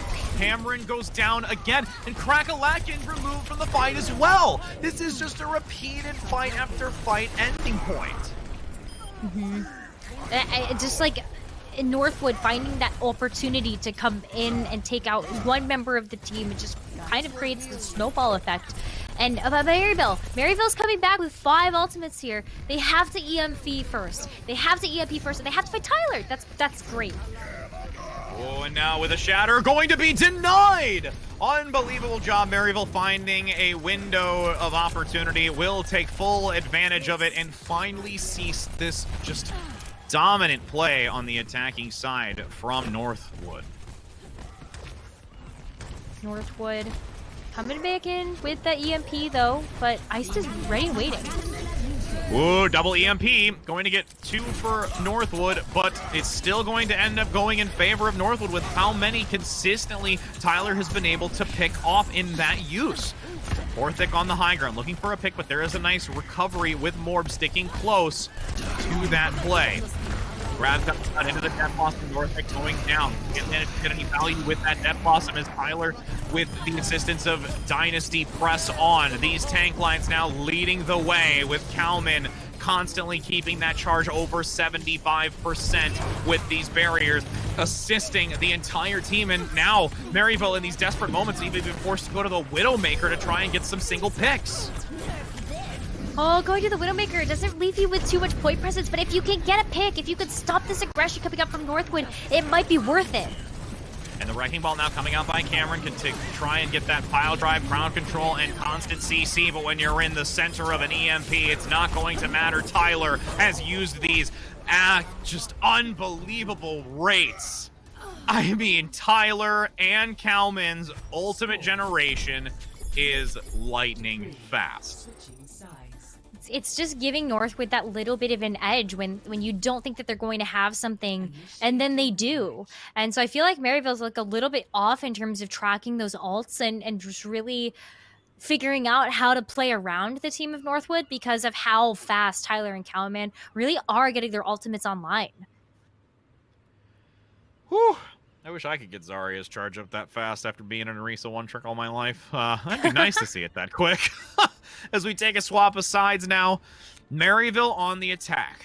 Northwood going to be playing very far forward as we've seen before. And I'm really curious how Maryville is going to respond to this. There is some interesting hoverovers, though. We've got Iced potentially thinking about a Widow and maybe Panic on the Zenyatta. Again, this is just before they come out the gate, but I would not be surprised if we saw something a little bit unique coming out from Maryville to try and put, you know, Northwood on a back foot and questioning their decision. Yeah, it would be really cool to see the Zenyatta come out here just because I think that the Zenyatta ends up being a great tool to just focus down targets. You've got the Orbs of Discord. You also have the defense boost coming out from the Mercy. So I don't know, but I know you got excited to potentially see Cameron play the Orisa, but I think that was just kind of a moment there where Maryville was like, okay, maybe we go with this. Maybe we'll just have a little fun. They're coming out of the gates with at least the Widowmaker as a newer addition to the team. Can't really seem to get too much done with it though, so I like that Ice is switching back over to the Sombra. Acknowledging that the value was not there, Sleep are going to get eaten, so there won't be an opportunity of removing that Diva play from Kalman for the moment. Maryville just looking to play very strategically out this doorway, getting low on the front side. Crackalacken has to be careful and needs to manage this defense matrix well. Orthic getting hacked in the backside. You do have Akash going down. Iced managing to get the takedown with Orthic finding a window onto Dynasty. That's going to now break this defensive hold for Northwood. It is just a matter of time. Maryville will be able to reset and push this payload, but Northwood, again, will get a full reset with all 6. Yeah, they will be able to come back into this cart, but what Maryville has done that I think is really intelligent is just, you know, see if what you were going to run is going to work, but make those swaps really fast. And also because they were able to get out the gates with the composition that they want to roll with for the rest of the map, they're already up in ultimate charge. Ice almost has an EMP. This is huge for Maryville. Yeah, that EMP is going to be instantly used. All 6 in the front. I don't even think Northwood was realizing how fast that was generated and going to collapse onto them. 2 already down for Northwood, and Maryville's going to keep this just force of nature up front. You've got to return EMP from Tyler, but I think it's a little too late since you've got Mac reinforcing the team with this sound barrier. Yeah, Mac staying out of the way is so important to be able to deny that EMP coming through from Tyler, and especially because there were some members of Northwood University that were down. I just feel like you should have held on to the EMP, being able to use it as a really strong tool in this second portion of Havana. You definitely want to have some tools in your back pocket for this section of the map, and Maryville University is trying to do this just as fast, if not faster than Northwood, to have more time on the clock for extra rounds. We know that you can generate it super fast, Tyler, but hesitate a little bit sometimes because it's going to help out in the long run. But in this mid-fight, you can already see how well Northwood is leading into this with their ultimate. They had more with the sound barrier. Does manage to come just shy of use since there is a quick response by the Coalescence from Panic. And even though they lost the sound barrier, there's still a great recovery by Northwood in this doorway. Yeah, the doors closed right behind Maryville. There was not really a great way to escape from the pressure that Northwood was pushing out. And also, Tyler, again, may have just used the EMP, but is already going to be back to another one. I think it's okay in this instance now that they used the EMP and didn't find too much value from it, because lightning fast generation on both sides of the field. Ice is just trying to ready and waiting for the team to move in on Maryville before they use that EMP. And it's these patient, methodical plays that are going to really decide fights. The self-destruct comes out on the low ground. A nice rotation here from Maryville on the attack, forcing, again, a side swap here. Ice gets stunned by the Earthshatter along with Cameron. EMP closely to follow, but Tyler is hit with many others as well from Ice. Even though Ice was stunned, it still got a good position to get a few members. Ultimately, it's going to be a loss of the ultimate since Northwood is still able to work with this. That hyper camera swing coming out from Dynasty, knowing that I'm feeling confident playing against this team. I'm so confused right now because of the flank that Maryville University took. It almost looked like they were on the defense for a hot second. Right? Yeah, but Maryville now was able to move the cart just a little bit further, but it's still tough going in terms of how they're supposed to come back into this. Maybe they could take advantage of the fact that Cowman isn't in mech to be able to move in very quickly, but Maryville's got to capitalize on this now. Primal Rage coming out, that could be a chance to capitalize, getting that Baby Diva out of the fight, solely leaving Akash with this on the front line and having to mitigate what is coming their way. Dynasty low in the back, four-person EMP with Dynasty leading, and despite Cowman being brought down, Northwood is just still killing it right now on this defense. Yeah, and they've whittled away at so much of the time bank. It's a minute 45 left for Maryville to make it through the second objective, and it has been absolutely tough for them to make it through. Northwood has every single sight line on lock right now, and I feel like Maryville, they tried to switch it up a little bit by going around and trying to skirt away from some of that damage, but I think they just have to go full at it and see what they can get done. Green means go, pedal to the metal, the payload has to move. Just over 60 seconds as Dynasty drops in from overhead from the catwalk, continuing to try and counter that Reaper play from Horthic, but there's an EMP and there's a follow-up. Horthic gets the Death Blossom, gets the double. Shut down another attempt here, but honestly, Maryville is in a great spot now with that couple of leads into this midway portion. There's going to be one last attempt by Northwood to stop this payload. Diva Bomb versus Diva Bomb. That's going to be an interesting one, and especially in such close quarters. There aren't too many places to hide, so hopefully Cameron can come in clutch with that bubble, but Northwood University is definitely coming back in for a final contest on the second point, and 30 seconds left. Crackalacken up into that awning. Doesn't manage to get anything. The shield is there by Akash to mitigate that damage. You've got Panic playing far in the backside, making sure to keep distance so that no one can come close enough like Tyler to get the pick in. Actually, Cameron rotating around, finding the chance, and getting Tyler caught out in the open is very critical with this Primal Range being ready. Self-destruct by Calman to at least separate the team of Maryville, but Cameron's going to come in fists ablazing with the Primal Range to just detour anyone from touching this payload. Few seconds remaining, but have not reached the mark. Coalescence from Panic in the back to fuel the remaining members as the EMP comes out onto 4. Already losing Ice is not ideal. Northwood now with the Death Blossom, and Tyler coming in with the EMP is actually going to be the first team so far in this HUE Invitational managing to get rid of this perfect streak from Maryville. 1-1 in this best of 5. Northwood is showing up today, and you can absolutely see why they decided to go to Havana for their choice of escort map.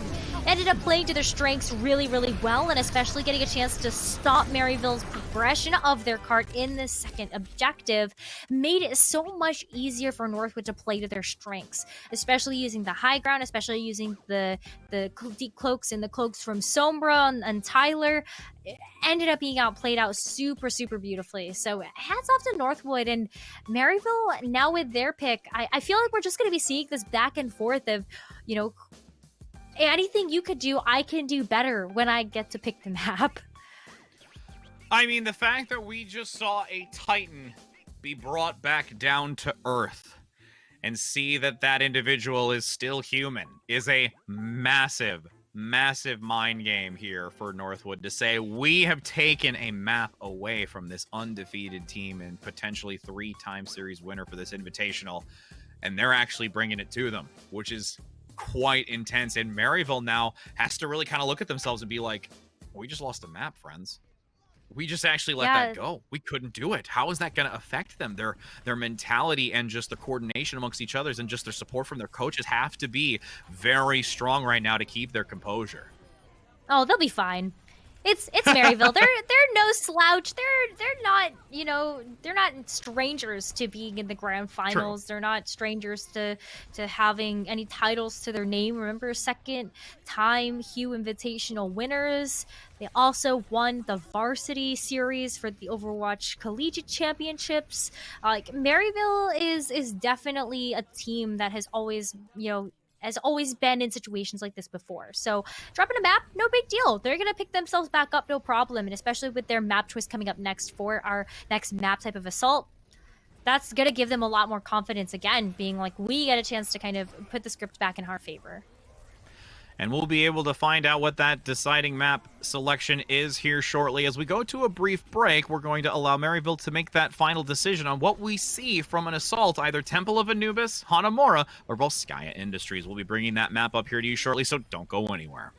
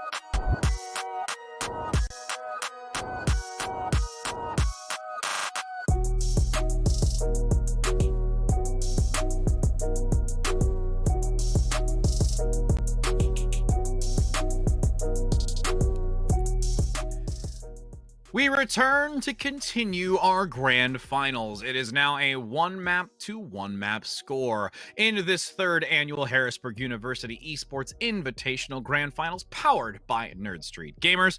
I am Rich Red here with Necra as we continue on. It was now Maryville's map selection after seeing Northwood take a map away from them for the first time this weekend on Havana. I am really looking forward to seeing it, and we actually did find out that it is Hanamura that we get to see today. That's exciting because we haven't seen Hanamura yet. It's been a lot of Draw Nubis, but we've seen an Assault map. So, you know, hopefully we won't get Draw Namura this time around. But I am excited because I really think that this series is going to go the distance. These two teams are really starting to figure each other out. And I am definitely looking forward to seeing who's going to be the winner of this next map. I feel as though it's going to be Maryville because it's Maryville's choice, and you know, Maryville is definitely one of those teams that they're not swayed in their confidence when they drop a map to another team. I feel like fuels them more to be able to come back hitting harder than ever. So I actually think that last map ended up being kind of a big wake-up call for Maryville, and they're going to come back guns a-blazing for this next one. I don't doubt that at all. Guns a-blazing indeed. But my question would be now is, do we think we'll see the Symmetra try and show itself here, since, you know, Hanamura is one of those maps that does tend to see a little bit more of that Symmetra use?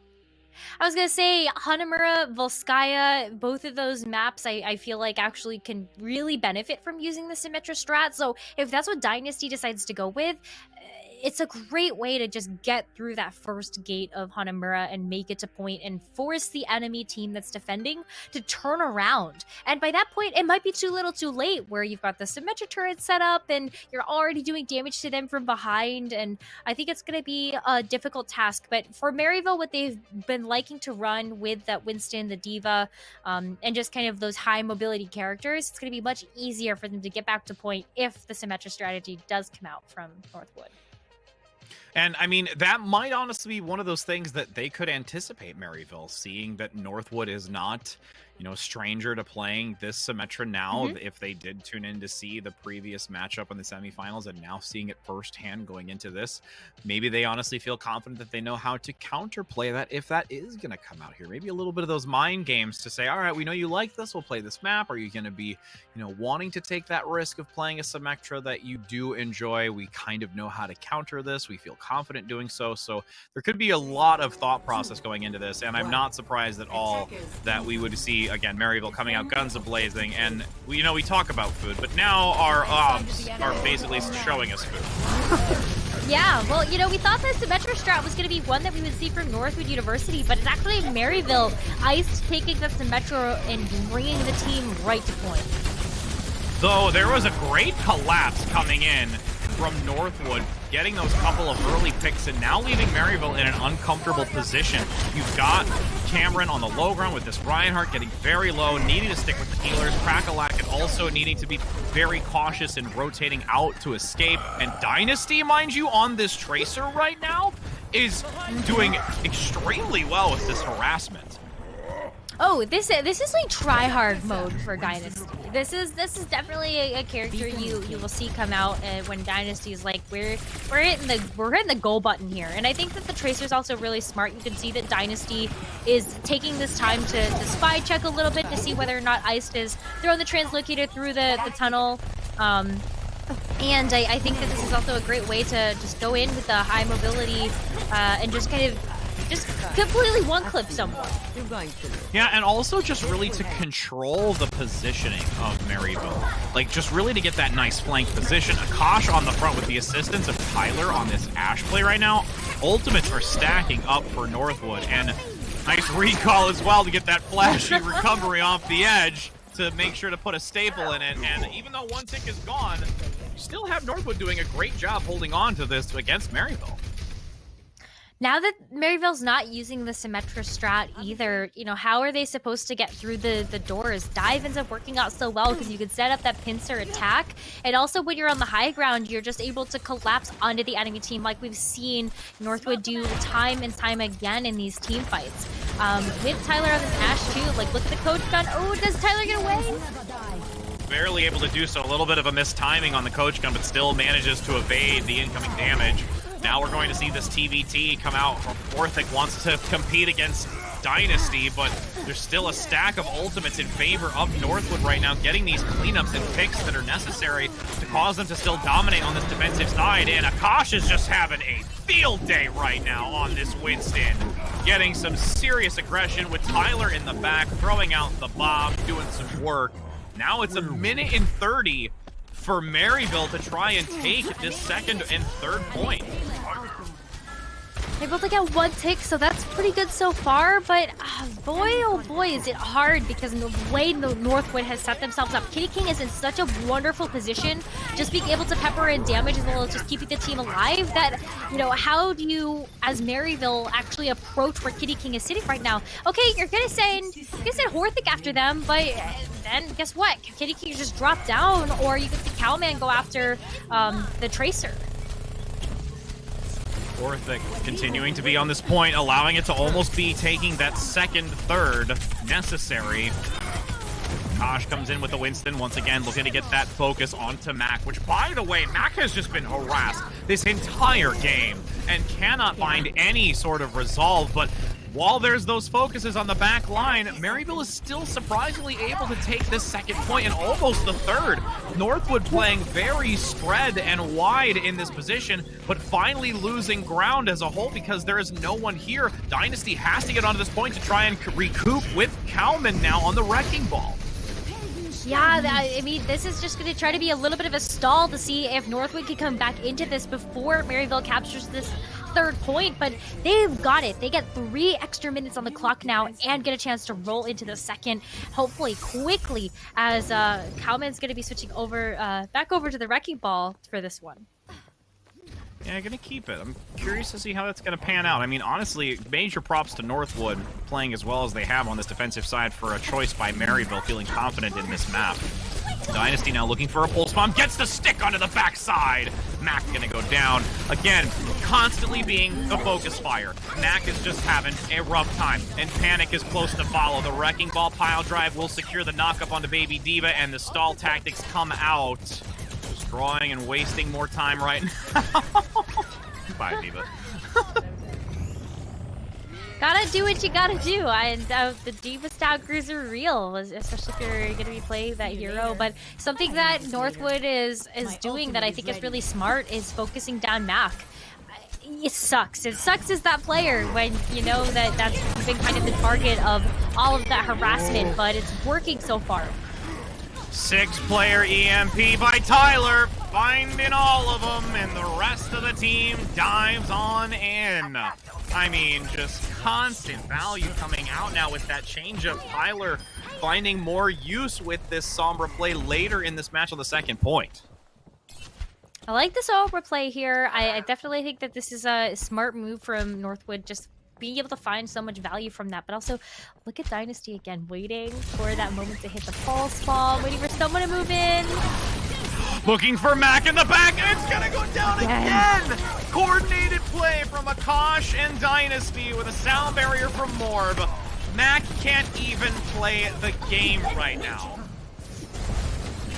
No. Nope. Can't play the game.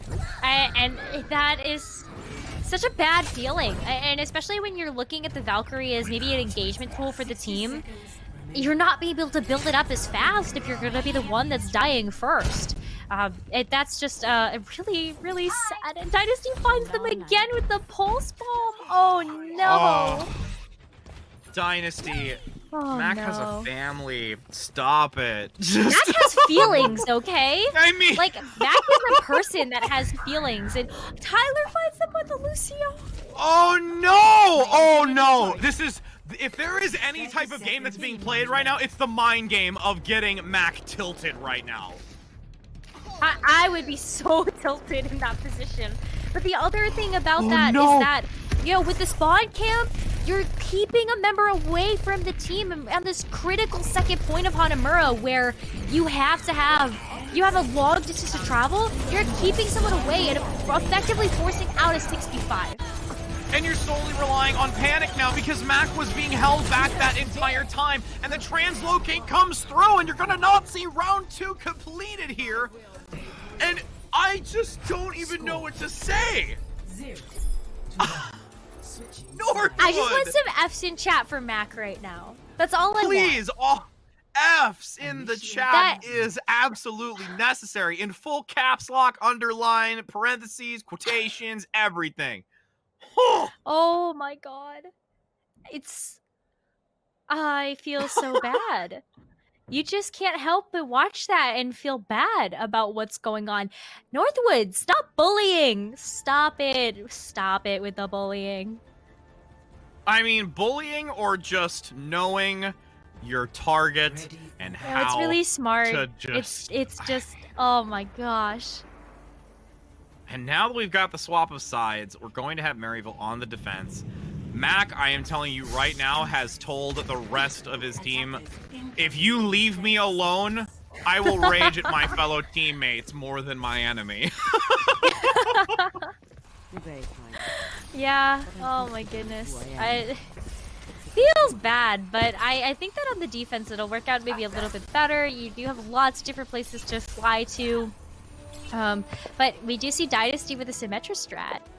Is it going to work out better for Northwood than it is Maryville? Maryville has to be ready for this. The teleporter is going to come, and then Northwood's going to be on point, and is Maryville going to be ready to receive that onslaught? And now, as we wait patiently, it's these moments leading into this. Akash actually going to change it up and go towards the Winston. There's even some... Oh, Tyler actually goes down a little early here. Finding a little bit too much of an aggressive play. Dynasty's actually going to swap to the Tracer now instead, and they won't go for the Symmetra strat.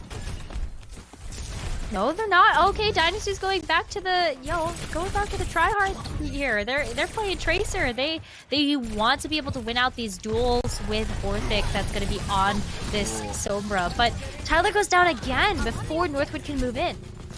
Yeah, if anything now, the attention has been directed at Tyler at the present time. Mac had a hard game playing, but Tyler's having just as hard of a one in this time around.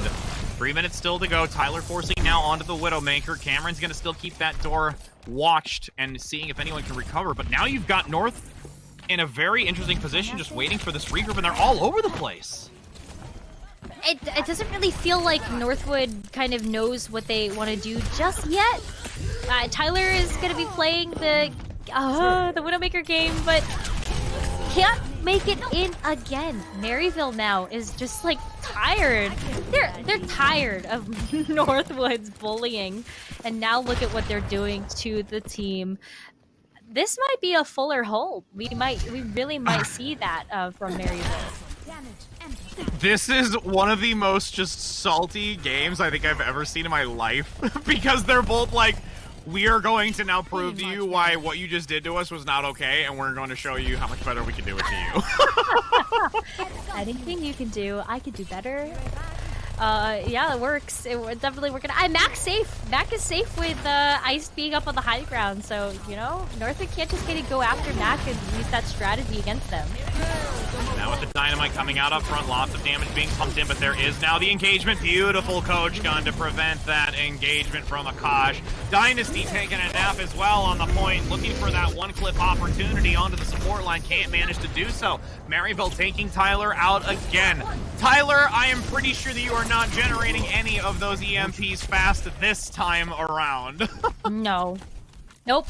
And that's kind of Maryville's game plan right now. With a minute and a half left, they really do have an option to stop Tyler from generating this EMP at all in this game. Look at how Cameron is spy checking at the moment. Tyler needs to be able to find a way in and get a hack in the back before Horthic ends up using this EMP. But that EMP could be the shutdown factor for Maryville to just completely stop Tyler from getting this EMP online at all this game. And now you have Orphic leading in with it first. 3 members have been affected. Tyler will not be able to play the game either before the EMP comes out. 1 minute now still to go, but some exchanges coming out here. Ice being a little overrun, can't seem to get the consistent picks necessary as Dynasty goes for the baby Diva on the inner corner, looking for the pick off as the rotation now tries to hyper-focus onto Cameron. Goes down. Horthic as well, very low. Beautiful recovery there to get the health pack translocating back out to get back into this fight for some formidable action as Asleep on the front line will land from Panic, trying to at least have some of Northwood be slowed. And despite this lengthy hold from Maryville, Northwood perseveres, and Tyler finally has the CMP. Tyler has the ELP, and that's a good sign going into the second objective, where you kind of have to throw everything in the kitchen sink to be able to get through the defenses that are on this side. Northwood University coming in with 4 ultimates should be enough to be able to scope all this, as long as Horthic doesn't get this EMP online first. Well, I don't know, we're gonna have to see if this pulse bomb from Dynasty can maybe open up an opportunity for Northwood to get in there. Horthic now being the focus around the side, managing to almost get a pick, but that sound barrier is there. 1 goes down, Tyler finds 3, in addition to the pick onto Ice. Now, with these few moments remaining, you have the nano boost coming out onto Cameron. A recovery is coming out by Maryville. They also have the spawn advantage. Ice is back in the mix of things with Cameron bleeding up on the front side. Even though that was great engagement and a lot committed to this by Northwood, they will have another attempt with still a couple of tank ultimates and a DPS one coming up here shortly. They're gonna have a couple of tries at this. I think maybe this next push might get shut down by Horthic's EMP, but after that's out of the bank, then Northwood should be able to have a chance to move into this one. I don't know, though. I don't even want to say it, Rich Rad. I'm just gonna keep my mouth shut for this. I mean, we are we just have 2 watching options. this. Yeah, we do, and we're just we'll leave those options up to fate as a Bionade comes out onto 3. Northwood will be also only hit by 1 for that EMP from Horthic. This corner position from Akash on the Winston manages to get a decent pickup onto Ice, who is a primary focus. No longer going to have Mac be the focus because we need to stop this damage from coming out. Kosh up front now with the assistance of Kalman pushing onto this point. They only need 1 tick. Kitty now going to get the kill with the Coalescence as Dynasty comes in with a double. The melees are there. Tyler to assist. The tick comes through. The EMP to counter. And that's going to be Maryville falling short in a map of their choice, with Northwood now bringing it to this Titan and entering into a match point on Hybrid. Wow. Wow, wow, wow. I was honestly, because of the hold that we saw from Maryville, was like, Northwood might not even get any percentage of this first point. Especially the way that we were seeing Ice play with this Ashe, with the coach guns at the right moments to be able to deny all of that jump pressure from the Winston. I really thought it was going to be over for Northwood, but they persevered. And with the 3 minutes that they had on the clock moving into that second point, that was more than enough for them to be able to get that third of the pie on that second objective. And boy, do we have a series. And really, this was Maryville's pick. Yeah, that's the really scary part. And now that we go scary. into Hybrid, this next selection from Maryville is going to be critical. And honestly, I have to say right now, despite the pick, the fact that there was so much coordinated play from Dynasty, Akash, and Tyler bringing down Mac. You can see the pulse bomb. This was the start of a long line of picks onto Mac, and it just could never recover. And honestly, that sole focus and plan is what never allowed Maryville to take that first tick. Well, what's really hard, because like if you're missing a healer, or you're missing anybody for that matter on that second objective, how do you move forward? The respawn advantage is so in favor of the defense on that second point that there's really no recovery from that if you're on the attack. So it didn't matter if it was Mac, if it was Panic, if it would have been Cameron or Horthic or Ice or for anybody on the team of Maryville. It just was a pick. The pick was enough for Northwood to make that into an advantage for them. Absolutely. Running the clock. Making sure that it was not going to happen. And Northwood has really stepped up to take this monster of Maryville. And I got to tell you, I am looking forward to seeing what Maryville is going to select of this hybrid map. Again, for those, Hollywood, New Money, and Kings Row are the three selections. We've consistently seen Kings Row, but we are going to a brief break before entering into that to see if Northwood might be able to actually just close out this entire invitational on this next map. We'll be back in just a moment, friends.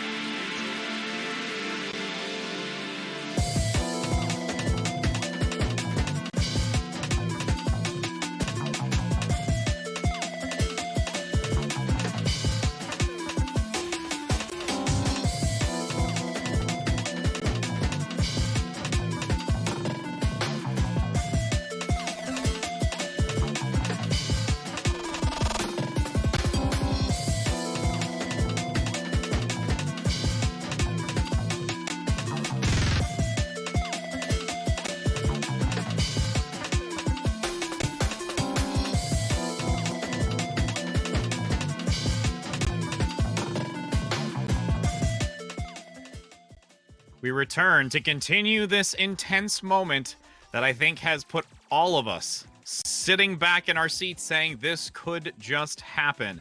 The third annual Harrisburg University Esports Invitational Grand Finals powered by Nerd Street Gamers. We have Northwood in a position competing against the monster that is Maryville, and honestly taking them for a spin right now in this third annual Invitational.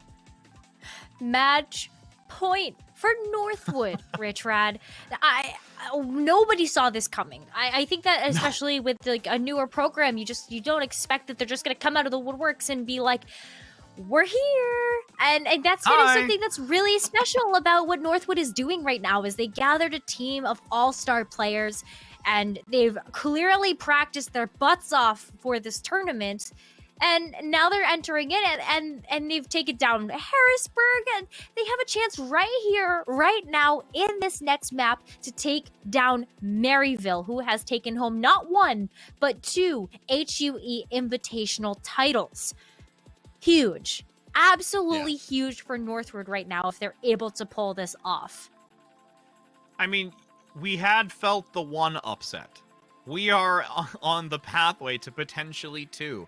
If you can see Northwood continue just powering up and reaching their final form.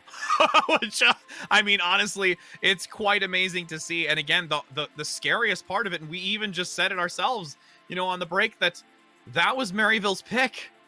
And was unable to persevere through it on a confident map that they probably have played very proficiently. And now we're going to see entering onto a map again, which we've not seen, which is Numbani. And this is a very, very unique map to be playing on, and I cannot wait to see how Maryville is going to be, you know, diving into this with these compositions and how to play this high ground, the low ground, the dynamic shifts through this map. It's going to be intense.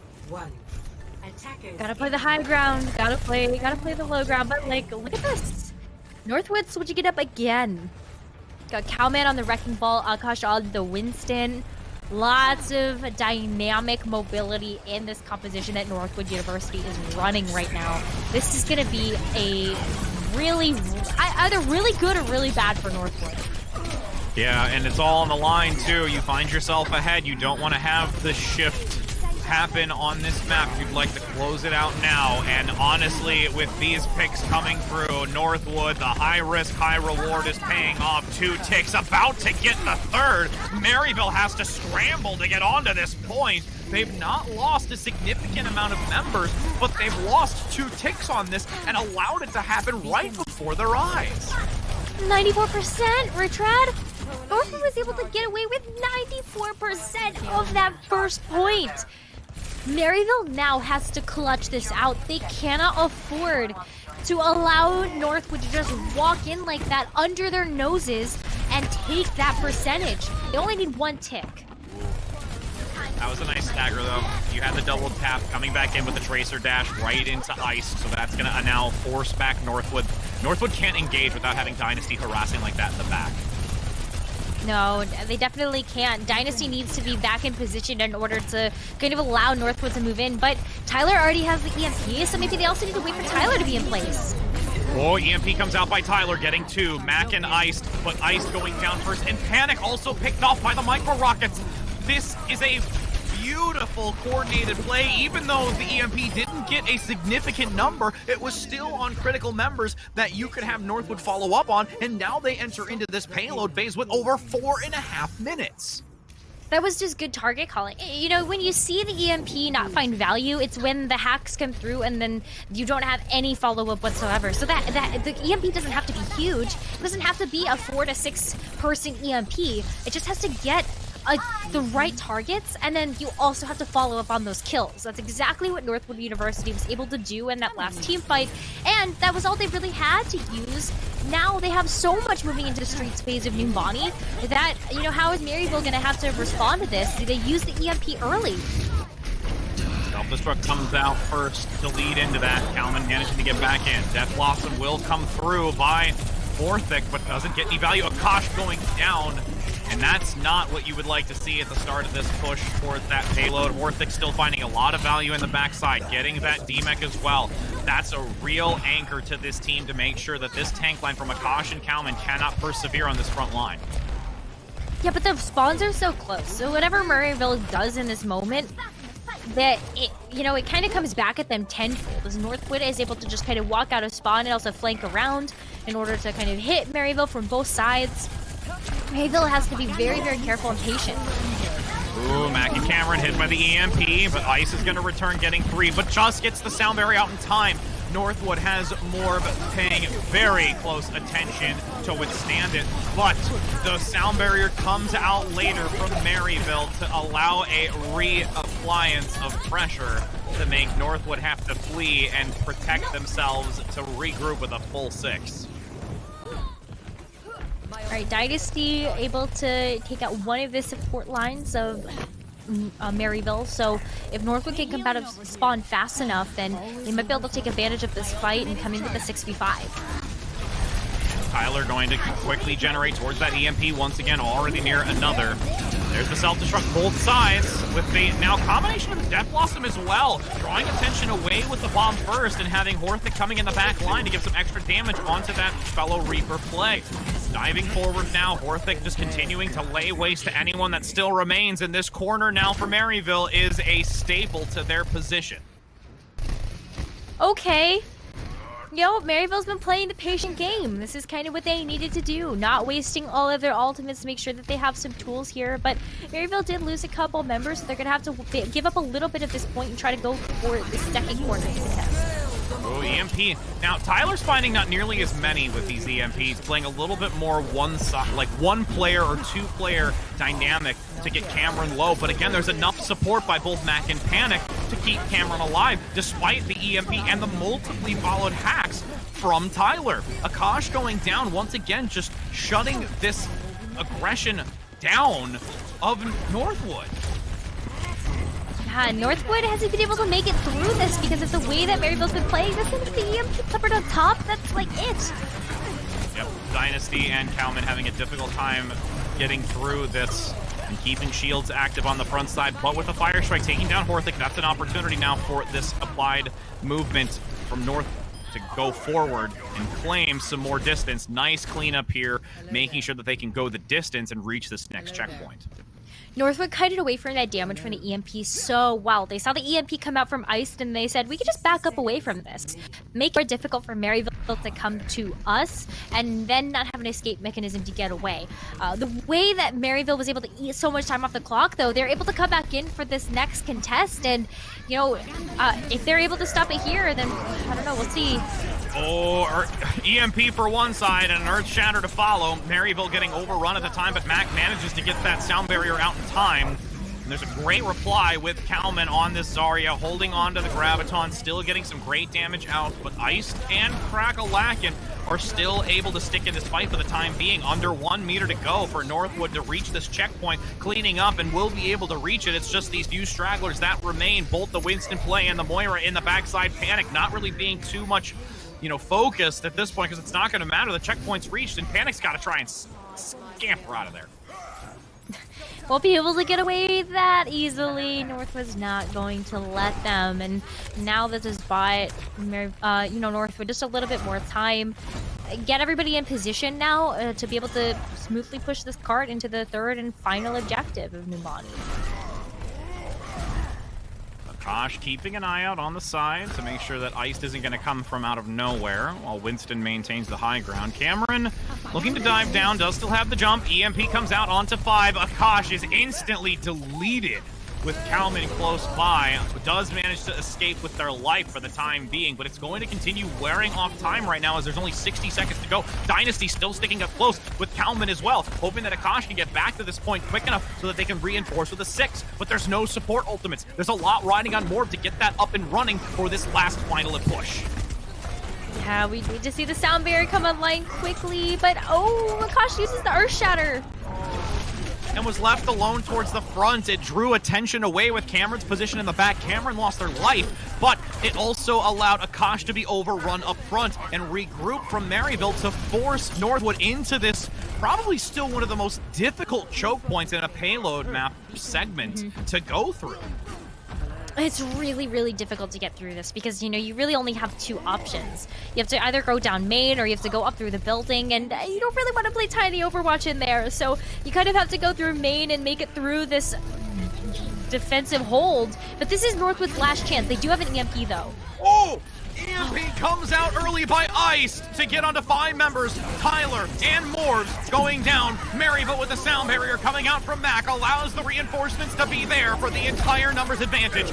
Overtime commencing. Horthic does go down. The coalescence is there from Kitty King to try and fortify what remains, but it is very, very light in numbers. The hack comes out onto the Diva play. Kalman barely surviving because Morb has the sound barrier to keep this team alive for seconds longer. An EMP onto 4 of Maryville, but there's no damage to follow up. This scrappy fight is just going to be long and drawn, but it won't be able to last forever as Maryville halts Northwood's attack on this payload and finishes as it just turns the corner of the archway.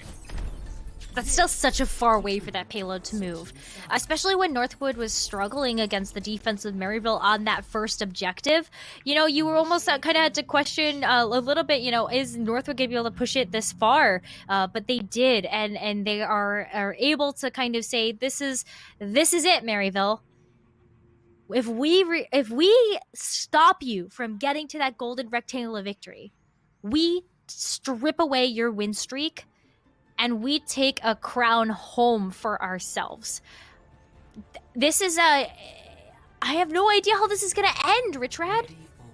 It is a monumental moment lying ahead of both of these teams to be able to say that you have 3 consecutive year titles, or being able to take down the 2-year consecutive title team and claiming it for your own.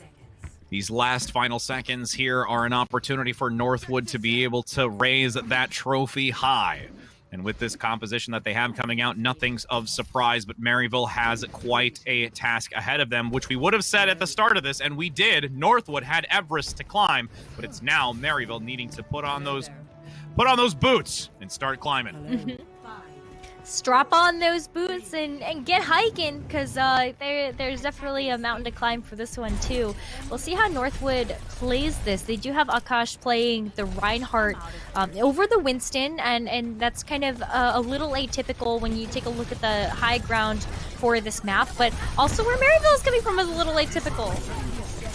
Yeah, they are going to rush instantly from that low ground position to cause presence on this point, already gaining 1 tick, taking a little bit of a chapter out of Northwood University's book, applying pressure to that point first versus looking for the initial picks, forcing them back up this stairway. Northwood still being very patient to pursue back onto this point. Almost a second tick of tank, Crack-a-Lack and getting low, and Horthic goes down. Numbers will be in favor of Northwood, and Northwood on this first engagement from Maryville have managed to hold strong, and a pin in the back onto Panic. I can tell you Panic is feeling that right now. Yeah, but the best part about that is Northwood only had to give up 1 tick of the first point in order to actually get the recontest, and Tyler's already worked up to an EMP. This is looking good for Northwood right now for at least the next couple of fights. With these next couple fights, a lot is riding on these shoulders. These individuals from Maryville. Got Cameron nearing that primal range, jumping onto the point instantly to get that Tesla cannon damage. EMP comes out, landing onto both tanks. Cameron goes down, and Crack-a-Lacken is the next focus, but manages to skirt by and keep healthy with that coalescence, giving some assistance by Panic. Self-destruct going to be dropped down by Kalman with the damage coming and being too high to withstand it. 2-minute marker now here for Maryville, and needing to still try and find some sort of angle to get back onto this point with a dominant factor.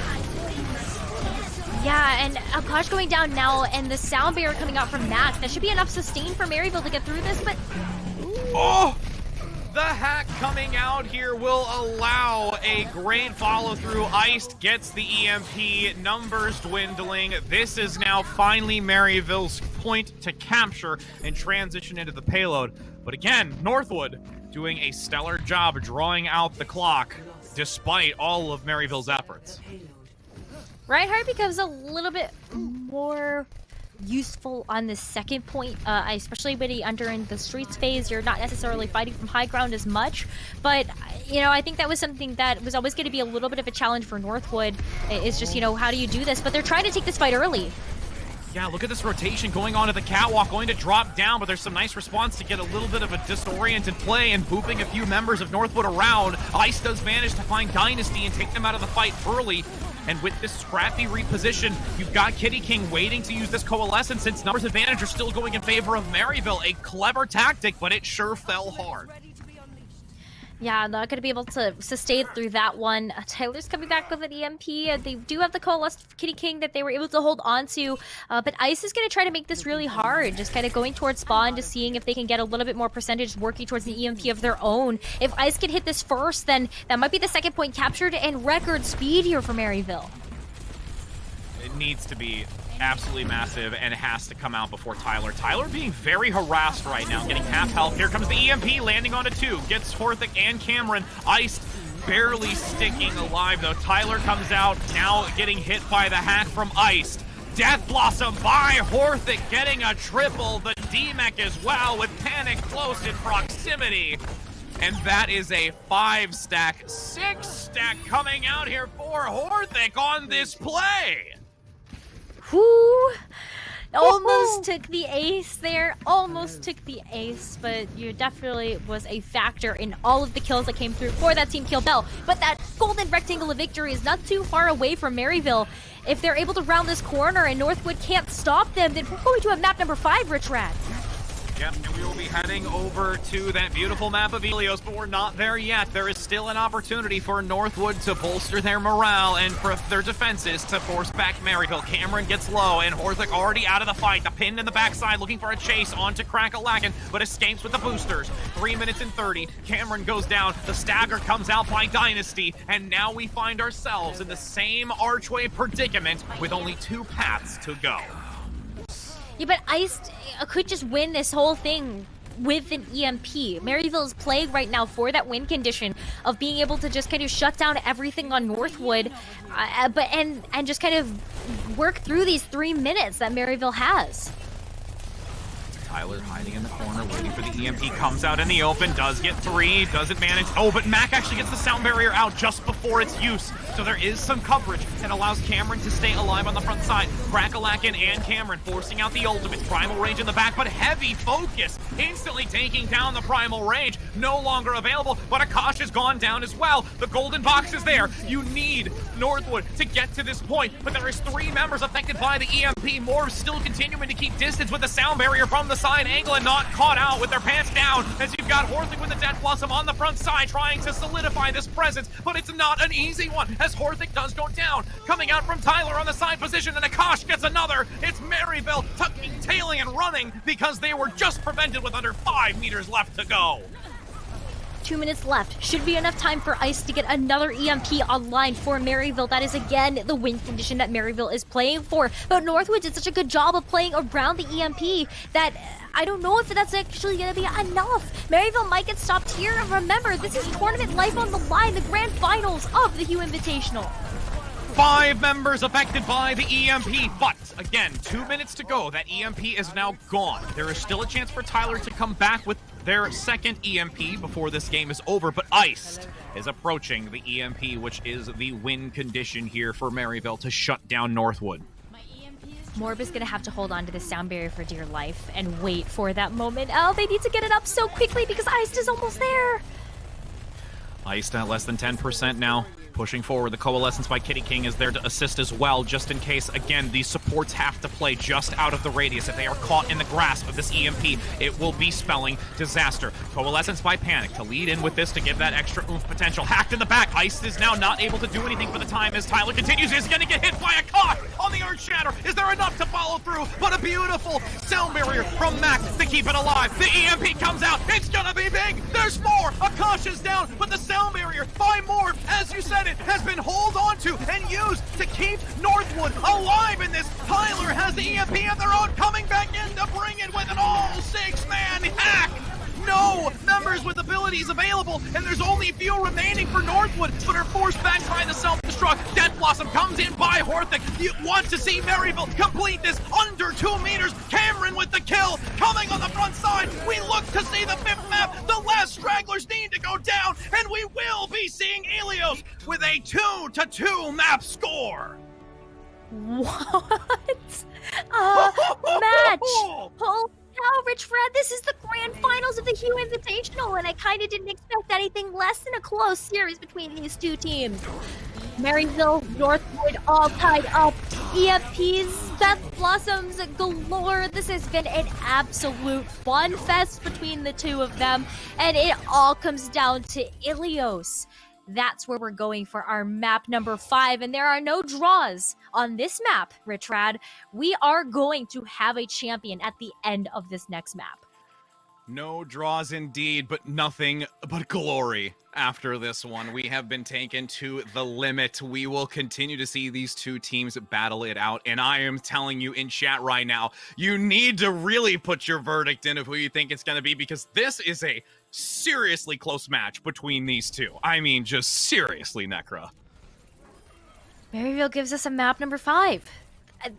You know, holy cow! This was so close too. If Northwood had something else for the for the EMP, like that's honestly the game that you're playing. You're playing a game of resources and resource management. And Maryville at the very end of things was able to have the right pieces of the puzzle online to put that picture together of victory.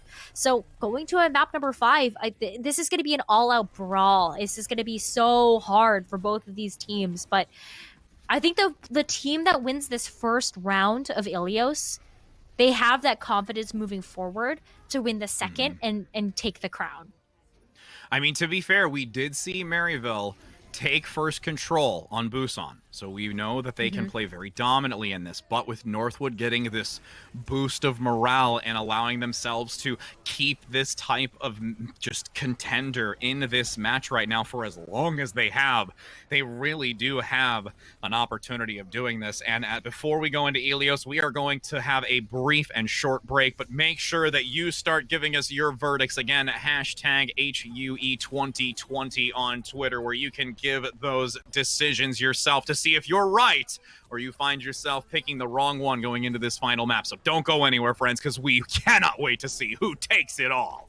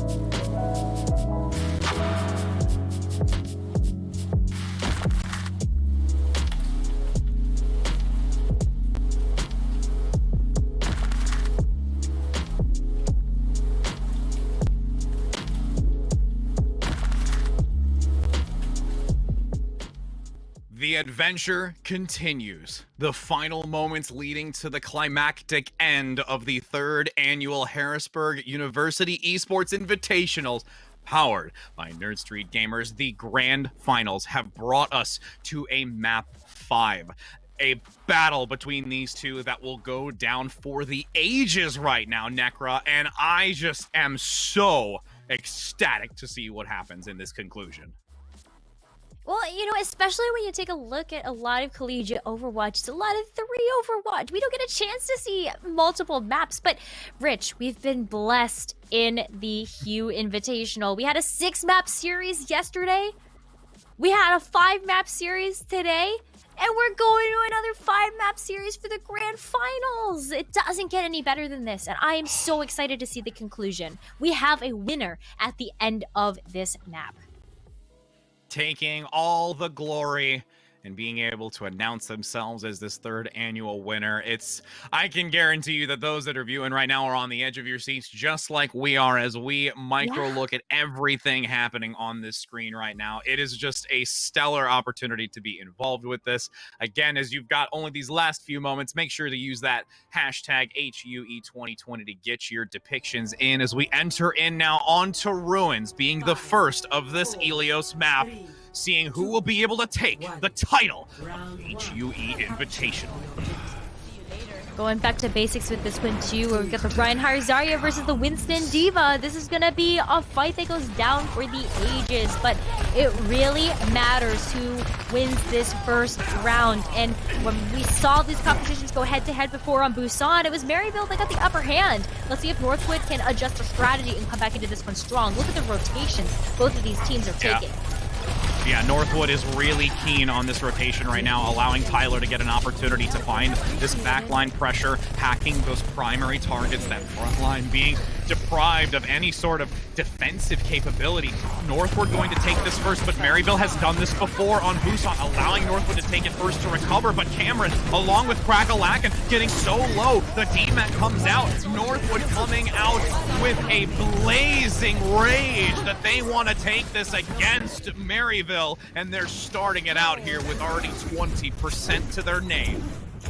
Ooh, starting things out strong on Ilios Ruins, and with Tyler working up to that EMP, Northwood should be able to set the pace of this next fight. Ice is slightly outpacing them, but not by very much, so it is going to be a race to see who gets the EMP online first. You have Ice just behind. Tyler's looking for a chance, manages to get 4. Ice is going to be outside of the radius and looks to potentially reposition. The hack does come out onto a Kosh before departing, but this is still a great position to be in. The grab's going to be thrown, getting a nice isolated pick onto Mac again. The focus fire shutting Mac out of these fights is very, very real at this moment. Yeah, and Maryville can't really push in without that Lucio pick because you just don't have the same type of maneuverability if you don't have that Song of Speed. So you've got to wait for that Lucio to come back before you push forward. Ice has been able to hold on to TMP though. 4 going to be hit, but more. But once again, on this Lucio, consecutively, always at a distance to get that sound barrier up to withstand a lot of this aggression coming out from Maryville. But Mac has to put this into the mix as well. Numbers advantage for Maryville, starting to pick off the remaining stragglers of Northwood and will take it away, but there is still a plentiful amount of percent gained from Northwood. Yeah, and Northwood could just come right back into this one with the Earth Shatter. How is Cameron going to really be able to stop that? So we'll have to see exactly how Northwood approaches this, but I think this is going to be a tough fight for Maryville, not really having too much except for the Primal Rage and the Death Blossom, maybe using some of those tools reactively to keep people away from following up the Earth Shatter. Primal Rage not going to come out to try and get some harassment early. Horthic also nearing that Death Blossom, managing this point for the time being, but there is a great defensive position up front, allowing Akash to move in. The grab comes down into the center, but you do have a nice evasion from Horthic. Cameron being out of this fight, though, puts a lot of pressure onto Crackalacken at the moment to manage this. Up top, though, Tyler looks for the EMP, lands it onto 4. Crackalacken out of the mech, with now the remaining members hacked like Horthic and Ice to be focused down. Ice is going to have that EMP as well for this fight, but I'm really curious if they're going to hold on to it with this long extended position, because you've already seen Northwood manage to clean up a majority of Maryville. They're going to hold on to it, but Northwood University now knows that both Horthic and Ice have their their ultimate's online.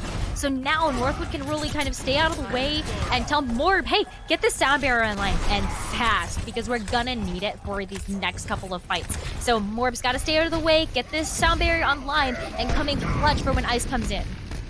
Oh, the Earthshatter comes in the back, manages to get Panic very low, and Mac goes down, but you have to have somebody touch the point. It's going to reach it, but nobody gets there in time! Northwood manages to prevent it. The front line Earthshatter from Akash forces the front line and DPS to give assistance to the supports, so nobody could get to the point quick enough to touch it. Okay, Northwood. Okay. We see you! We see you. Yeah, we see you. We're picking up what you're putting down, and that's like the winning confidence right there. But we still have a second round of Ilios, and that was a close one on Ruins. If Maryville had been able to get past the Earthshatter, maybe make use of the EMP that came out from Ice, then it might have been a different story. But the aggression that we're seeing from Northwood University has been really hard for Maryville to get past, and we'll see what happens in this next round. Is this gonna be it, Rich Rad? Are we crowning a new HUE Invitational champion soon? Only a few more moments will define who claims the trophy and can lift it high overhead with pride. As the glory now starts to favor Northwood, you got Maryville playing this inner room carefully, looking for an engagement opportunity. Horthic going very low, and Crackalacken is demeched. Northwood finding again another opportunity to shut back Maryville. Crackalacken is unable to engage in this fight until back into the mech, finally getting it, but that allows Northwood to take this percent, and you see Northwood pressing on, Necra. Oh, and getting demexed again. That Diva is gonna be out of the mech for a little bit longer, as we do see more go down. So there's a little bit of fight that Maryville might still be able to have, but I think this is just a sign that Maryville's got to back up and wait for some of these resources and some of these teammates to come back. Absolutely, there have been far too many that are lost in that engagement. Now it's already 25%. Maryville needs a full 6 to get back into this, but they do have some resources to use going into this next fight. They do. EMP versus EMP once again, and the coalescence from Panic could be enough to just kind of stop that EMP from Tyler. So it's going to be some mind games here. Who's going to EMP first? Who's going to shut down the right targets? All up in the air right now. Oh, EMP onto 5. Tyler is the only one that escapes it and manages to get a counter EMP where Crackalacken and Cameron are going to go down. Despite the beautiful positioning from Ice, there is Tyler always there to answer and bring the necessity to these fights. 55% and climbing. You now see Maryville in a very challenging position with only 40% left until Northwood takes this HUE Invitational. There's an Earth Shatter, there's a Death Blossom, there's combos on time for Northwood, and they have the sustain! Oh my goodness, you have the Shatter coming out up front, knocking down 3. Mac has to force the support ultimate, and Horthic gets taken out. Ice is forced to go onto the Tracer, and now this is final fight territory, and I don't even know if Maryville's gonna be able to get to the point. Yeah, Cameron, might be able to come in with the Primal Rage and get the point a little bit faster, but is this going to be a cohesive push from Maryville? Northwood, right now, has a lot of momentum, and they show no signs of stopping. Rich Red, this is the final fight to see who might come out on top for this HUE Invitational. Cameron dives in, going for the pick onto Tyler in the back. Very key take, and actually Maryville, with that aggression, completely separating Cameron, allows the recontest and taking it back in the 99 to overtime. And now Northwood has to fall back because they don't want to risk anything. Yeah, but they're gonna have the EMP, the Graviton Surge, and Northwood has bought themselves enough time by getting this to 99% where they can afford to make a mistake. Maryville does not have the same luxury. That luxury needs just luxury in general to just take this to a third map right now for Maryville. That's the luxury they're looking for. Tyler has the EMP, getting very low, has to translocate out, managing to survive. Ice gets a pick though onto Akash. This is where Northwood is going to have to be respectful and fall back again, but there is a quick, decisive force from Maryville to clean up even further and bring this closer to that 99 to 99. 2 more attempts for Northwood right now as Maryville approaches that 45% mark. There's just a Death Blossom online for Maryville, and you know what? If we can see Northwood just shut that down with this EMP, that's gonna be it. Northwood's gonna take this. Tyler down below, drawing attention back to the point. Has the EMP with the assistance now of Dynasty. A pick comes out onto Mac with the EMP onto 2. Iced and Crack-a-Lack invulnerable as you've got Horthic coming in with the Death Blossom. It's not going to be enough. The pin in the back as well from Akash as the Earth Shatter gets the stun. Overtime switching now. It's going to be Maryville in desperation, sticking to this point, but it's not going to last. Northwood is coming in clutch at the end of it all. After a 5-mapper onto Helios, they get the pick of the Death Blossom, the nail in the coffin, the Stragglers coming out, the Doom Mist as well. It is only a hope and a prayer for Maryville to touch this point, and it's not going to matter.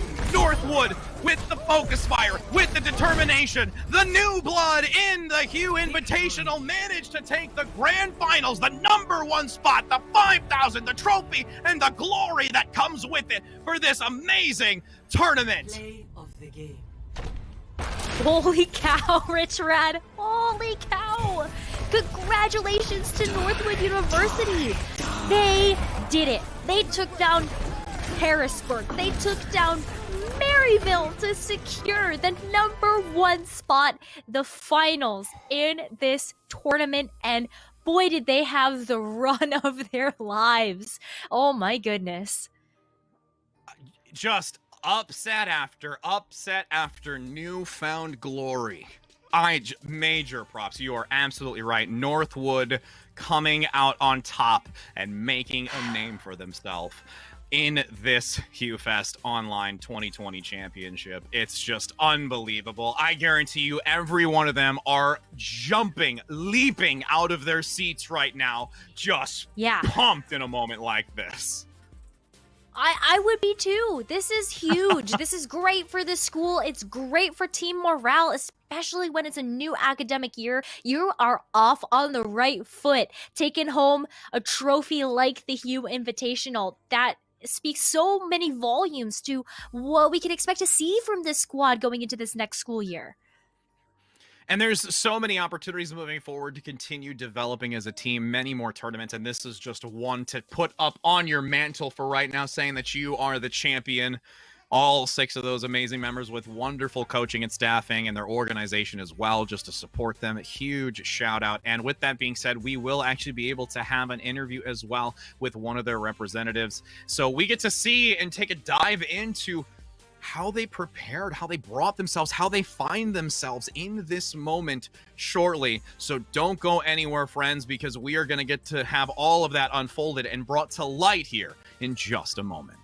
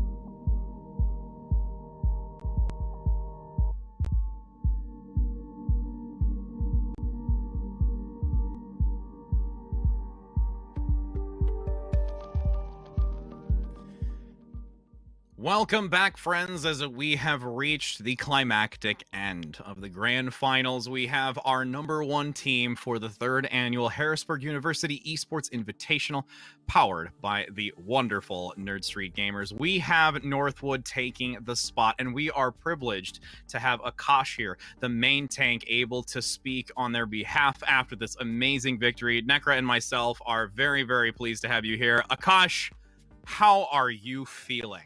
I am feeling right excellent now. right now. So good. I mean, I don't know. It's kind of unreal.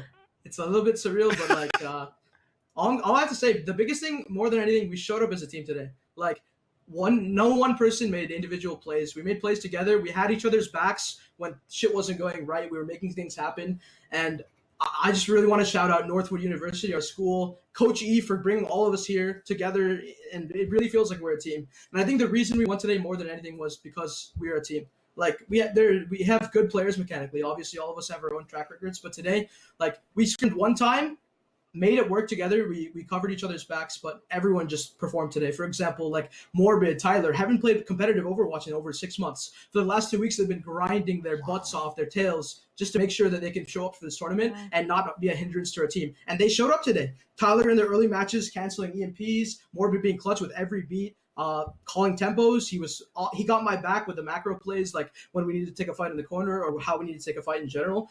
Everyone showed up. Cal had insane plays. Kitty King on the Moira. Kitty King is off-rolling on Moira. He's the main support player. He's playing that Moira and got insane value, kiting every engage. But again, once again, shout out to Coach E. He's had our back from the beginning. And, I'm really excited because, Northwood University, it's a new dynasty. Our team, next 4 years, you guys can expect a lot from us. We're the dynasty. Best collegiate team. Coin Hey, it now. you heard it here first. Okay, those are some big words coming out from your squad, but boy, did you all earn them. All the shout outs that you did today, we can't even stress how we were feeling about every single member of your team. Let's go back a little bit because let's talk through this playoff bracket for you all. And let's start with that huge match against Harrisburg University. How are you all feeling kind of going up against them? Were you nervous? Was there anything in particular you were worried about facing when you were going up against Harrisburg? So obviously Harrisburg is the host of this tournament, and their team has been very successful in previous years and previous tournaments. Coming in, we knew maybe mechanically they're really close to us and we're really similar in mechanics, and they have really good individual players. One thing that was really good for us is we played Reinhardt in the tournament. I don't know if you guys noticed that, but pretty much everywhere we were playing the Reinhardt. Oh yeah, and we noticed. because we came into the idea where teams are usually practicing are going to be playing a mirror monkey versus monkey, and our team really did a good job of enabling me and keeping me alive, and we were able to help each other. So the Harrisburg match, coming into it, we were really chill. Last night, we ate some McDonald's, watched some TV. We were really low stress coming in. We came in, first map, we started a little bit rough, but I think one of the biggest factors in getting our energy, our vibe in the right mood was when Tyler EMP'd Elk out of EMP. That had to be the play, because that gave us the tempo, that gave us the precedent, holy shit, we're actually doing this right now. And we just finished. We stayed in the moment. We were focused the entire time. There was no oh, these guys are bad. Oh, what are we going to do on Twitter after this? It was all in the moment. Mm-hmm. We made sure we finished till the end, and our discipline and just our teamwork. And again, that comes from us living together, having to problem solve in real life. For example, yesterday I was locked out of my dorm, and Kitty King had to climb through the window to open it for me. So we have insane synergy in person, and that's due to Northwood University investing in us and believing in us. And I'm excited to just bring them name and make the brand what it is. I'm so happy. I'm so happy and thankful for all the opportunities I've gotten. Back when Coach E contacted me last September and toured campus, and he gave me the vision of what we're gonna do here, and it feels like we made it happen, and we'll continue to make it happen. I don't think we'll get complacent here. This is just a building block for us. Our first tournament with very little practice. We showed up because we have insane teamwork, good school, and we came to play today in a moment. Absolutely. I mean, we can just tell by your energy, even just talking about it. It's just fueling you right now, and it's just so exciting to see. And again, that's what we love so much about this is, all of those types of dynamics, coming together as a team with organization, your coaches, so much. And, as you look forward, you're saying, best collegiate team, you've got all these aspirations, the goals for the next 4 years. Where do you see yourself, and what are those next steps to continue to elevate yourself and your team within Northwood? What are your goals moving forward? All right, so for tonight, at least in the short term, we're gonna celebrate this victory. We'll go hang out by the fire pit, roast some marshmallows, chill out on our beautiful campus. But I think it's just like taking it day by day. Like we don't get overzealous, and like we don't get really we got really excited when we won, obviously, but like our emotions was flat. We kept focused, and I think that's how we'll take it day by day. Every day we'll show up. We'll have our team dinners together, team lunches, whatever, in the dining hall. We just support each other like really well. So I think we'll take it day by day, focus on the next tournament coming up, and we all have our individual grind. Like Cowman, Kitty King, we're all scrimming like 6 hours a day. Tyler plays Valorant. His main game is Valorant, so he's been grinding this on the side to help us to make sure he's showing up. And Morbid also just like recently got off his coaching break, and he's just been grinding his mechanics. And just, everyone showed up to win today, and that energy and that motivation, and people are adhering to this goal. We came here to play. Like we came here to play. We're gonna play, get our education, and represent the university as well. So we'll take it day by day.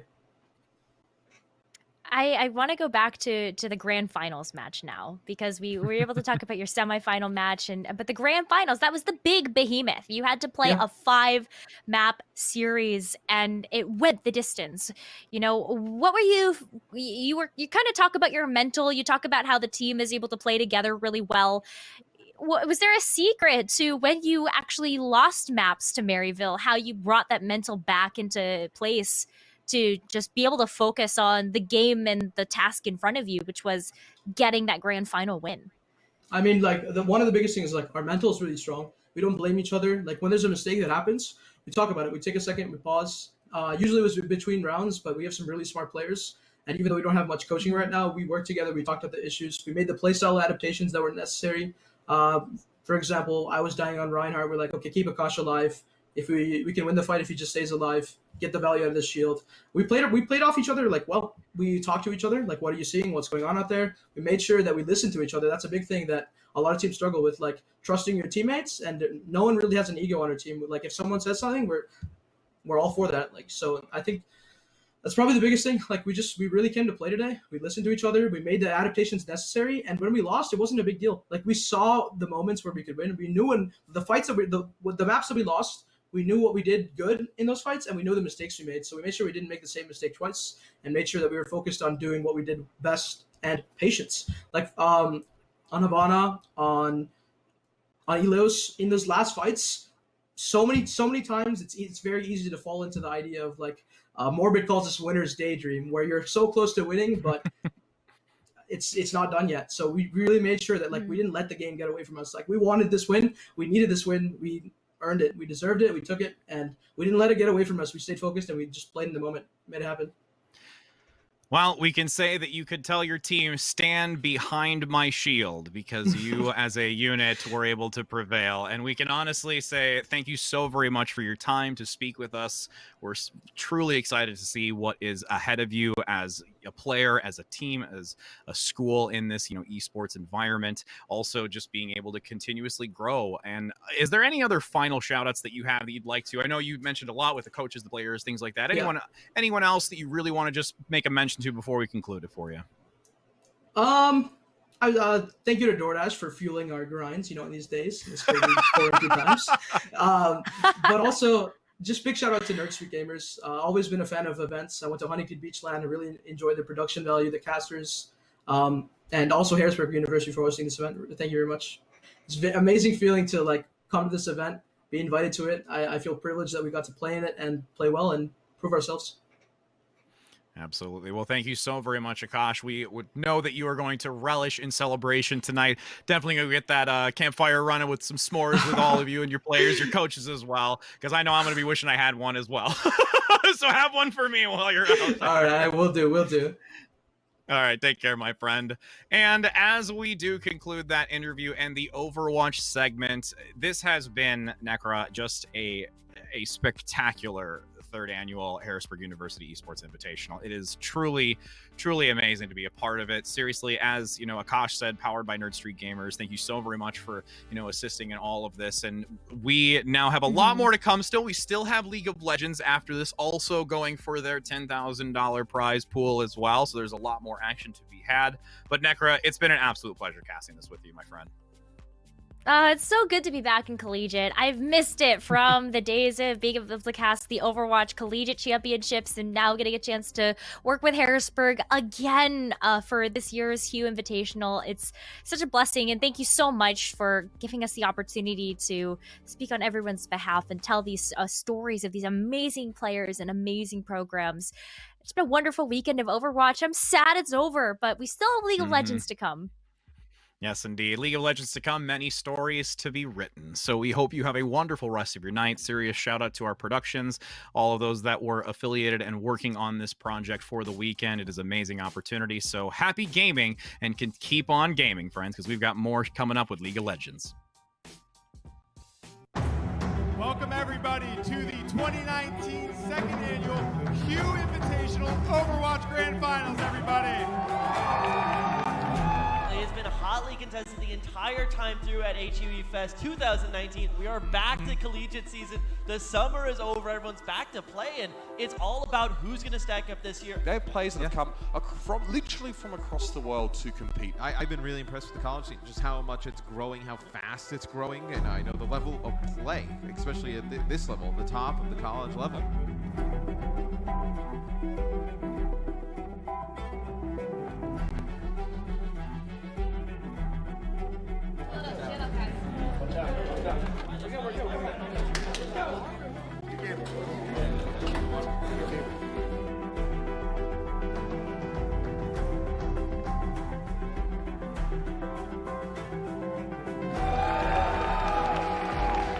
Falls into the fight. Decent going to be the next casualty coming in for Harrisburg. Only having Platypus alive. He's underneath the turret, underneath his own bounty. Congratulations out to Maryville, the Titans of Collegiate. Look at how far they're pushing. Hypnon outside of his shield. Neutral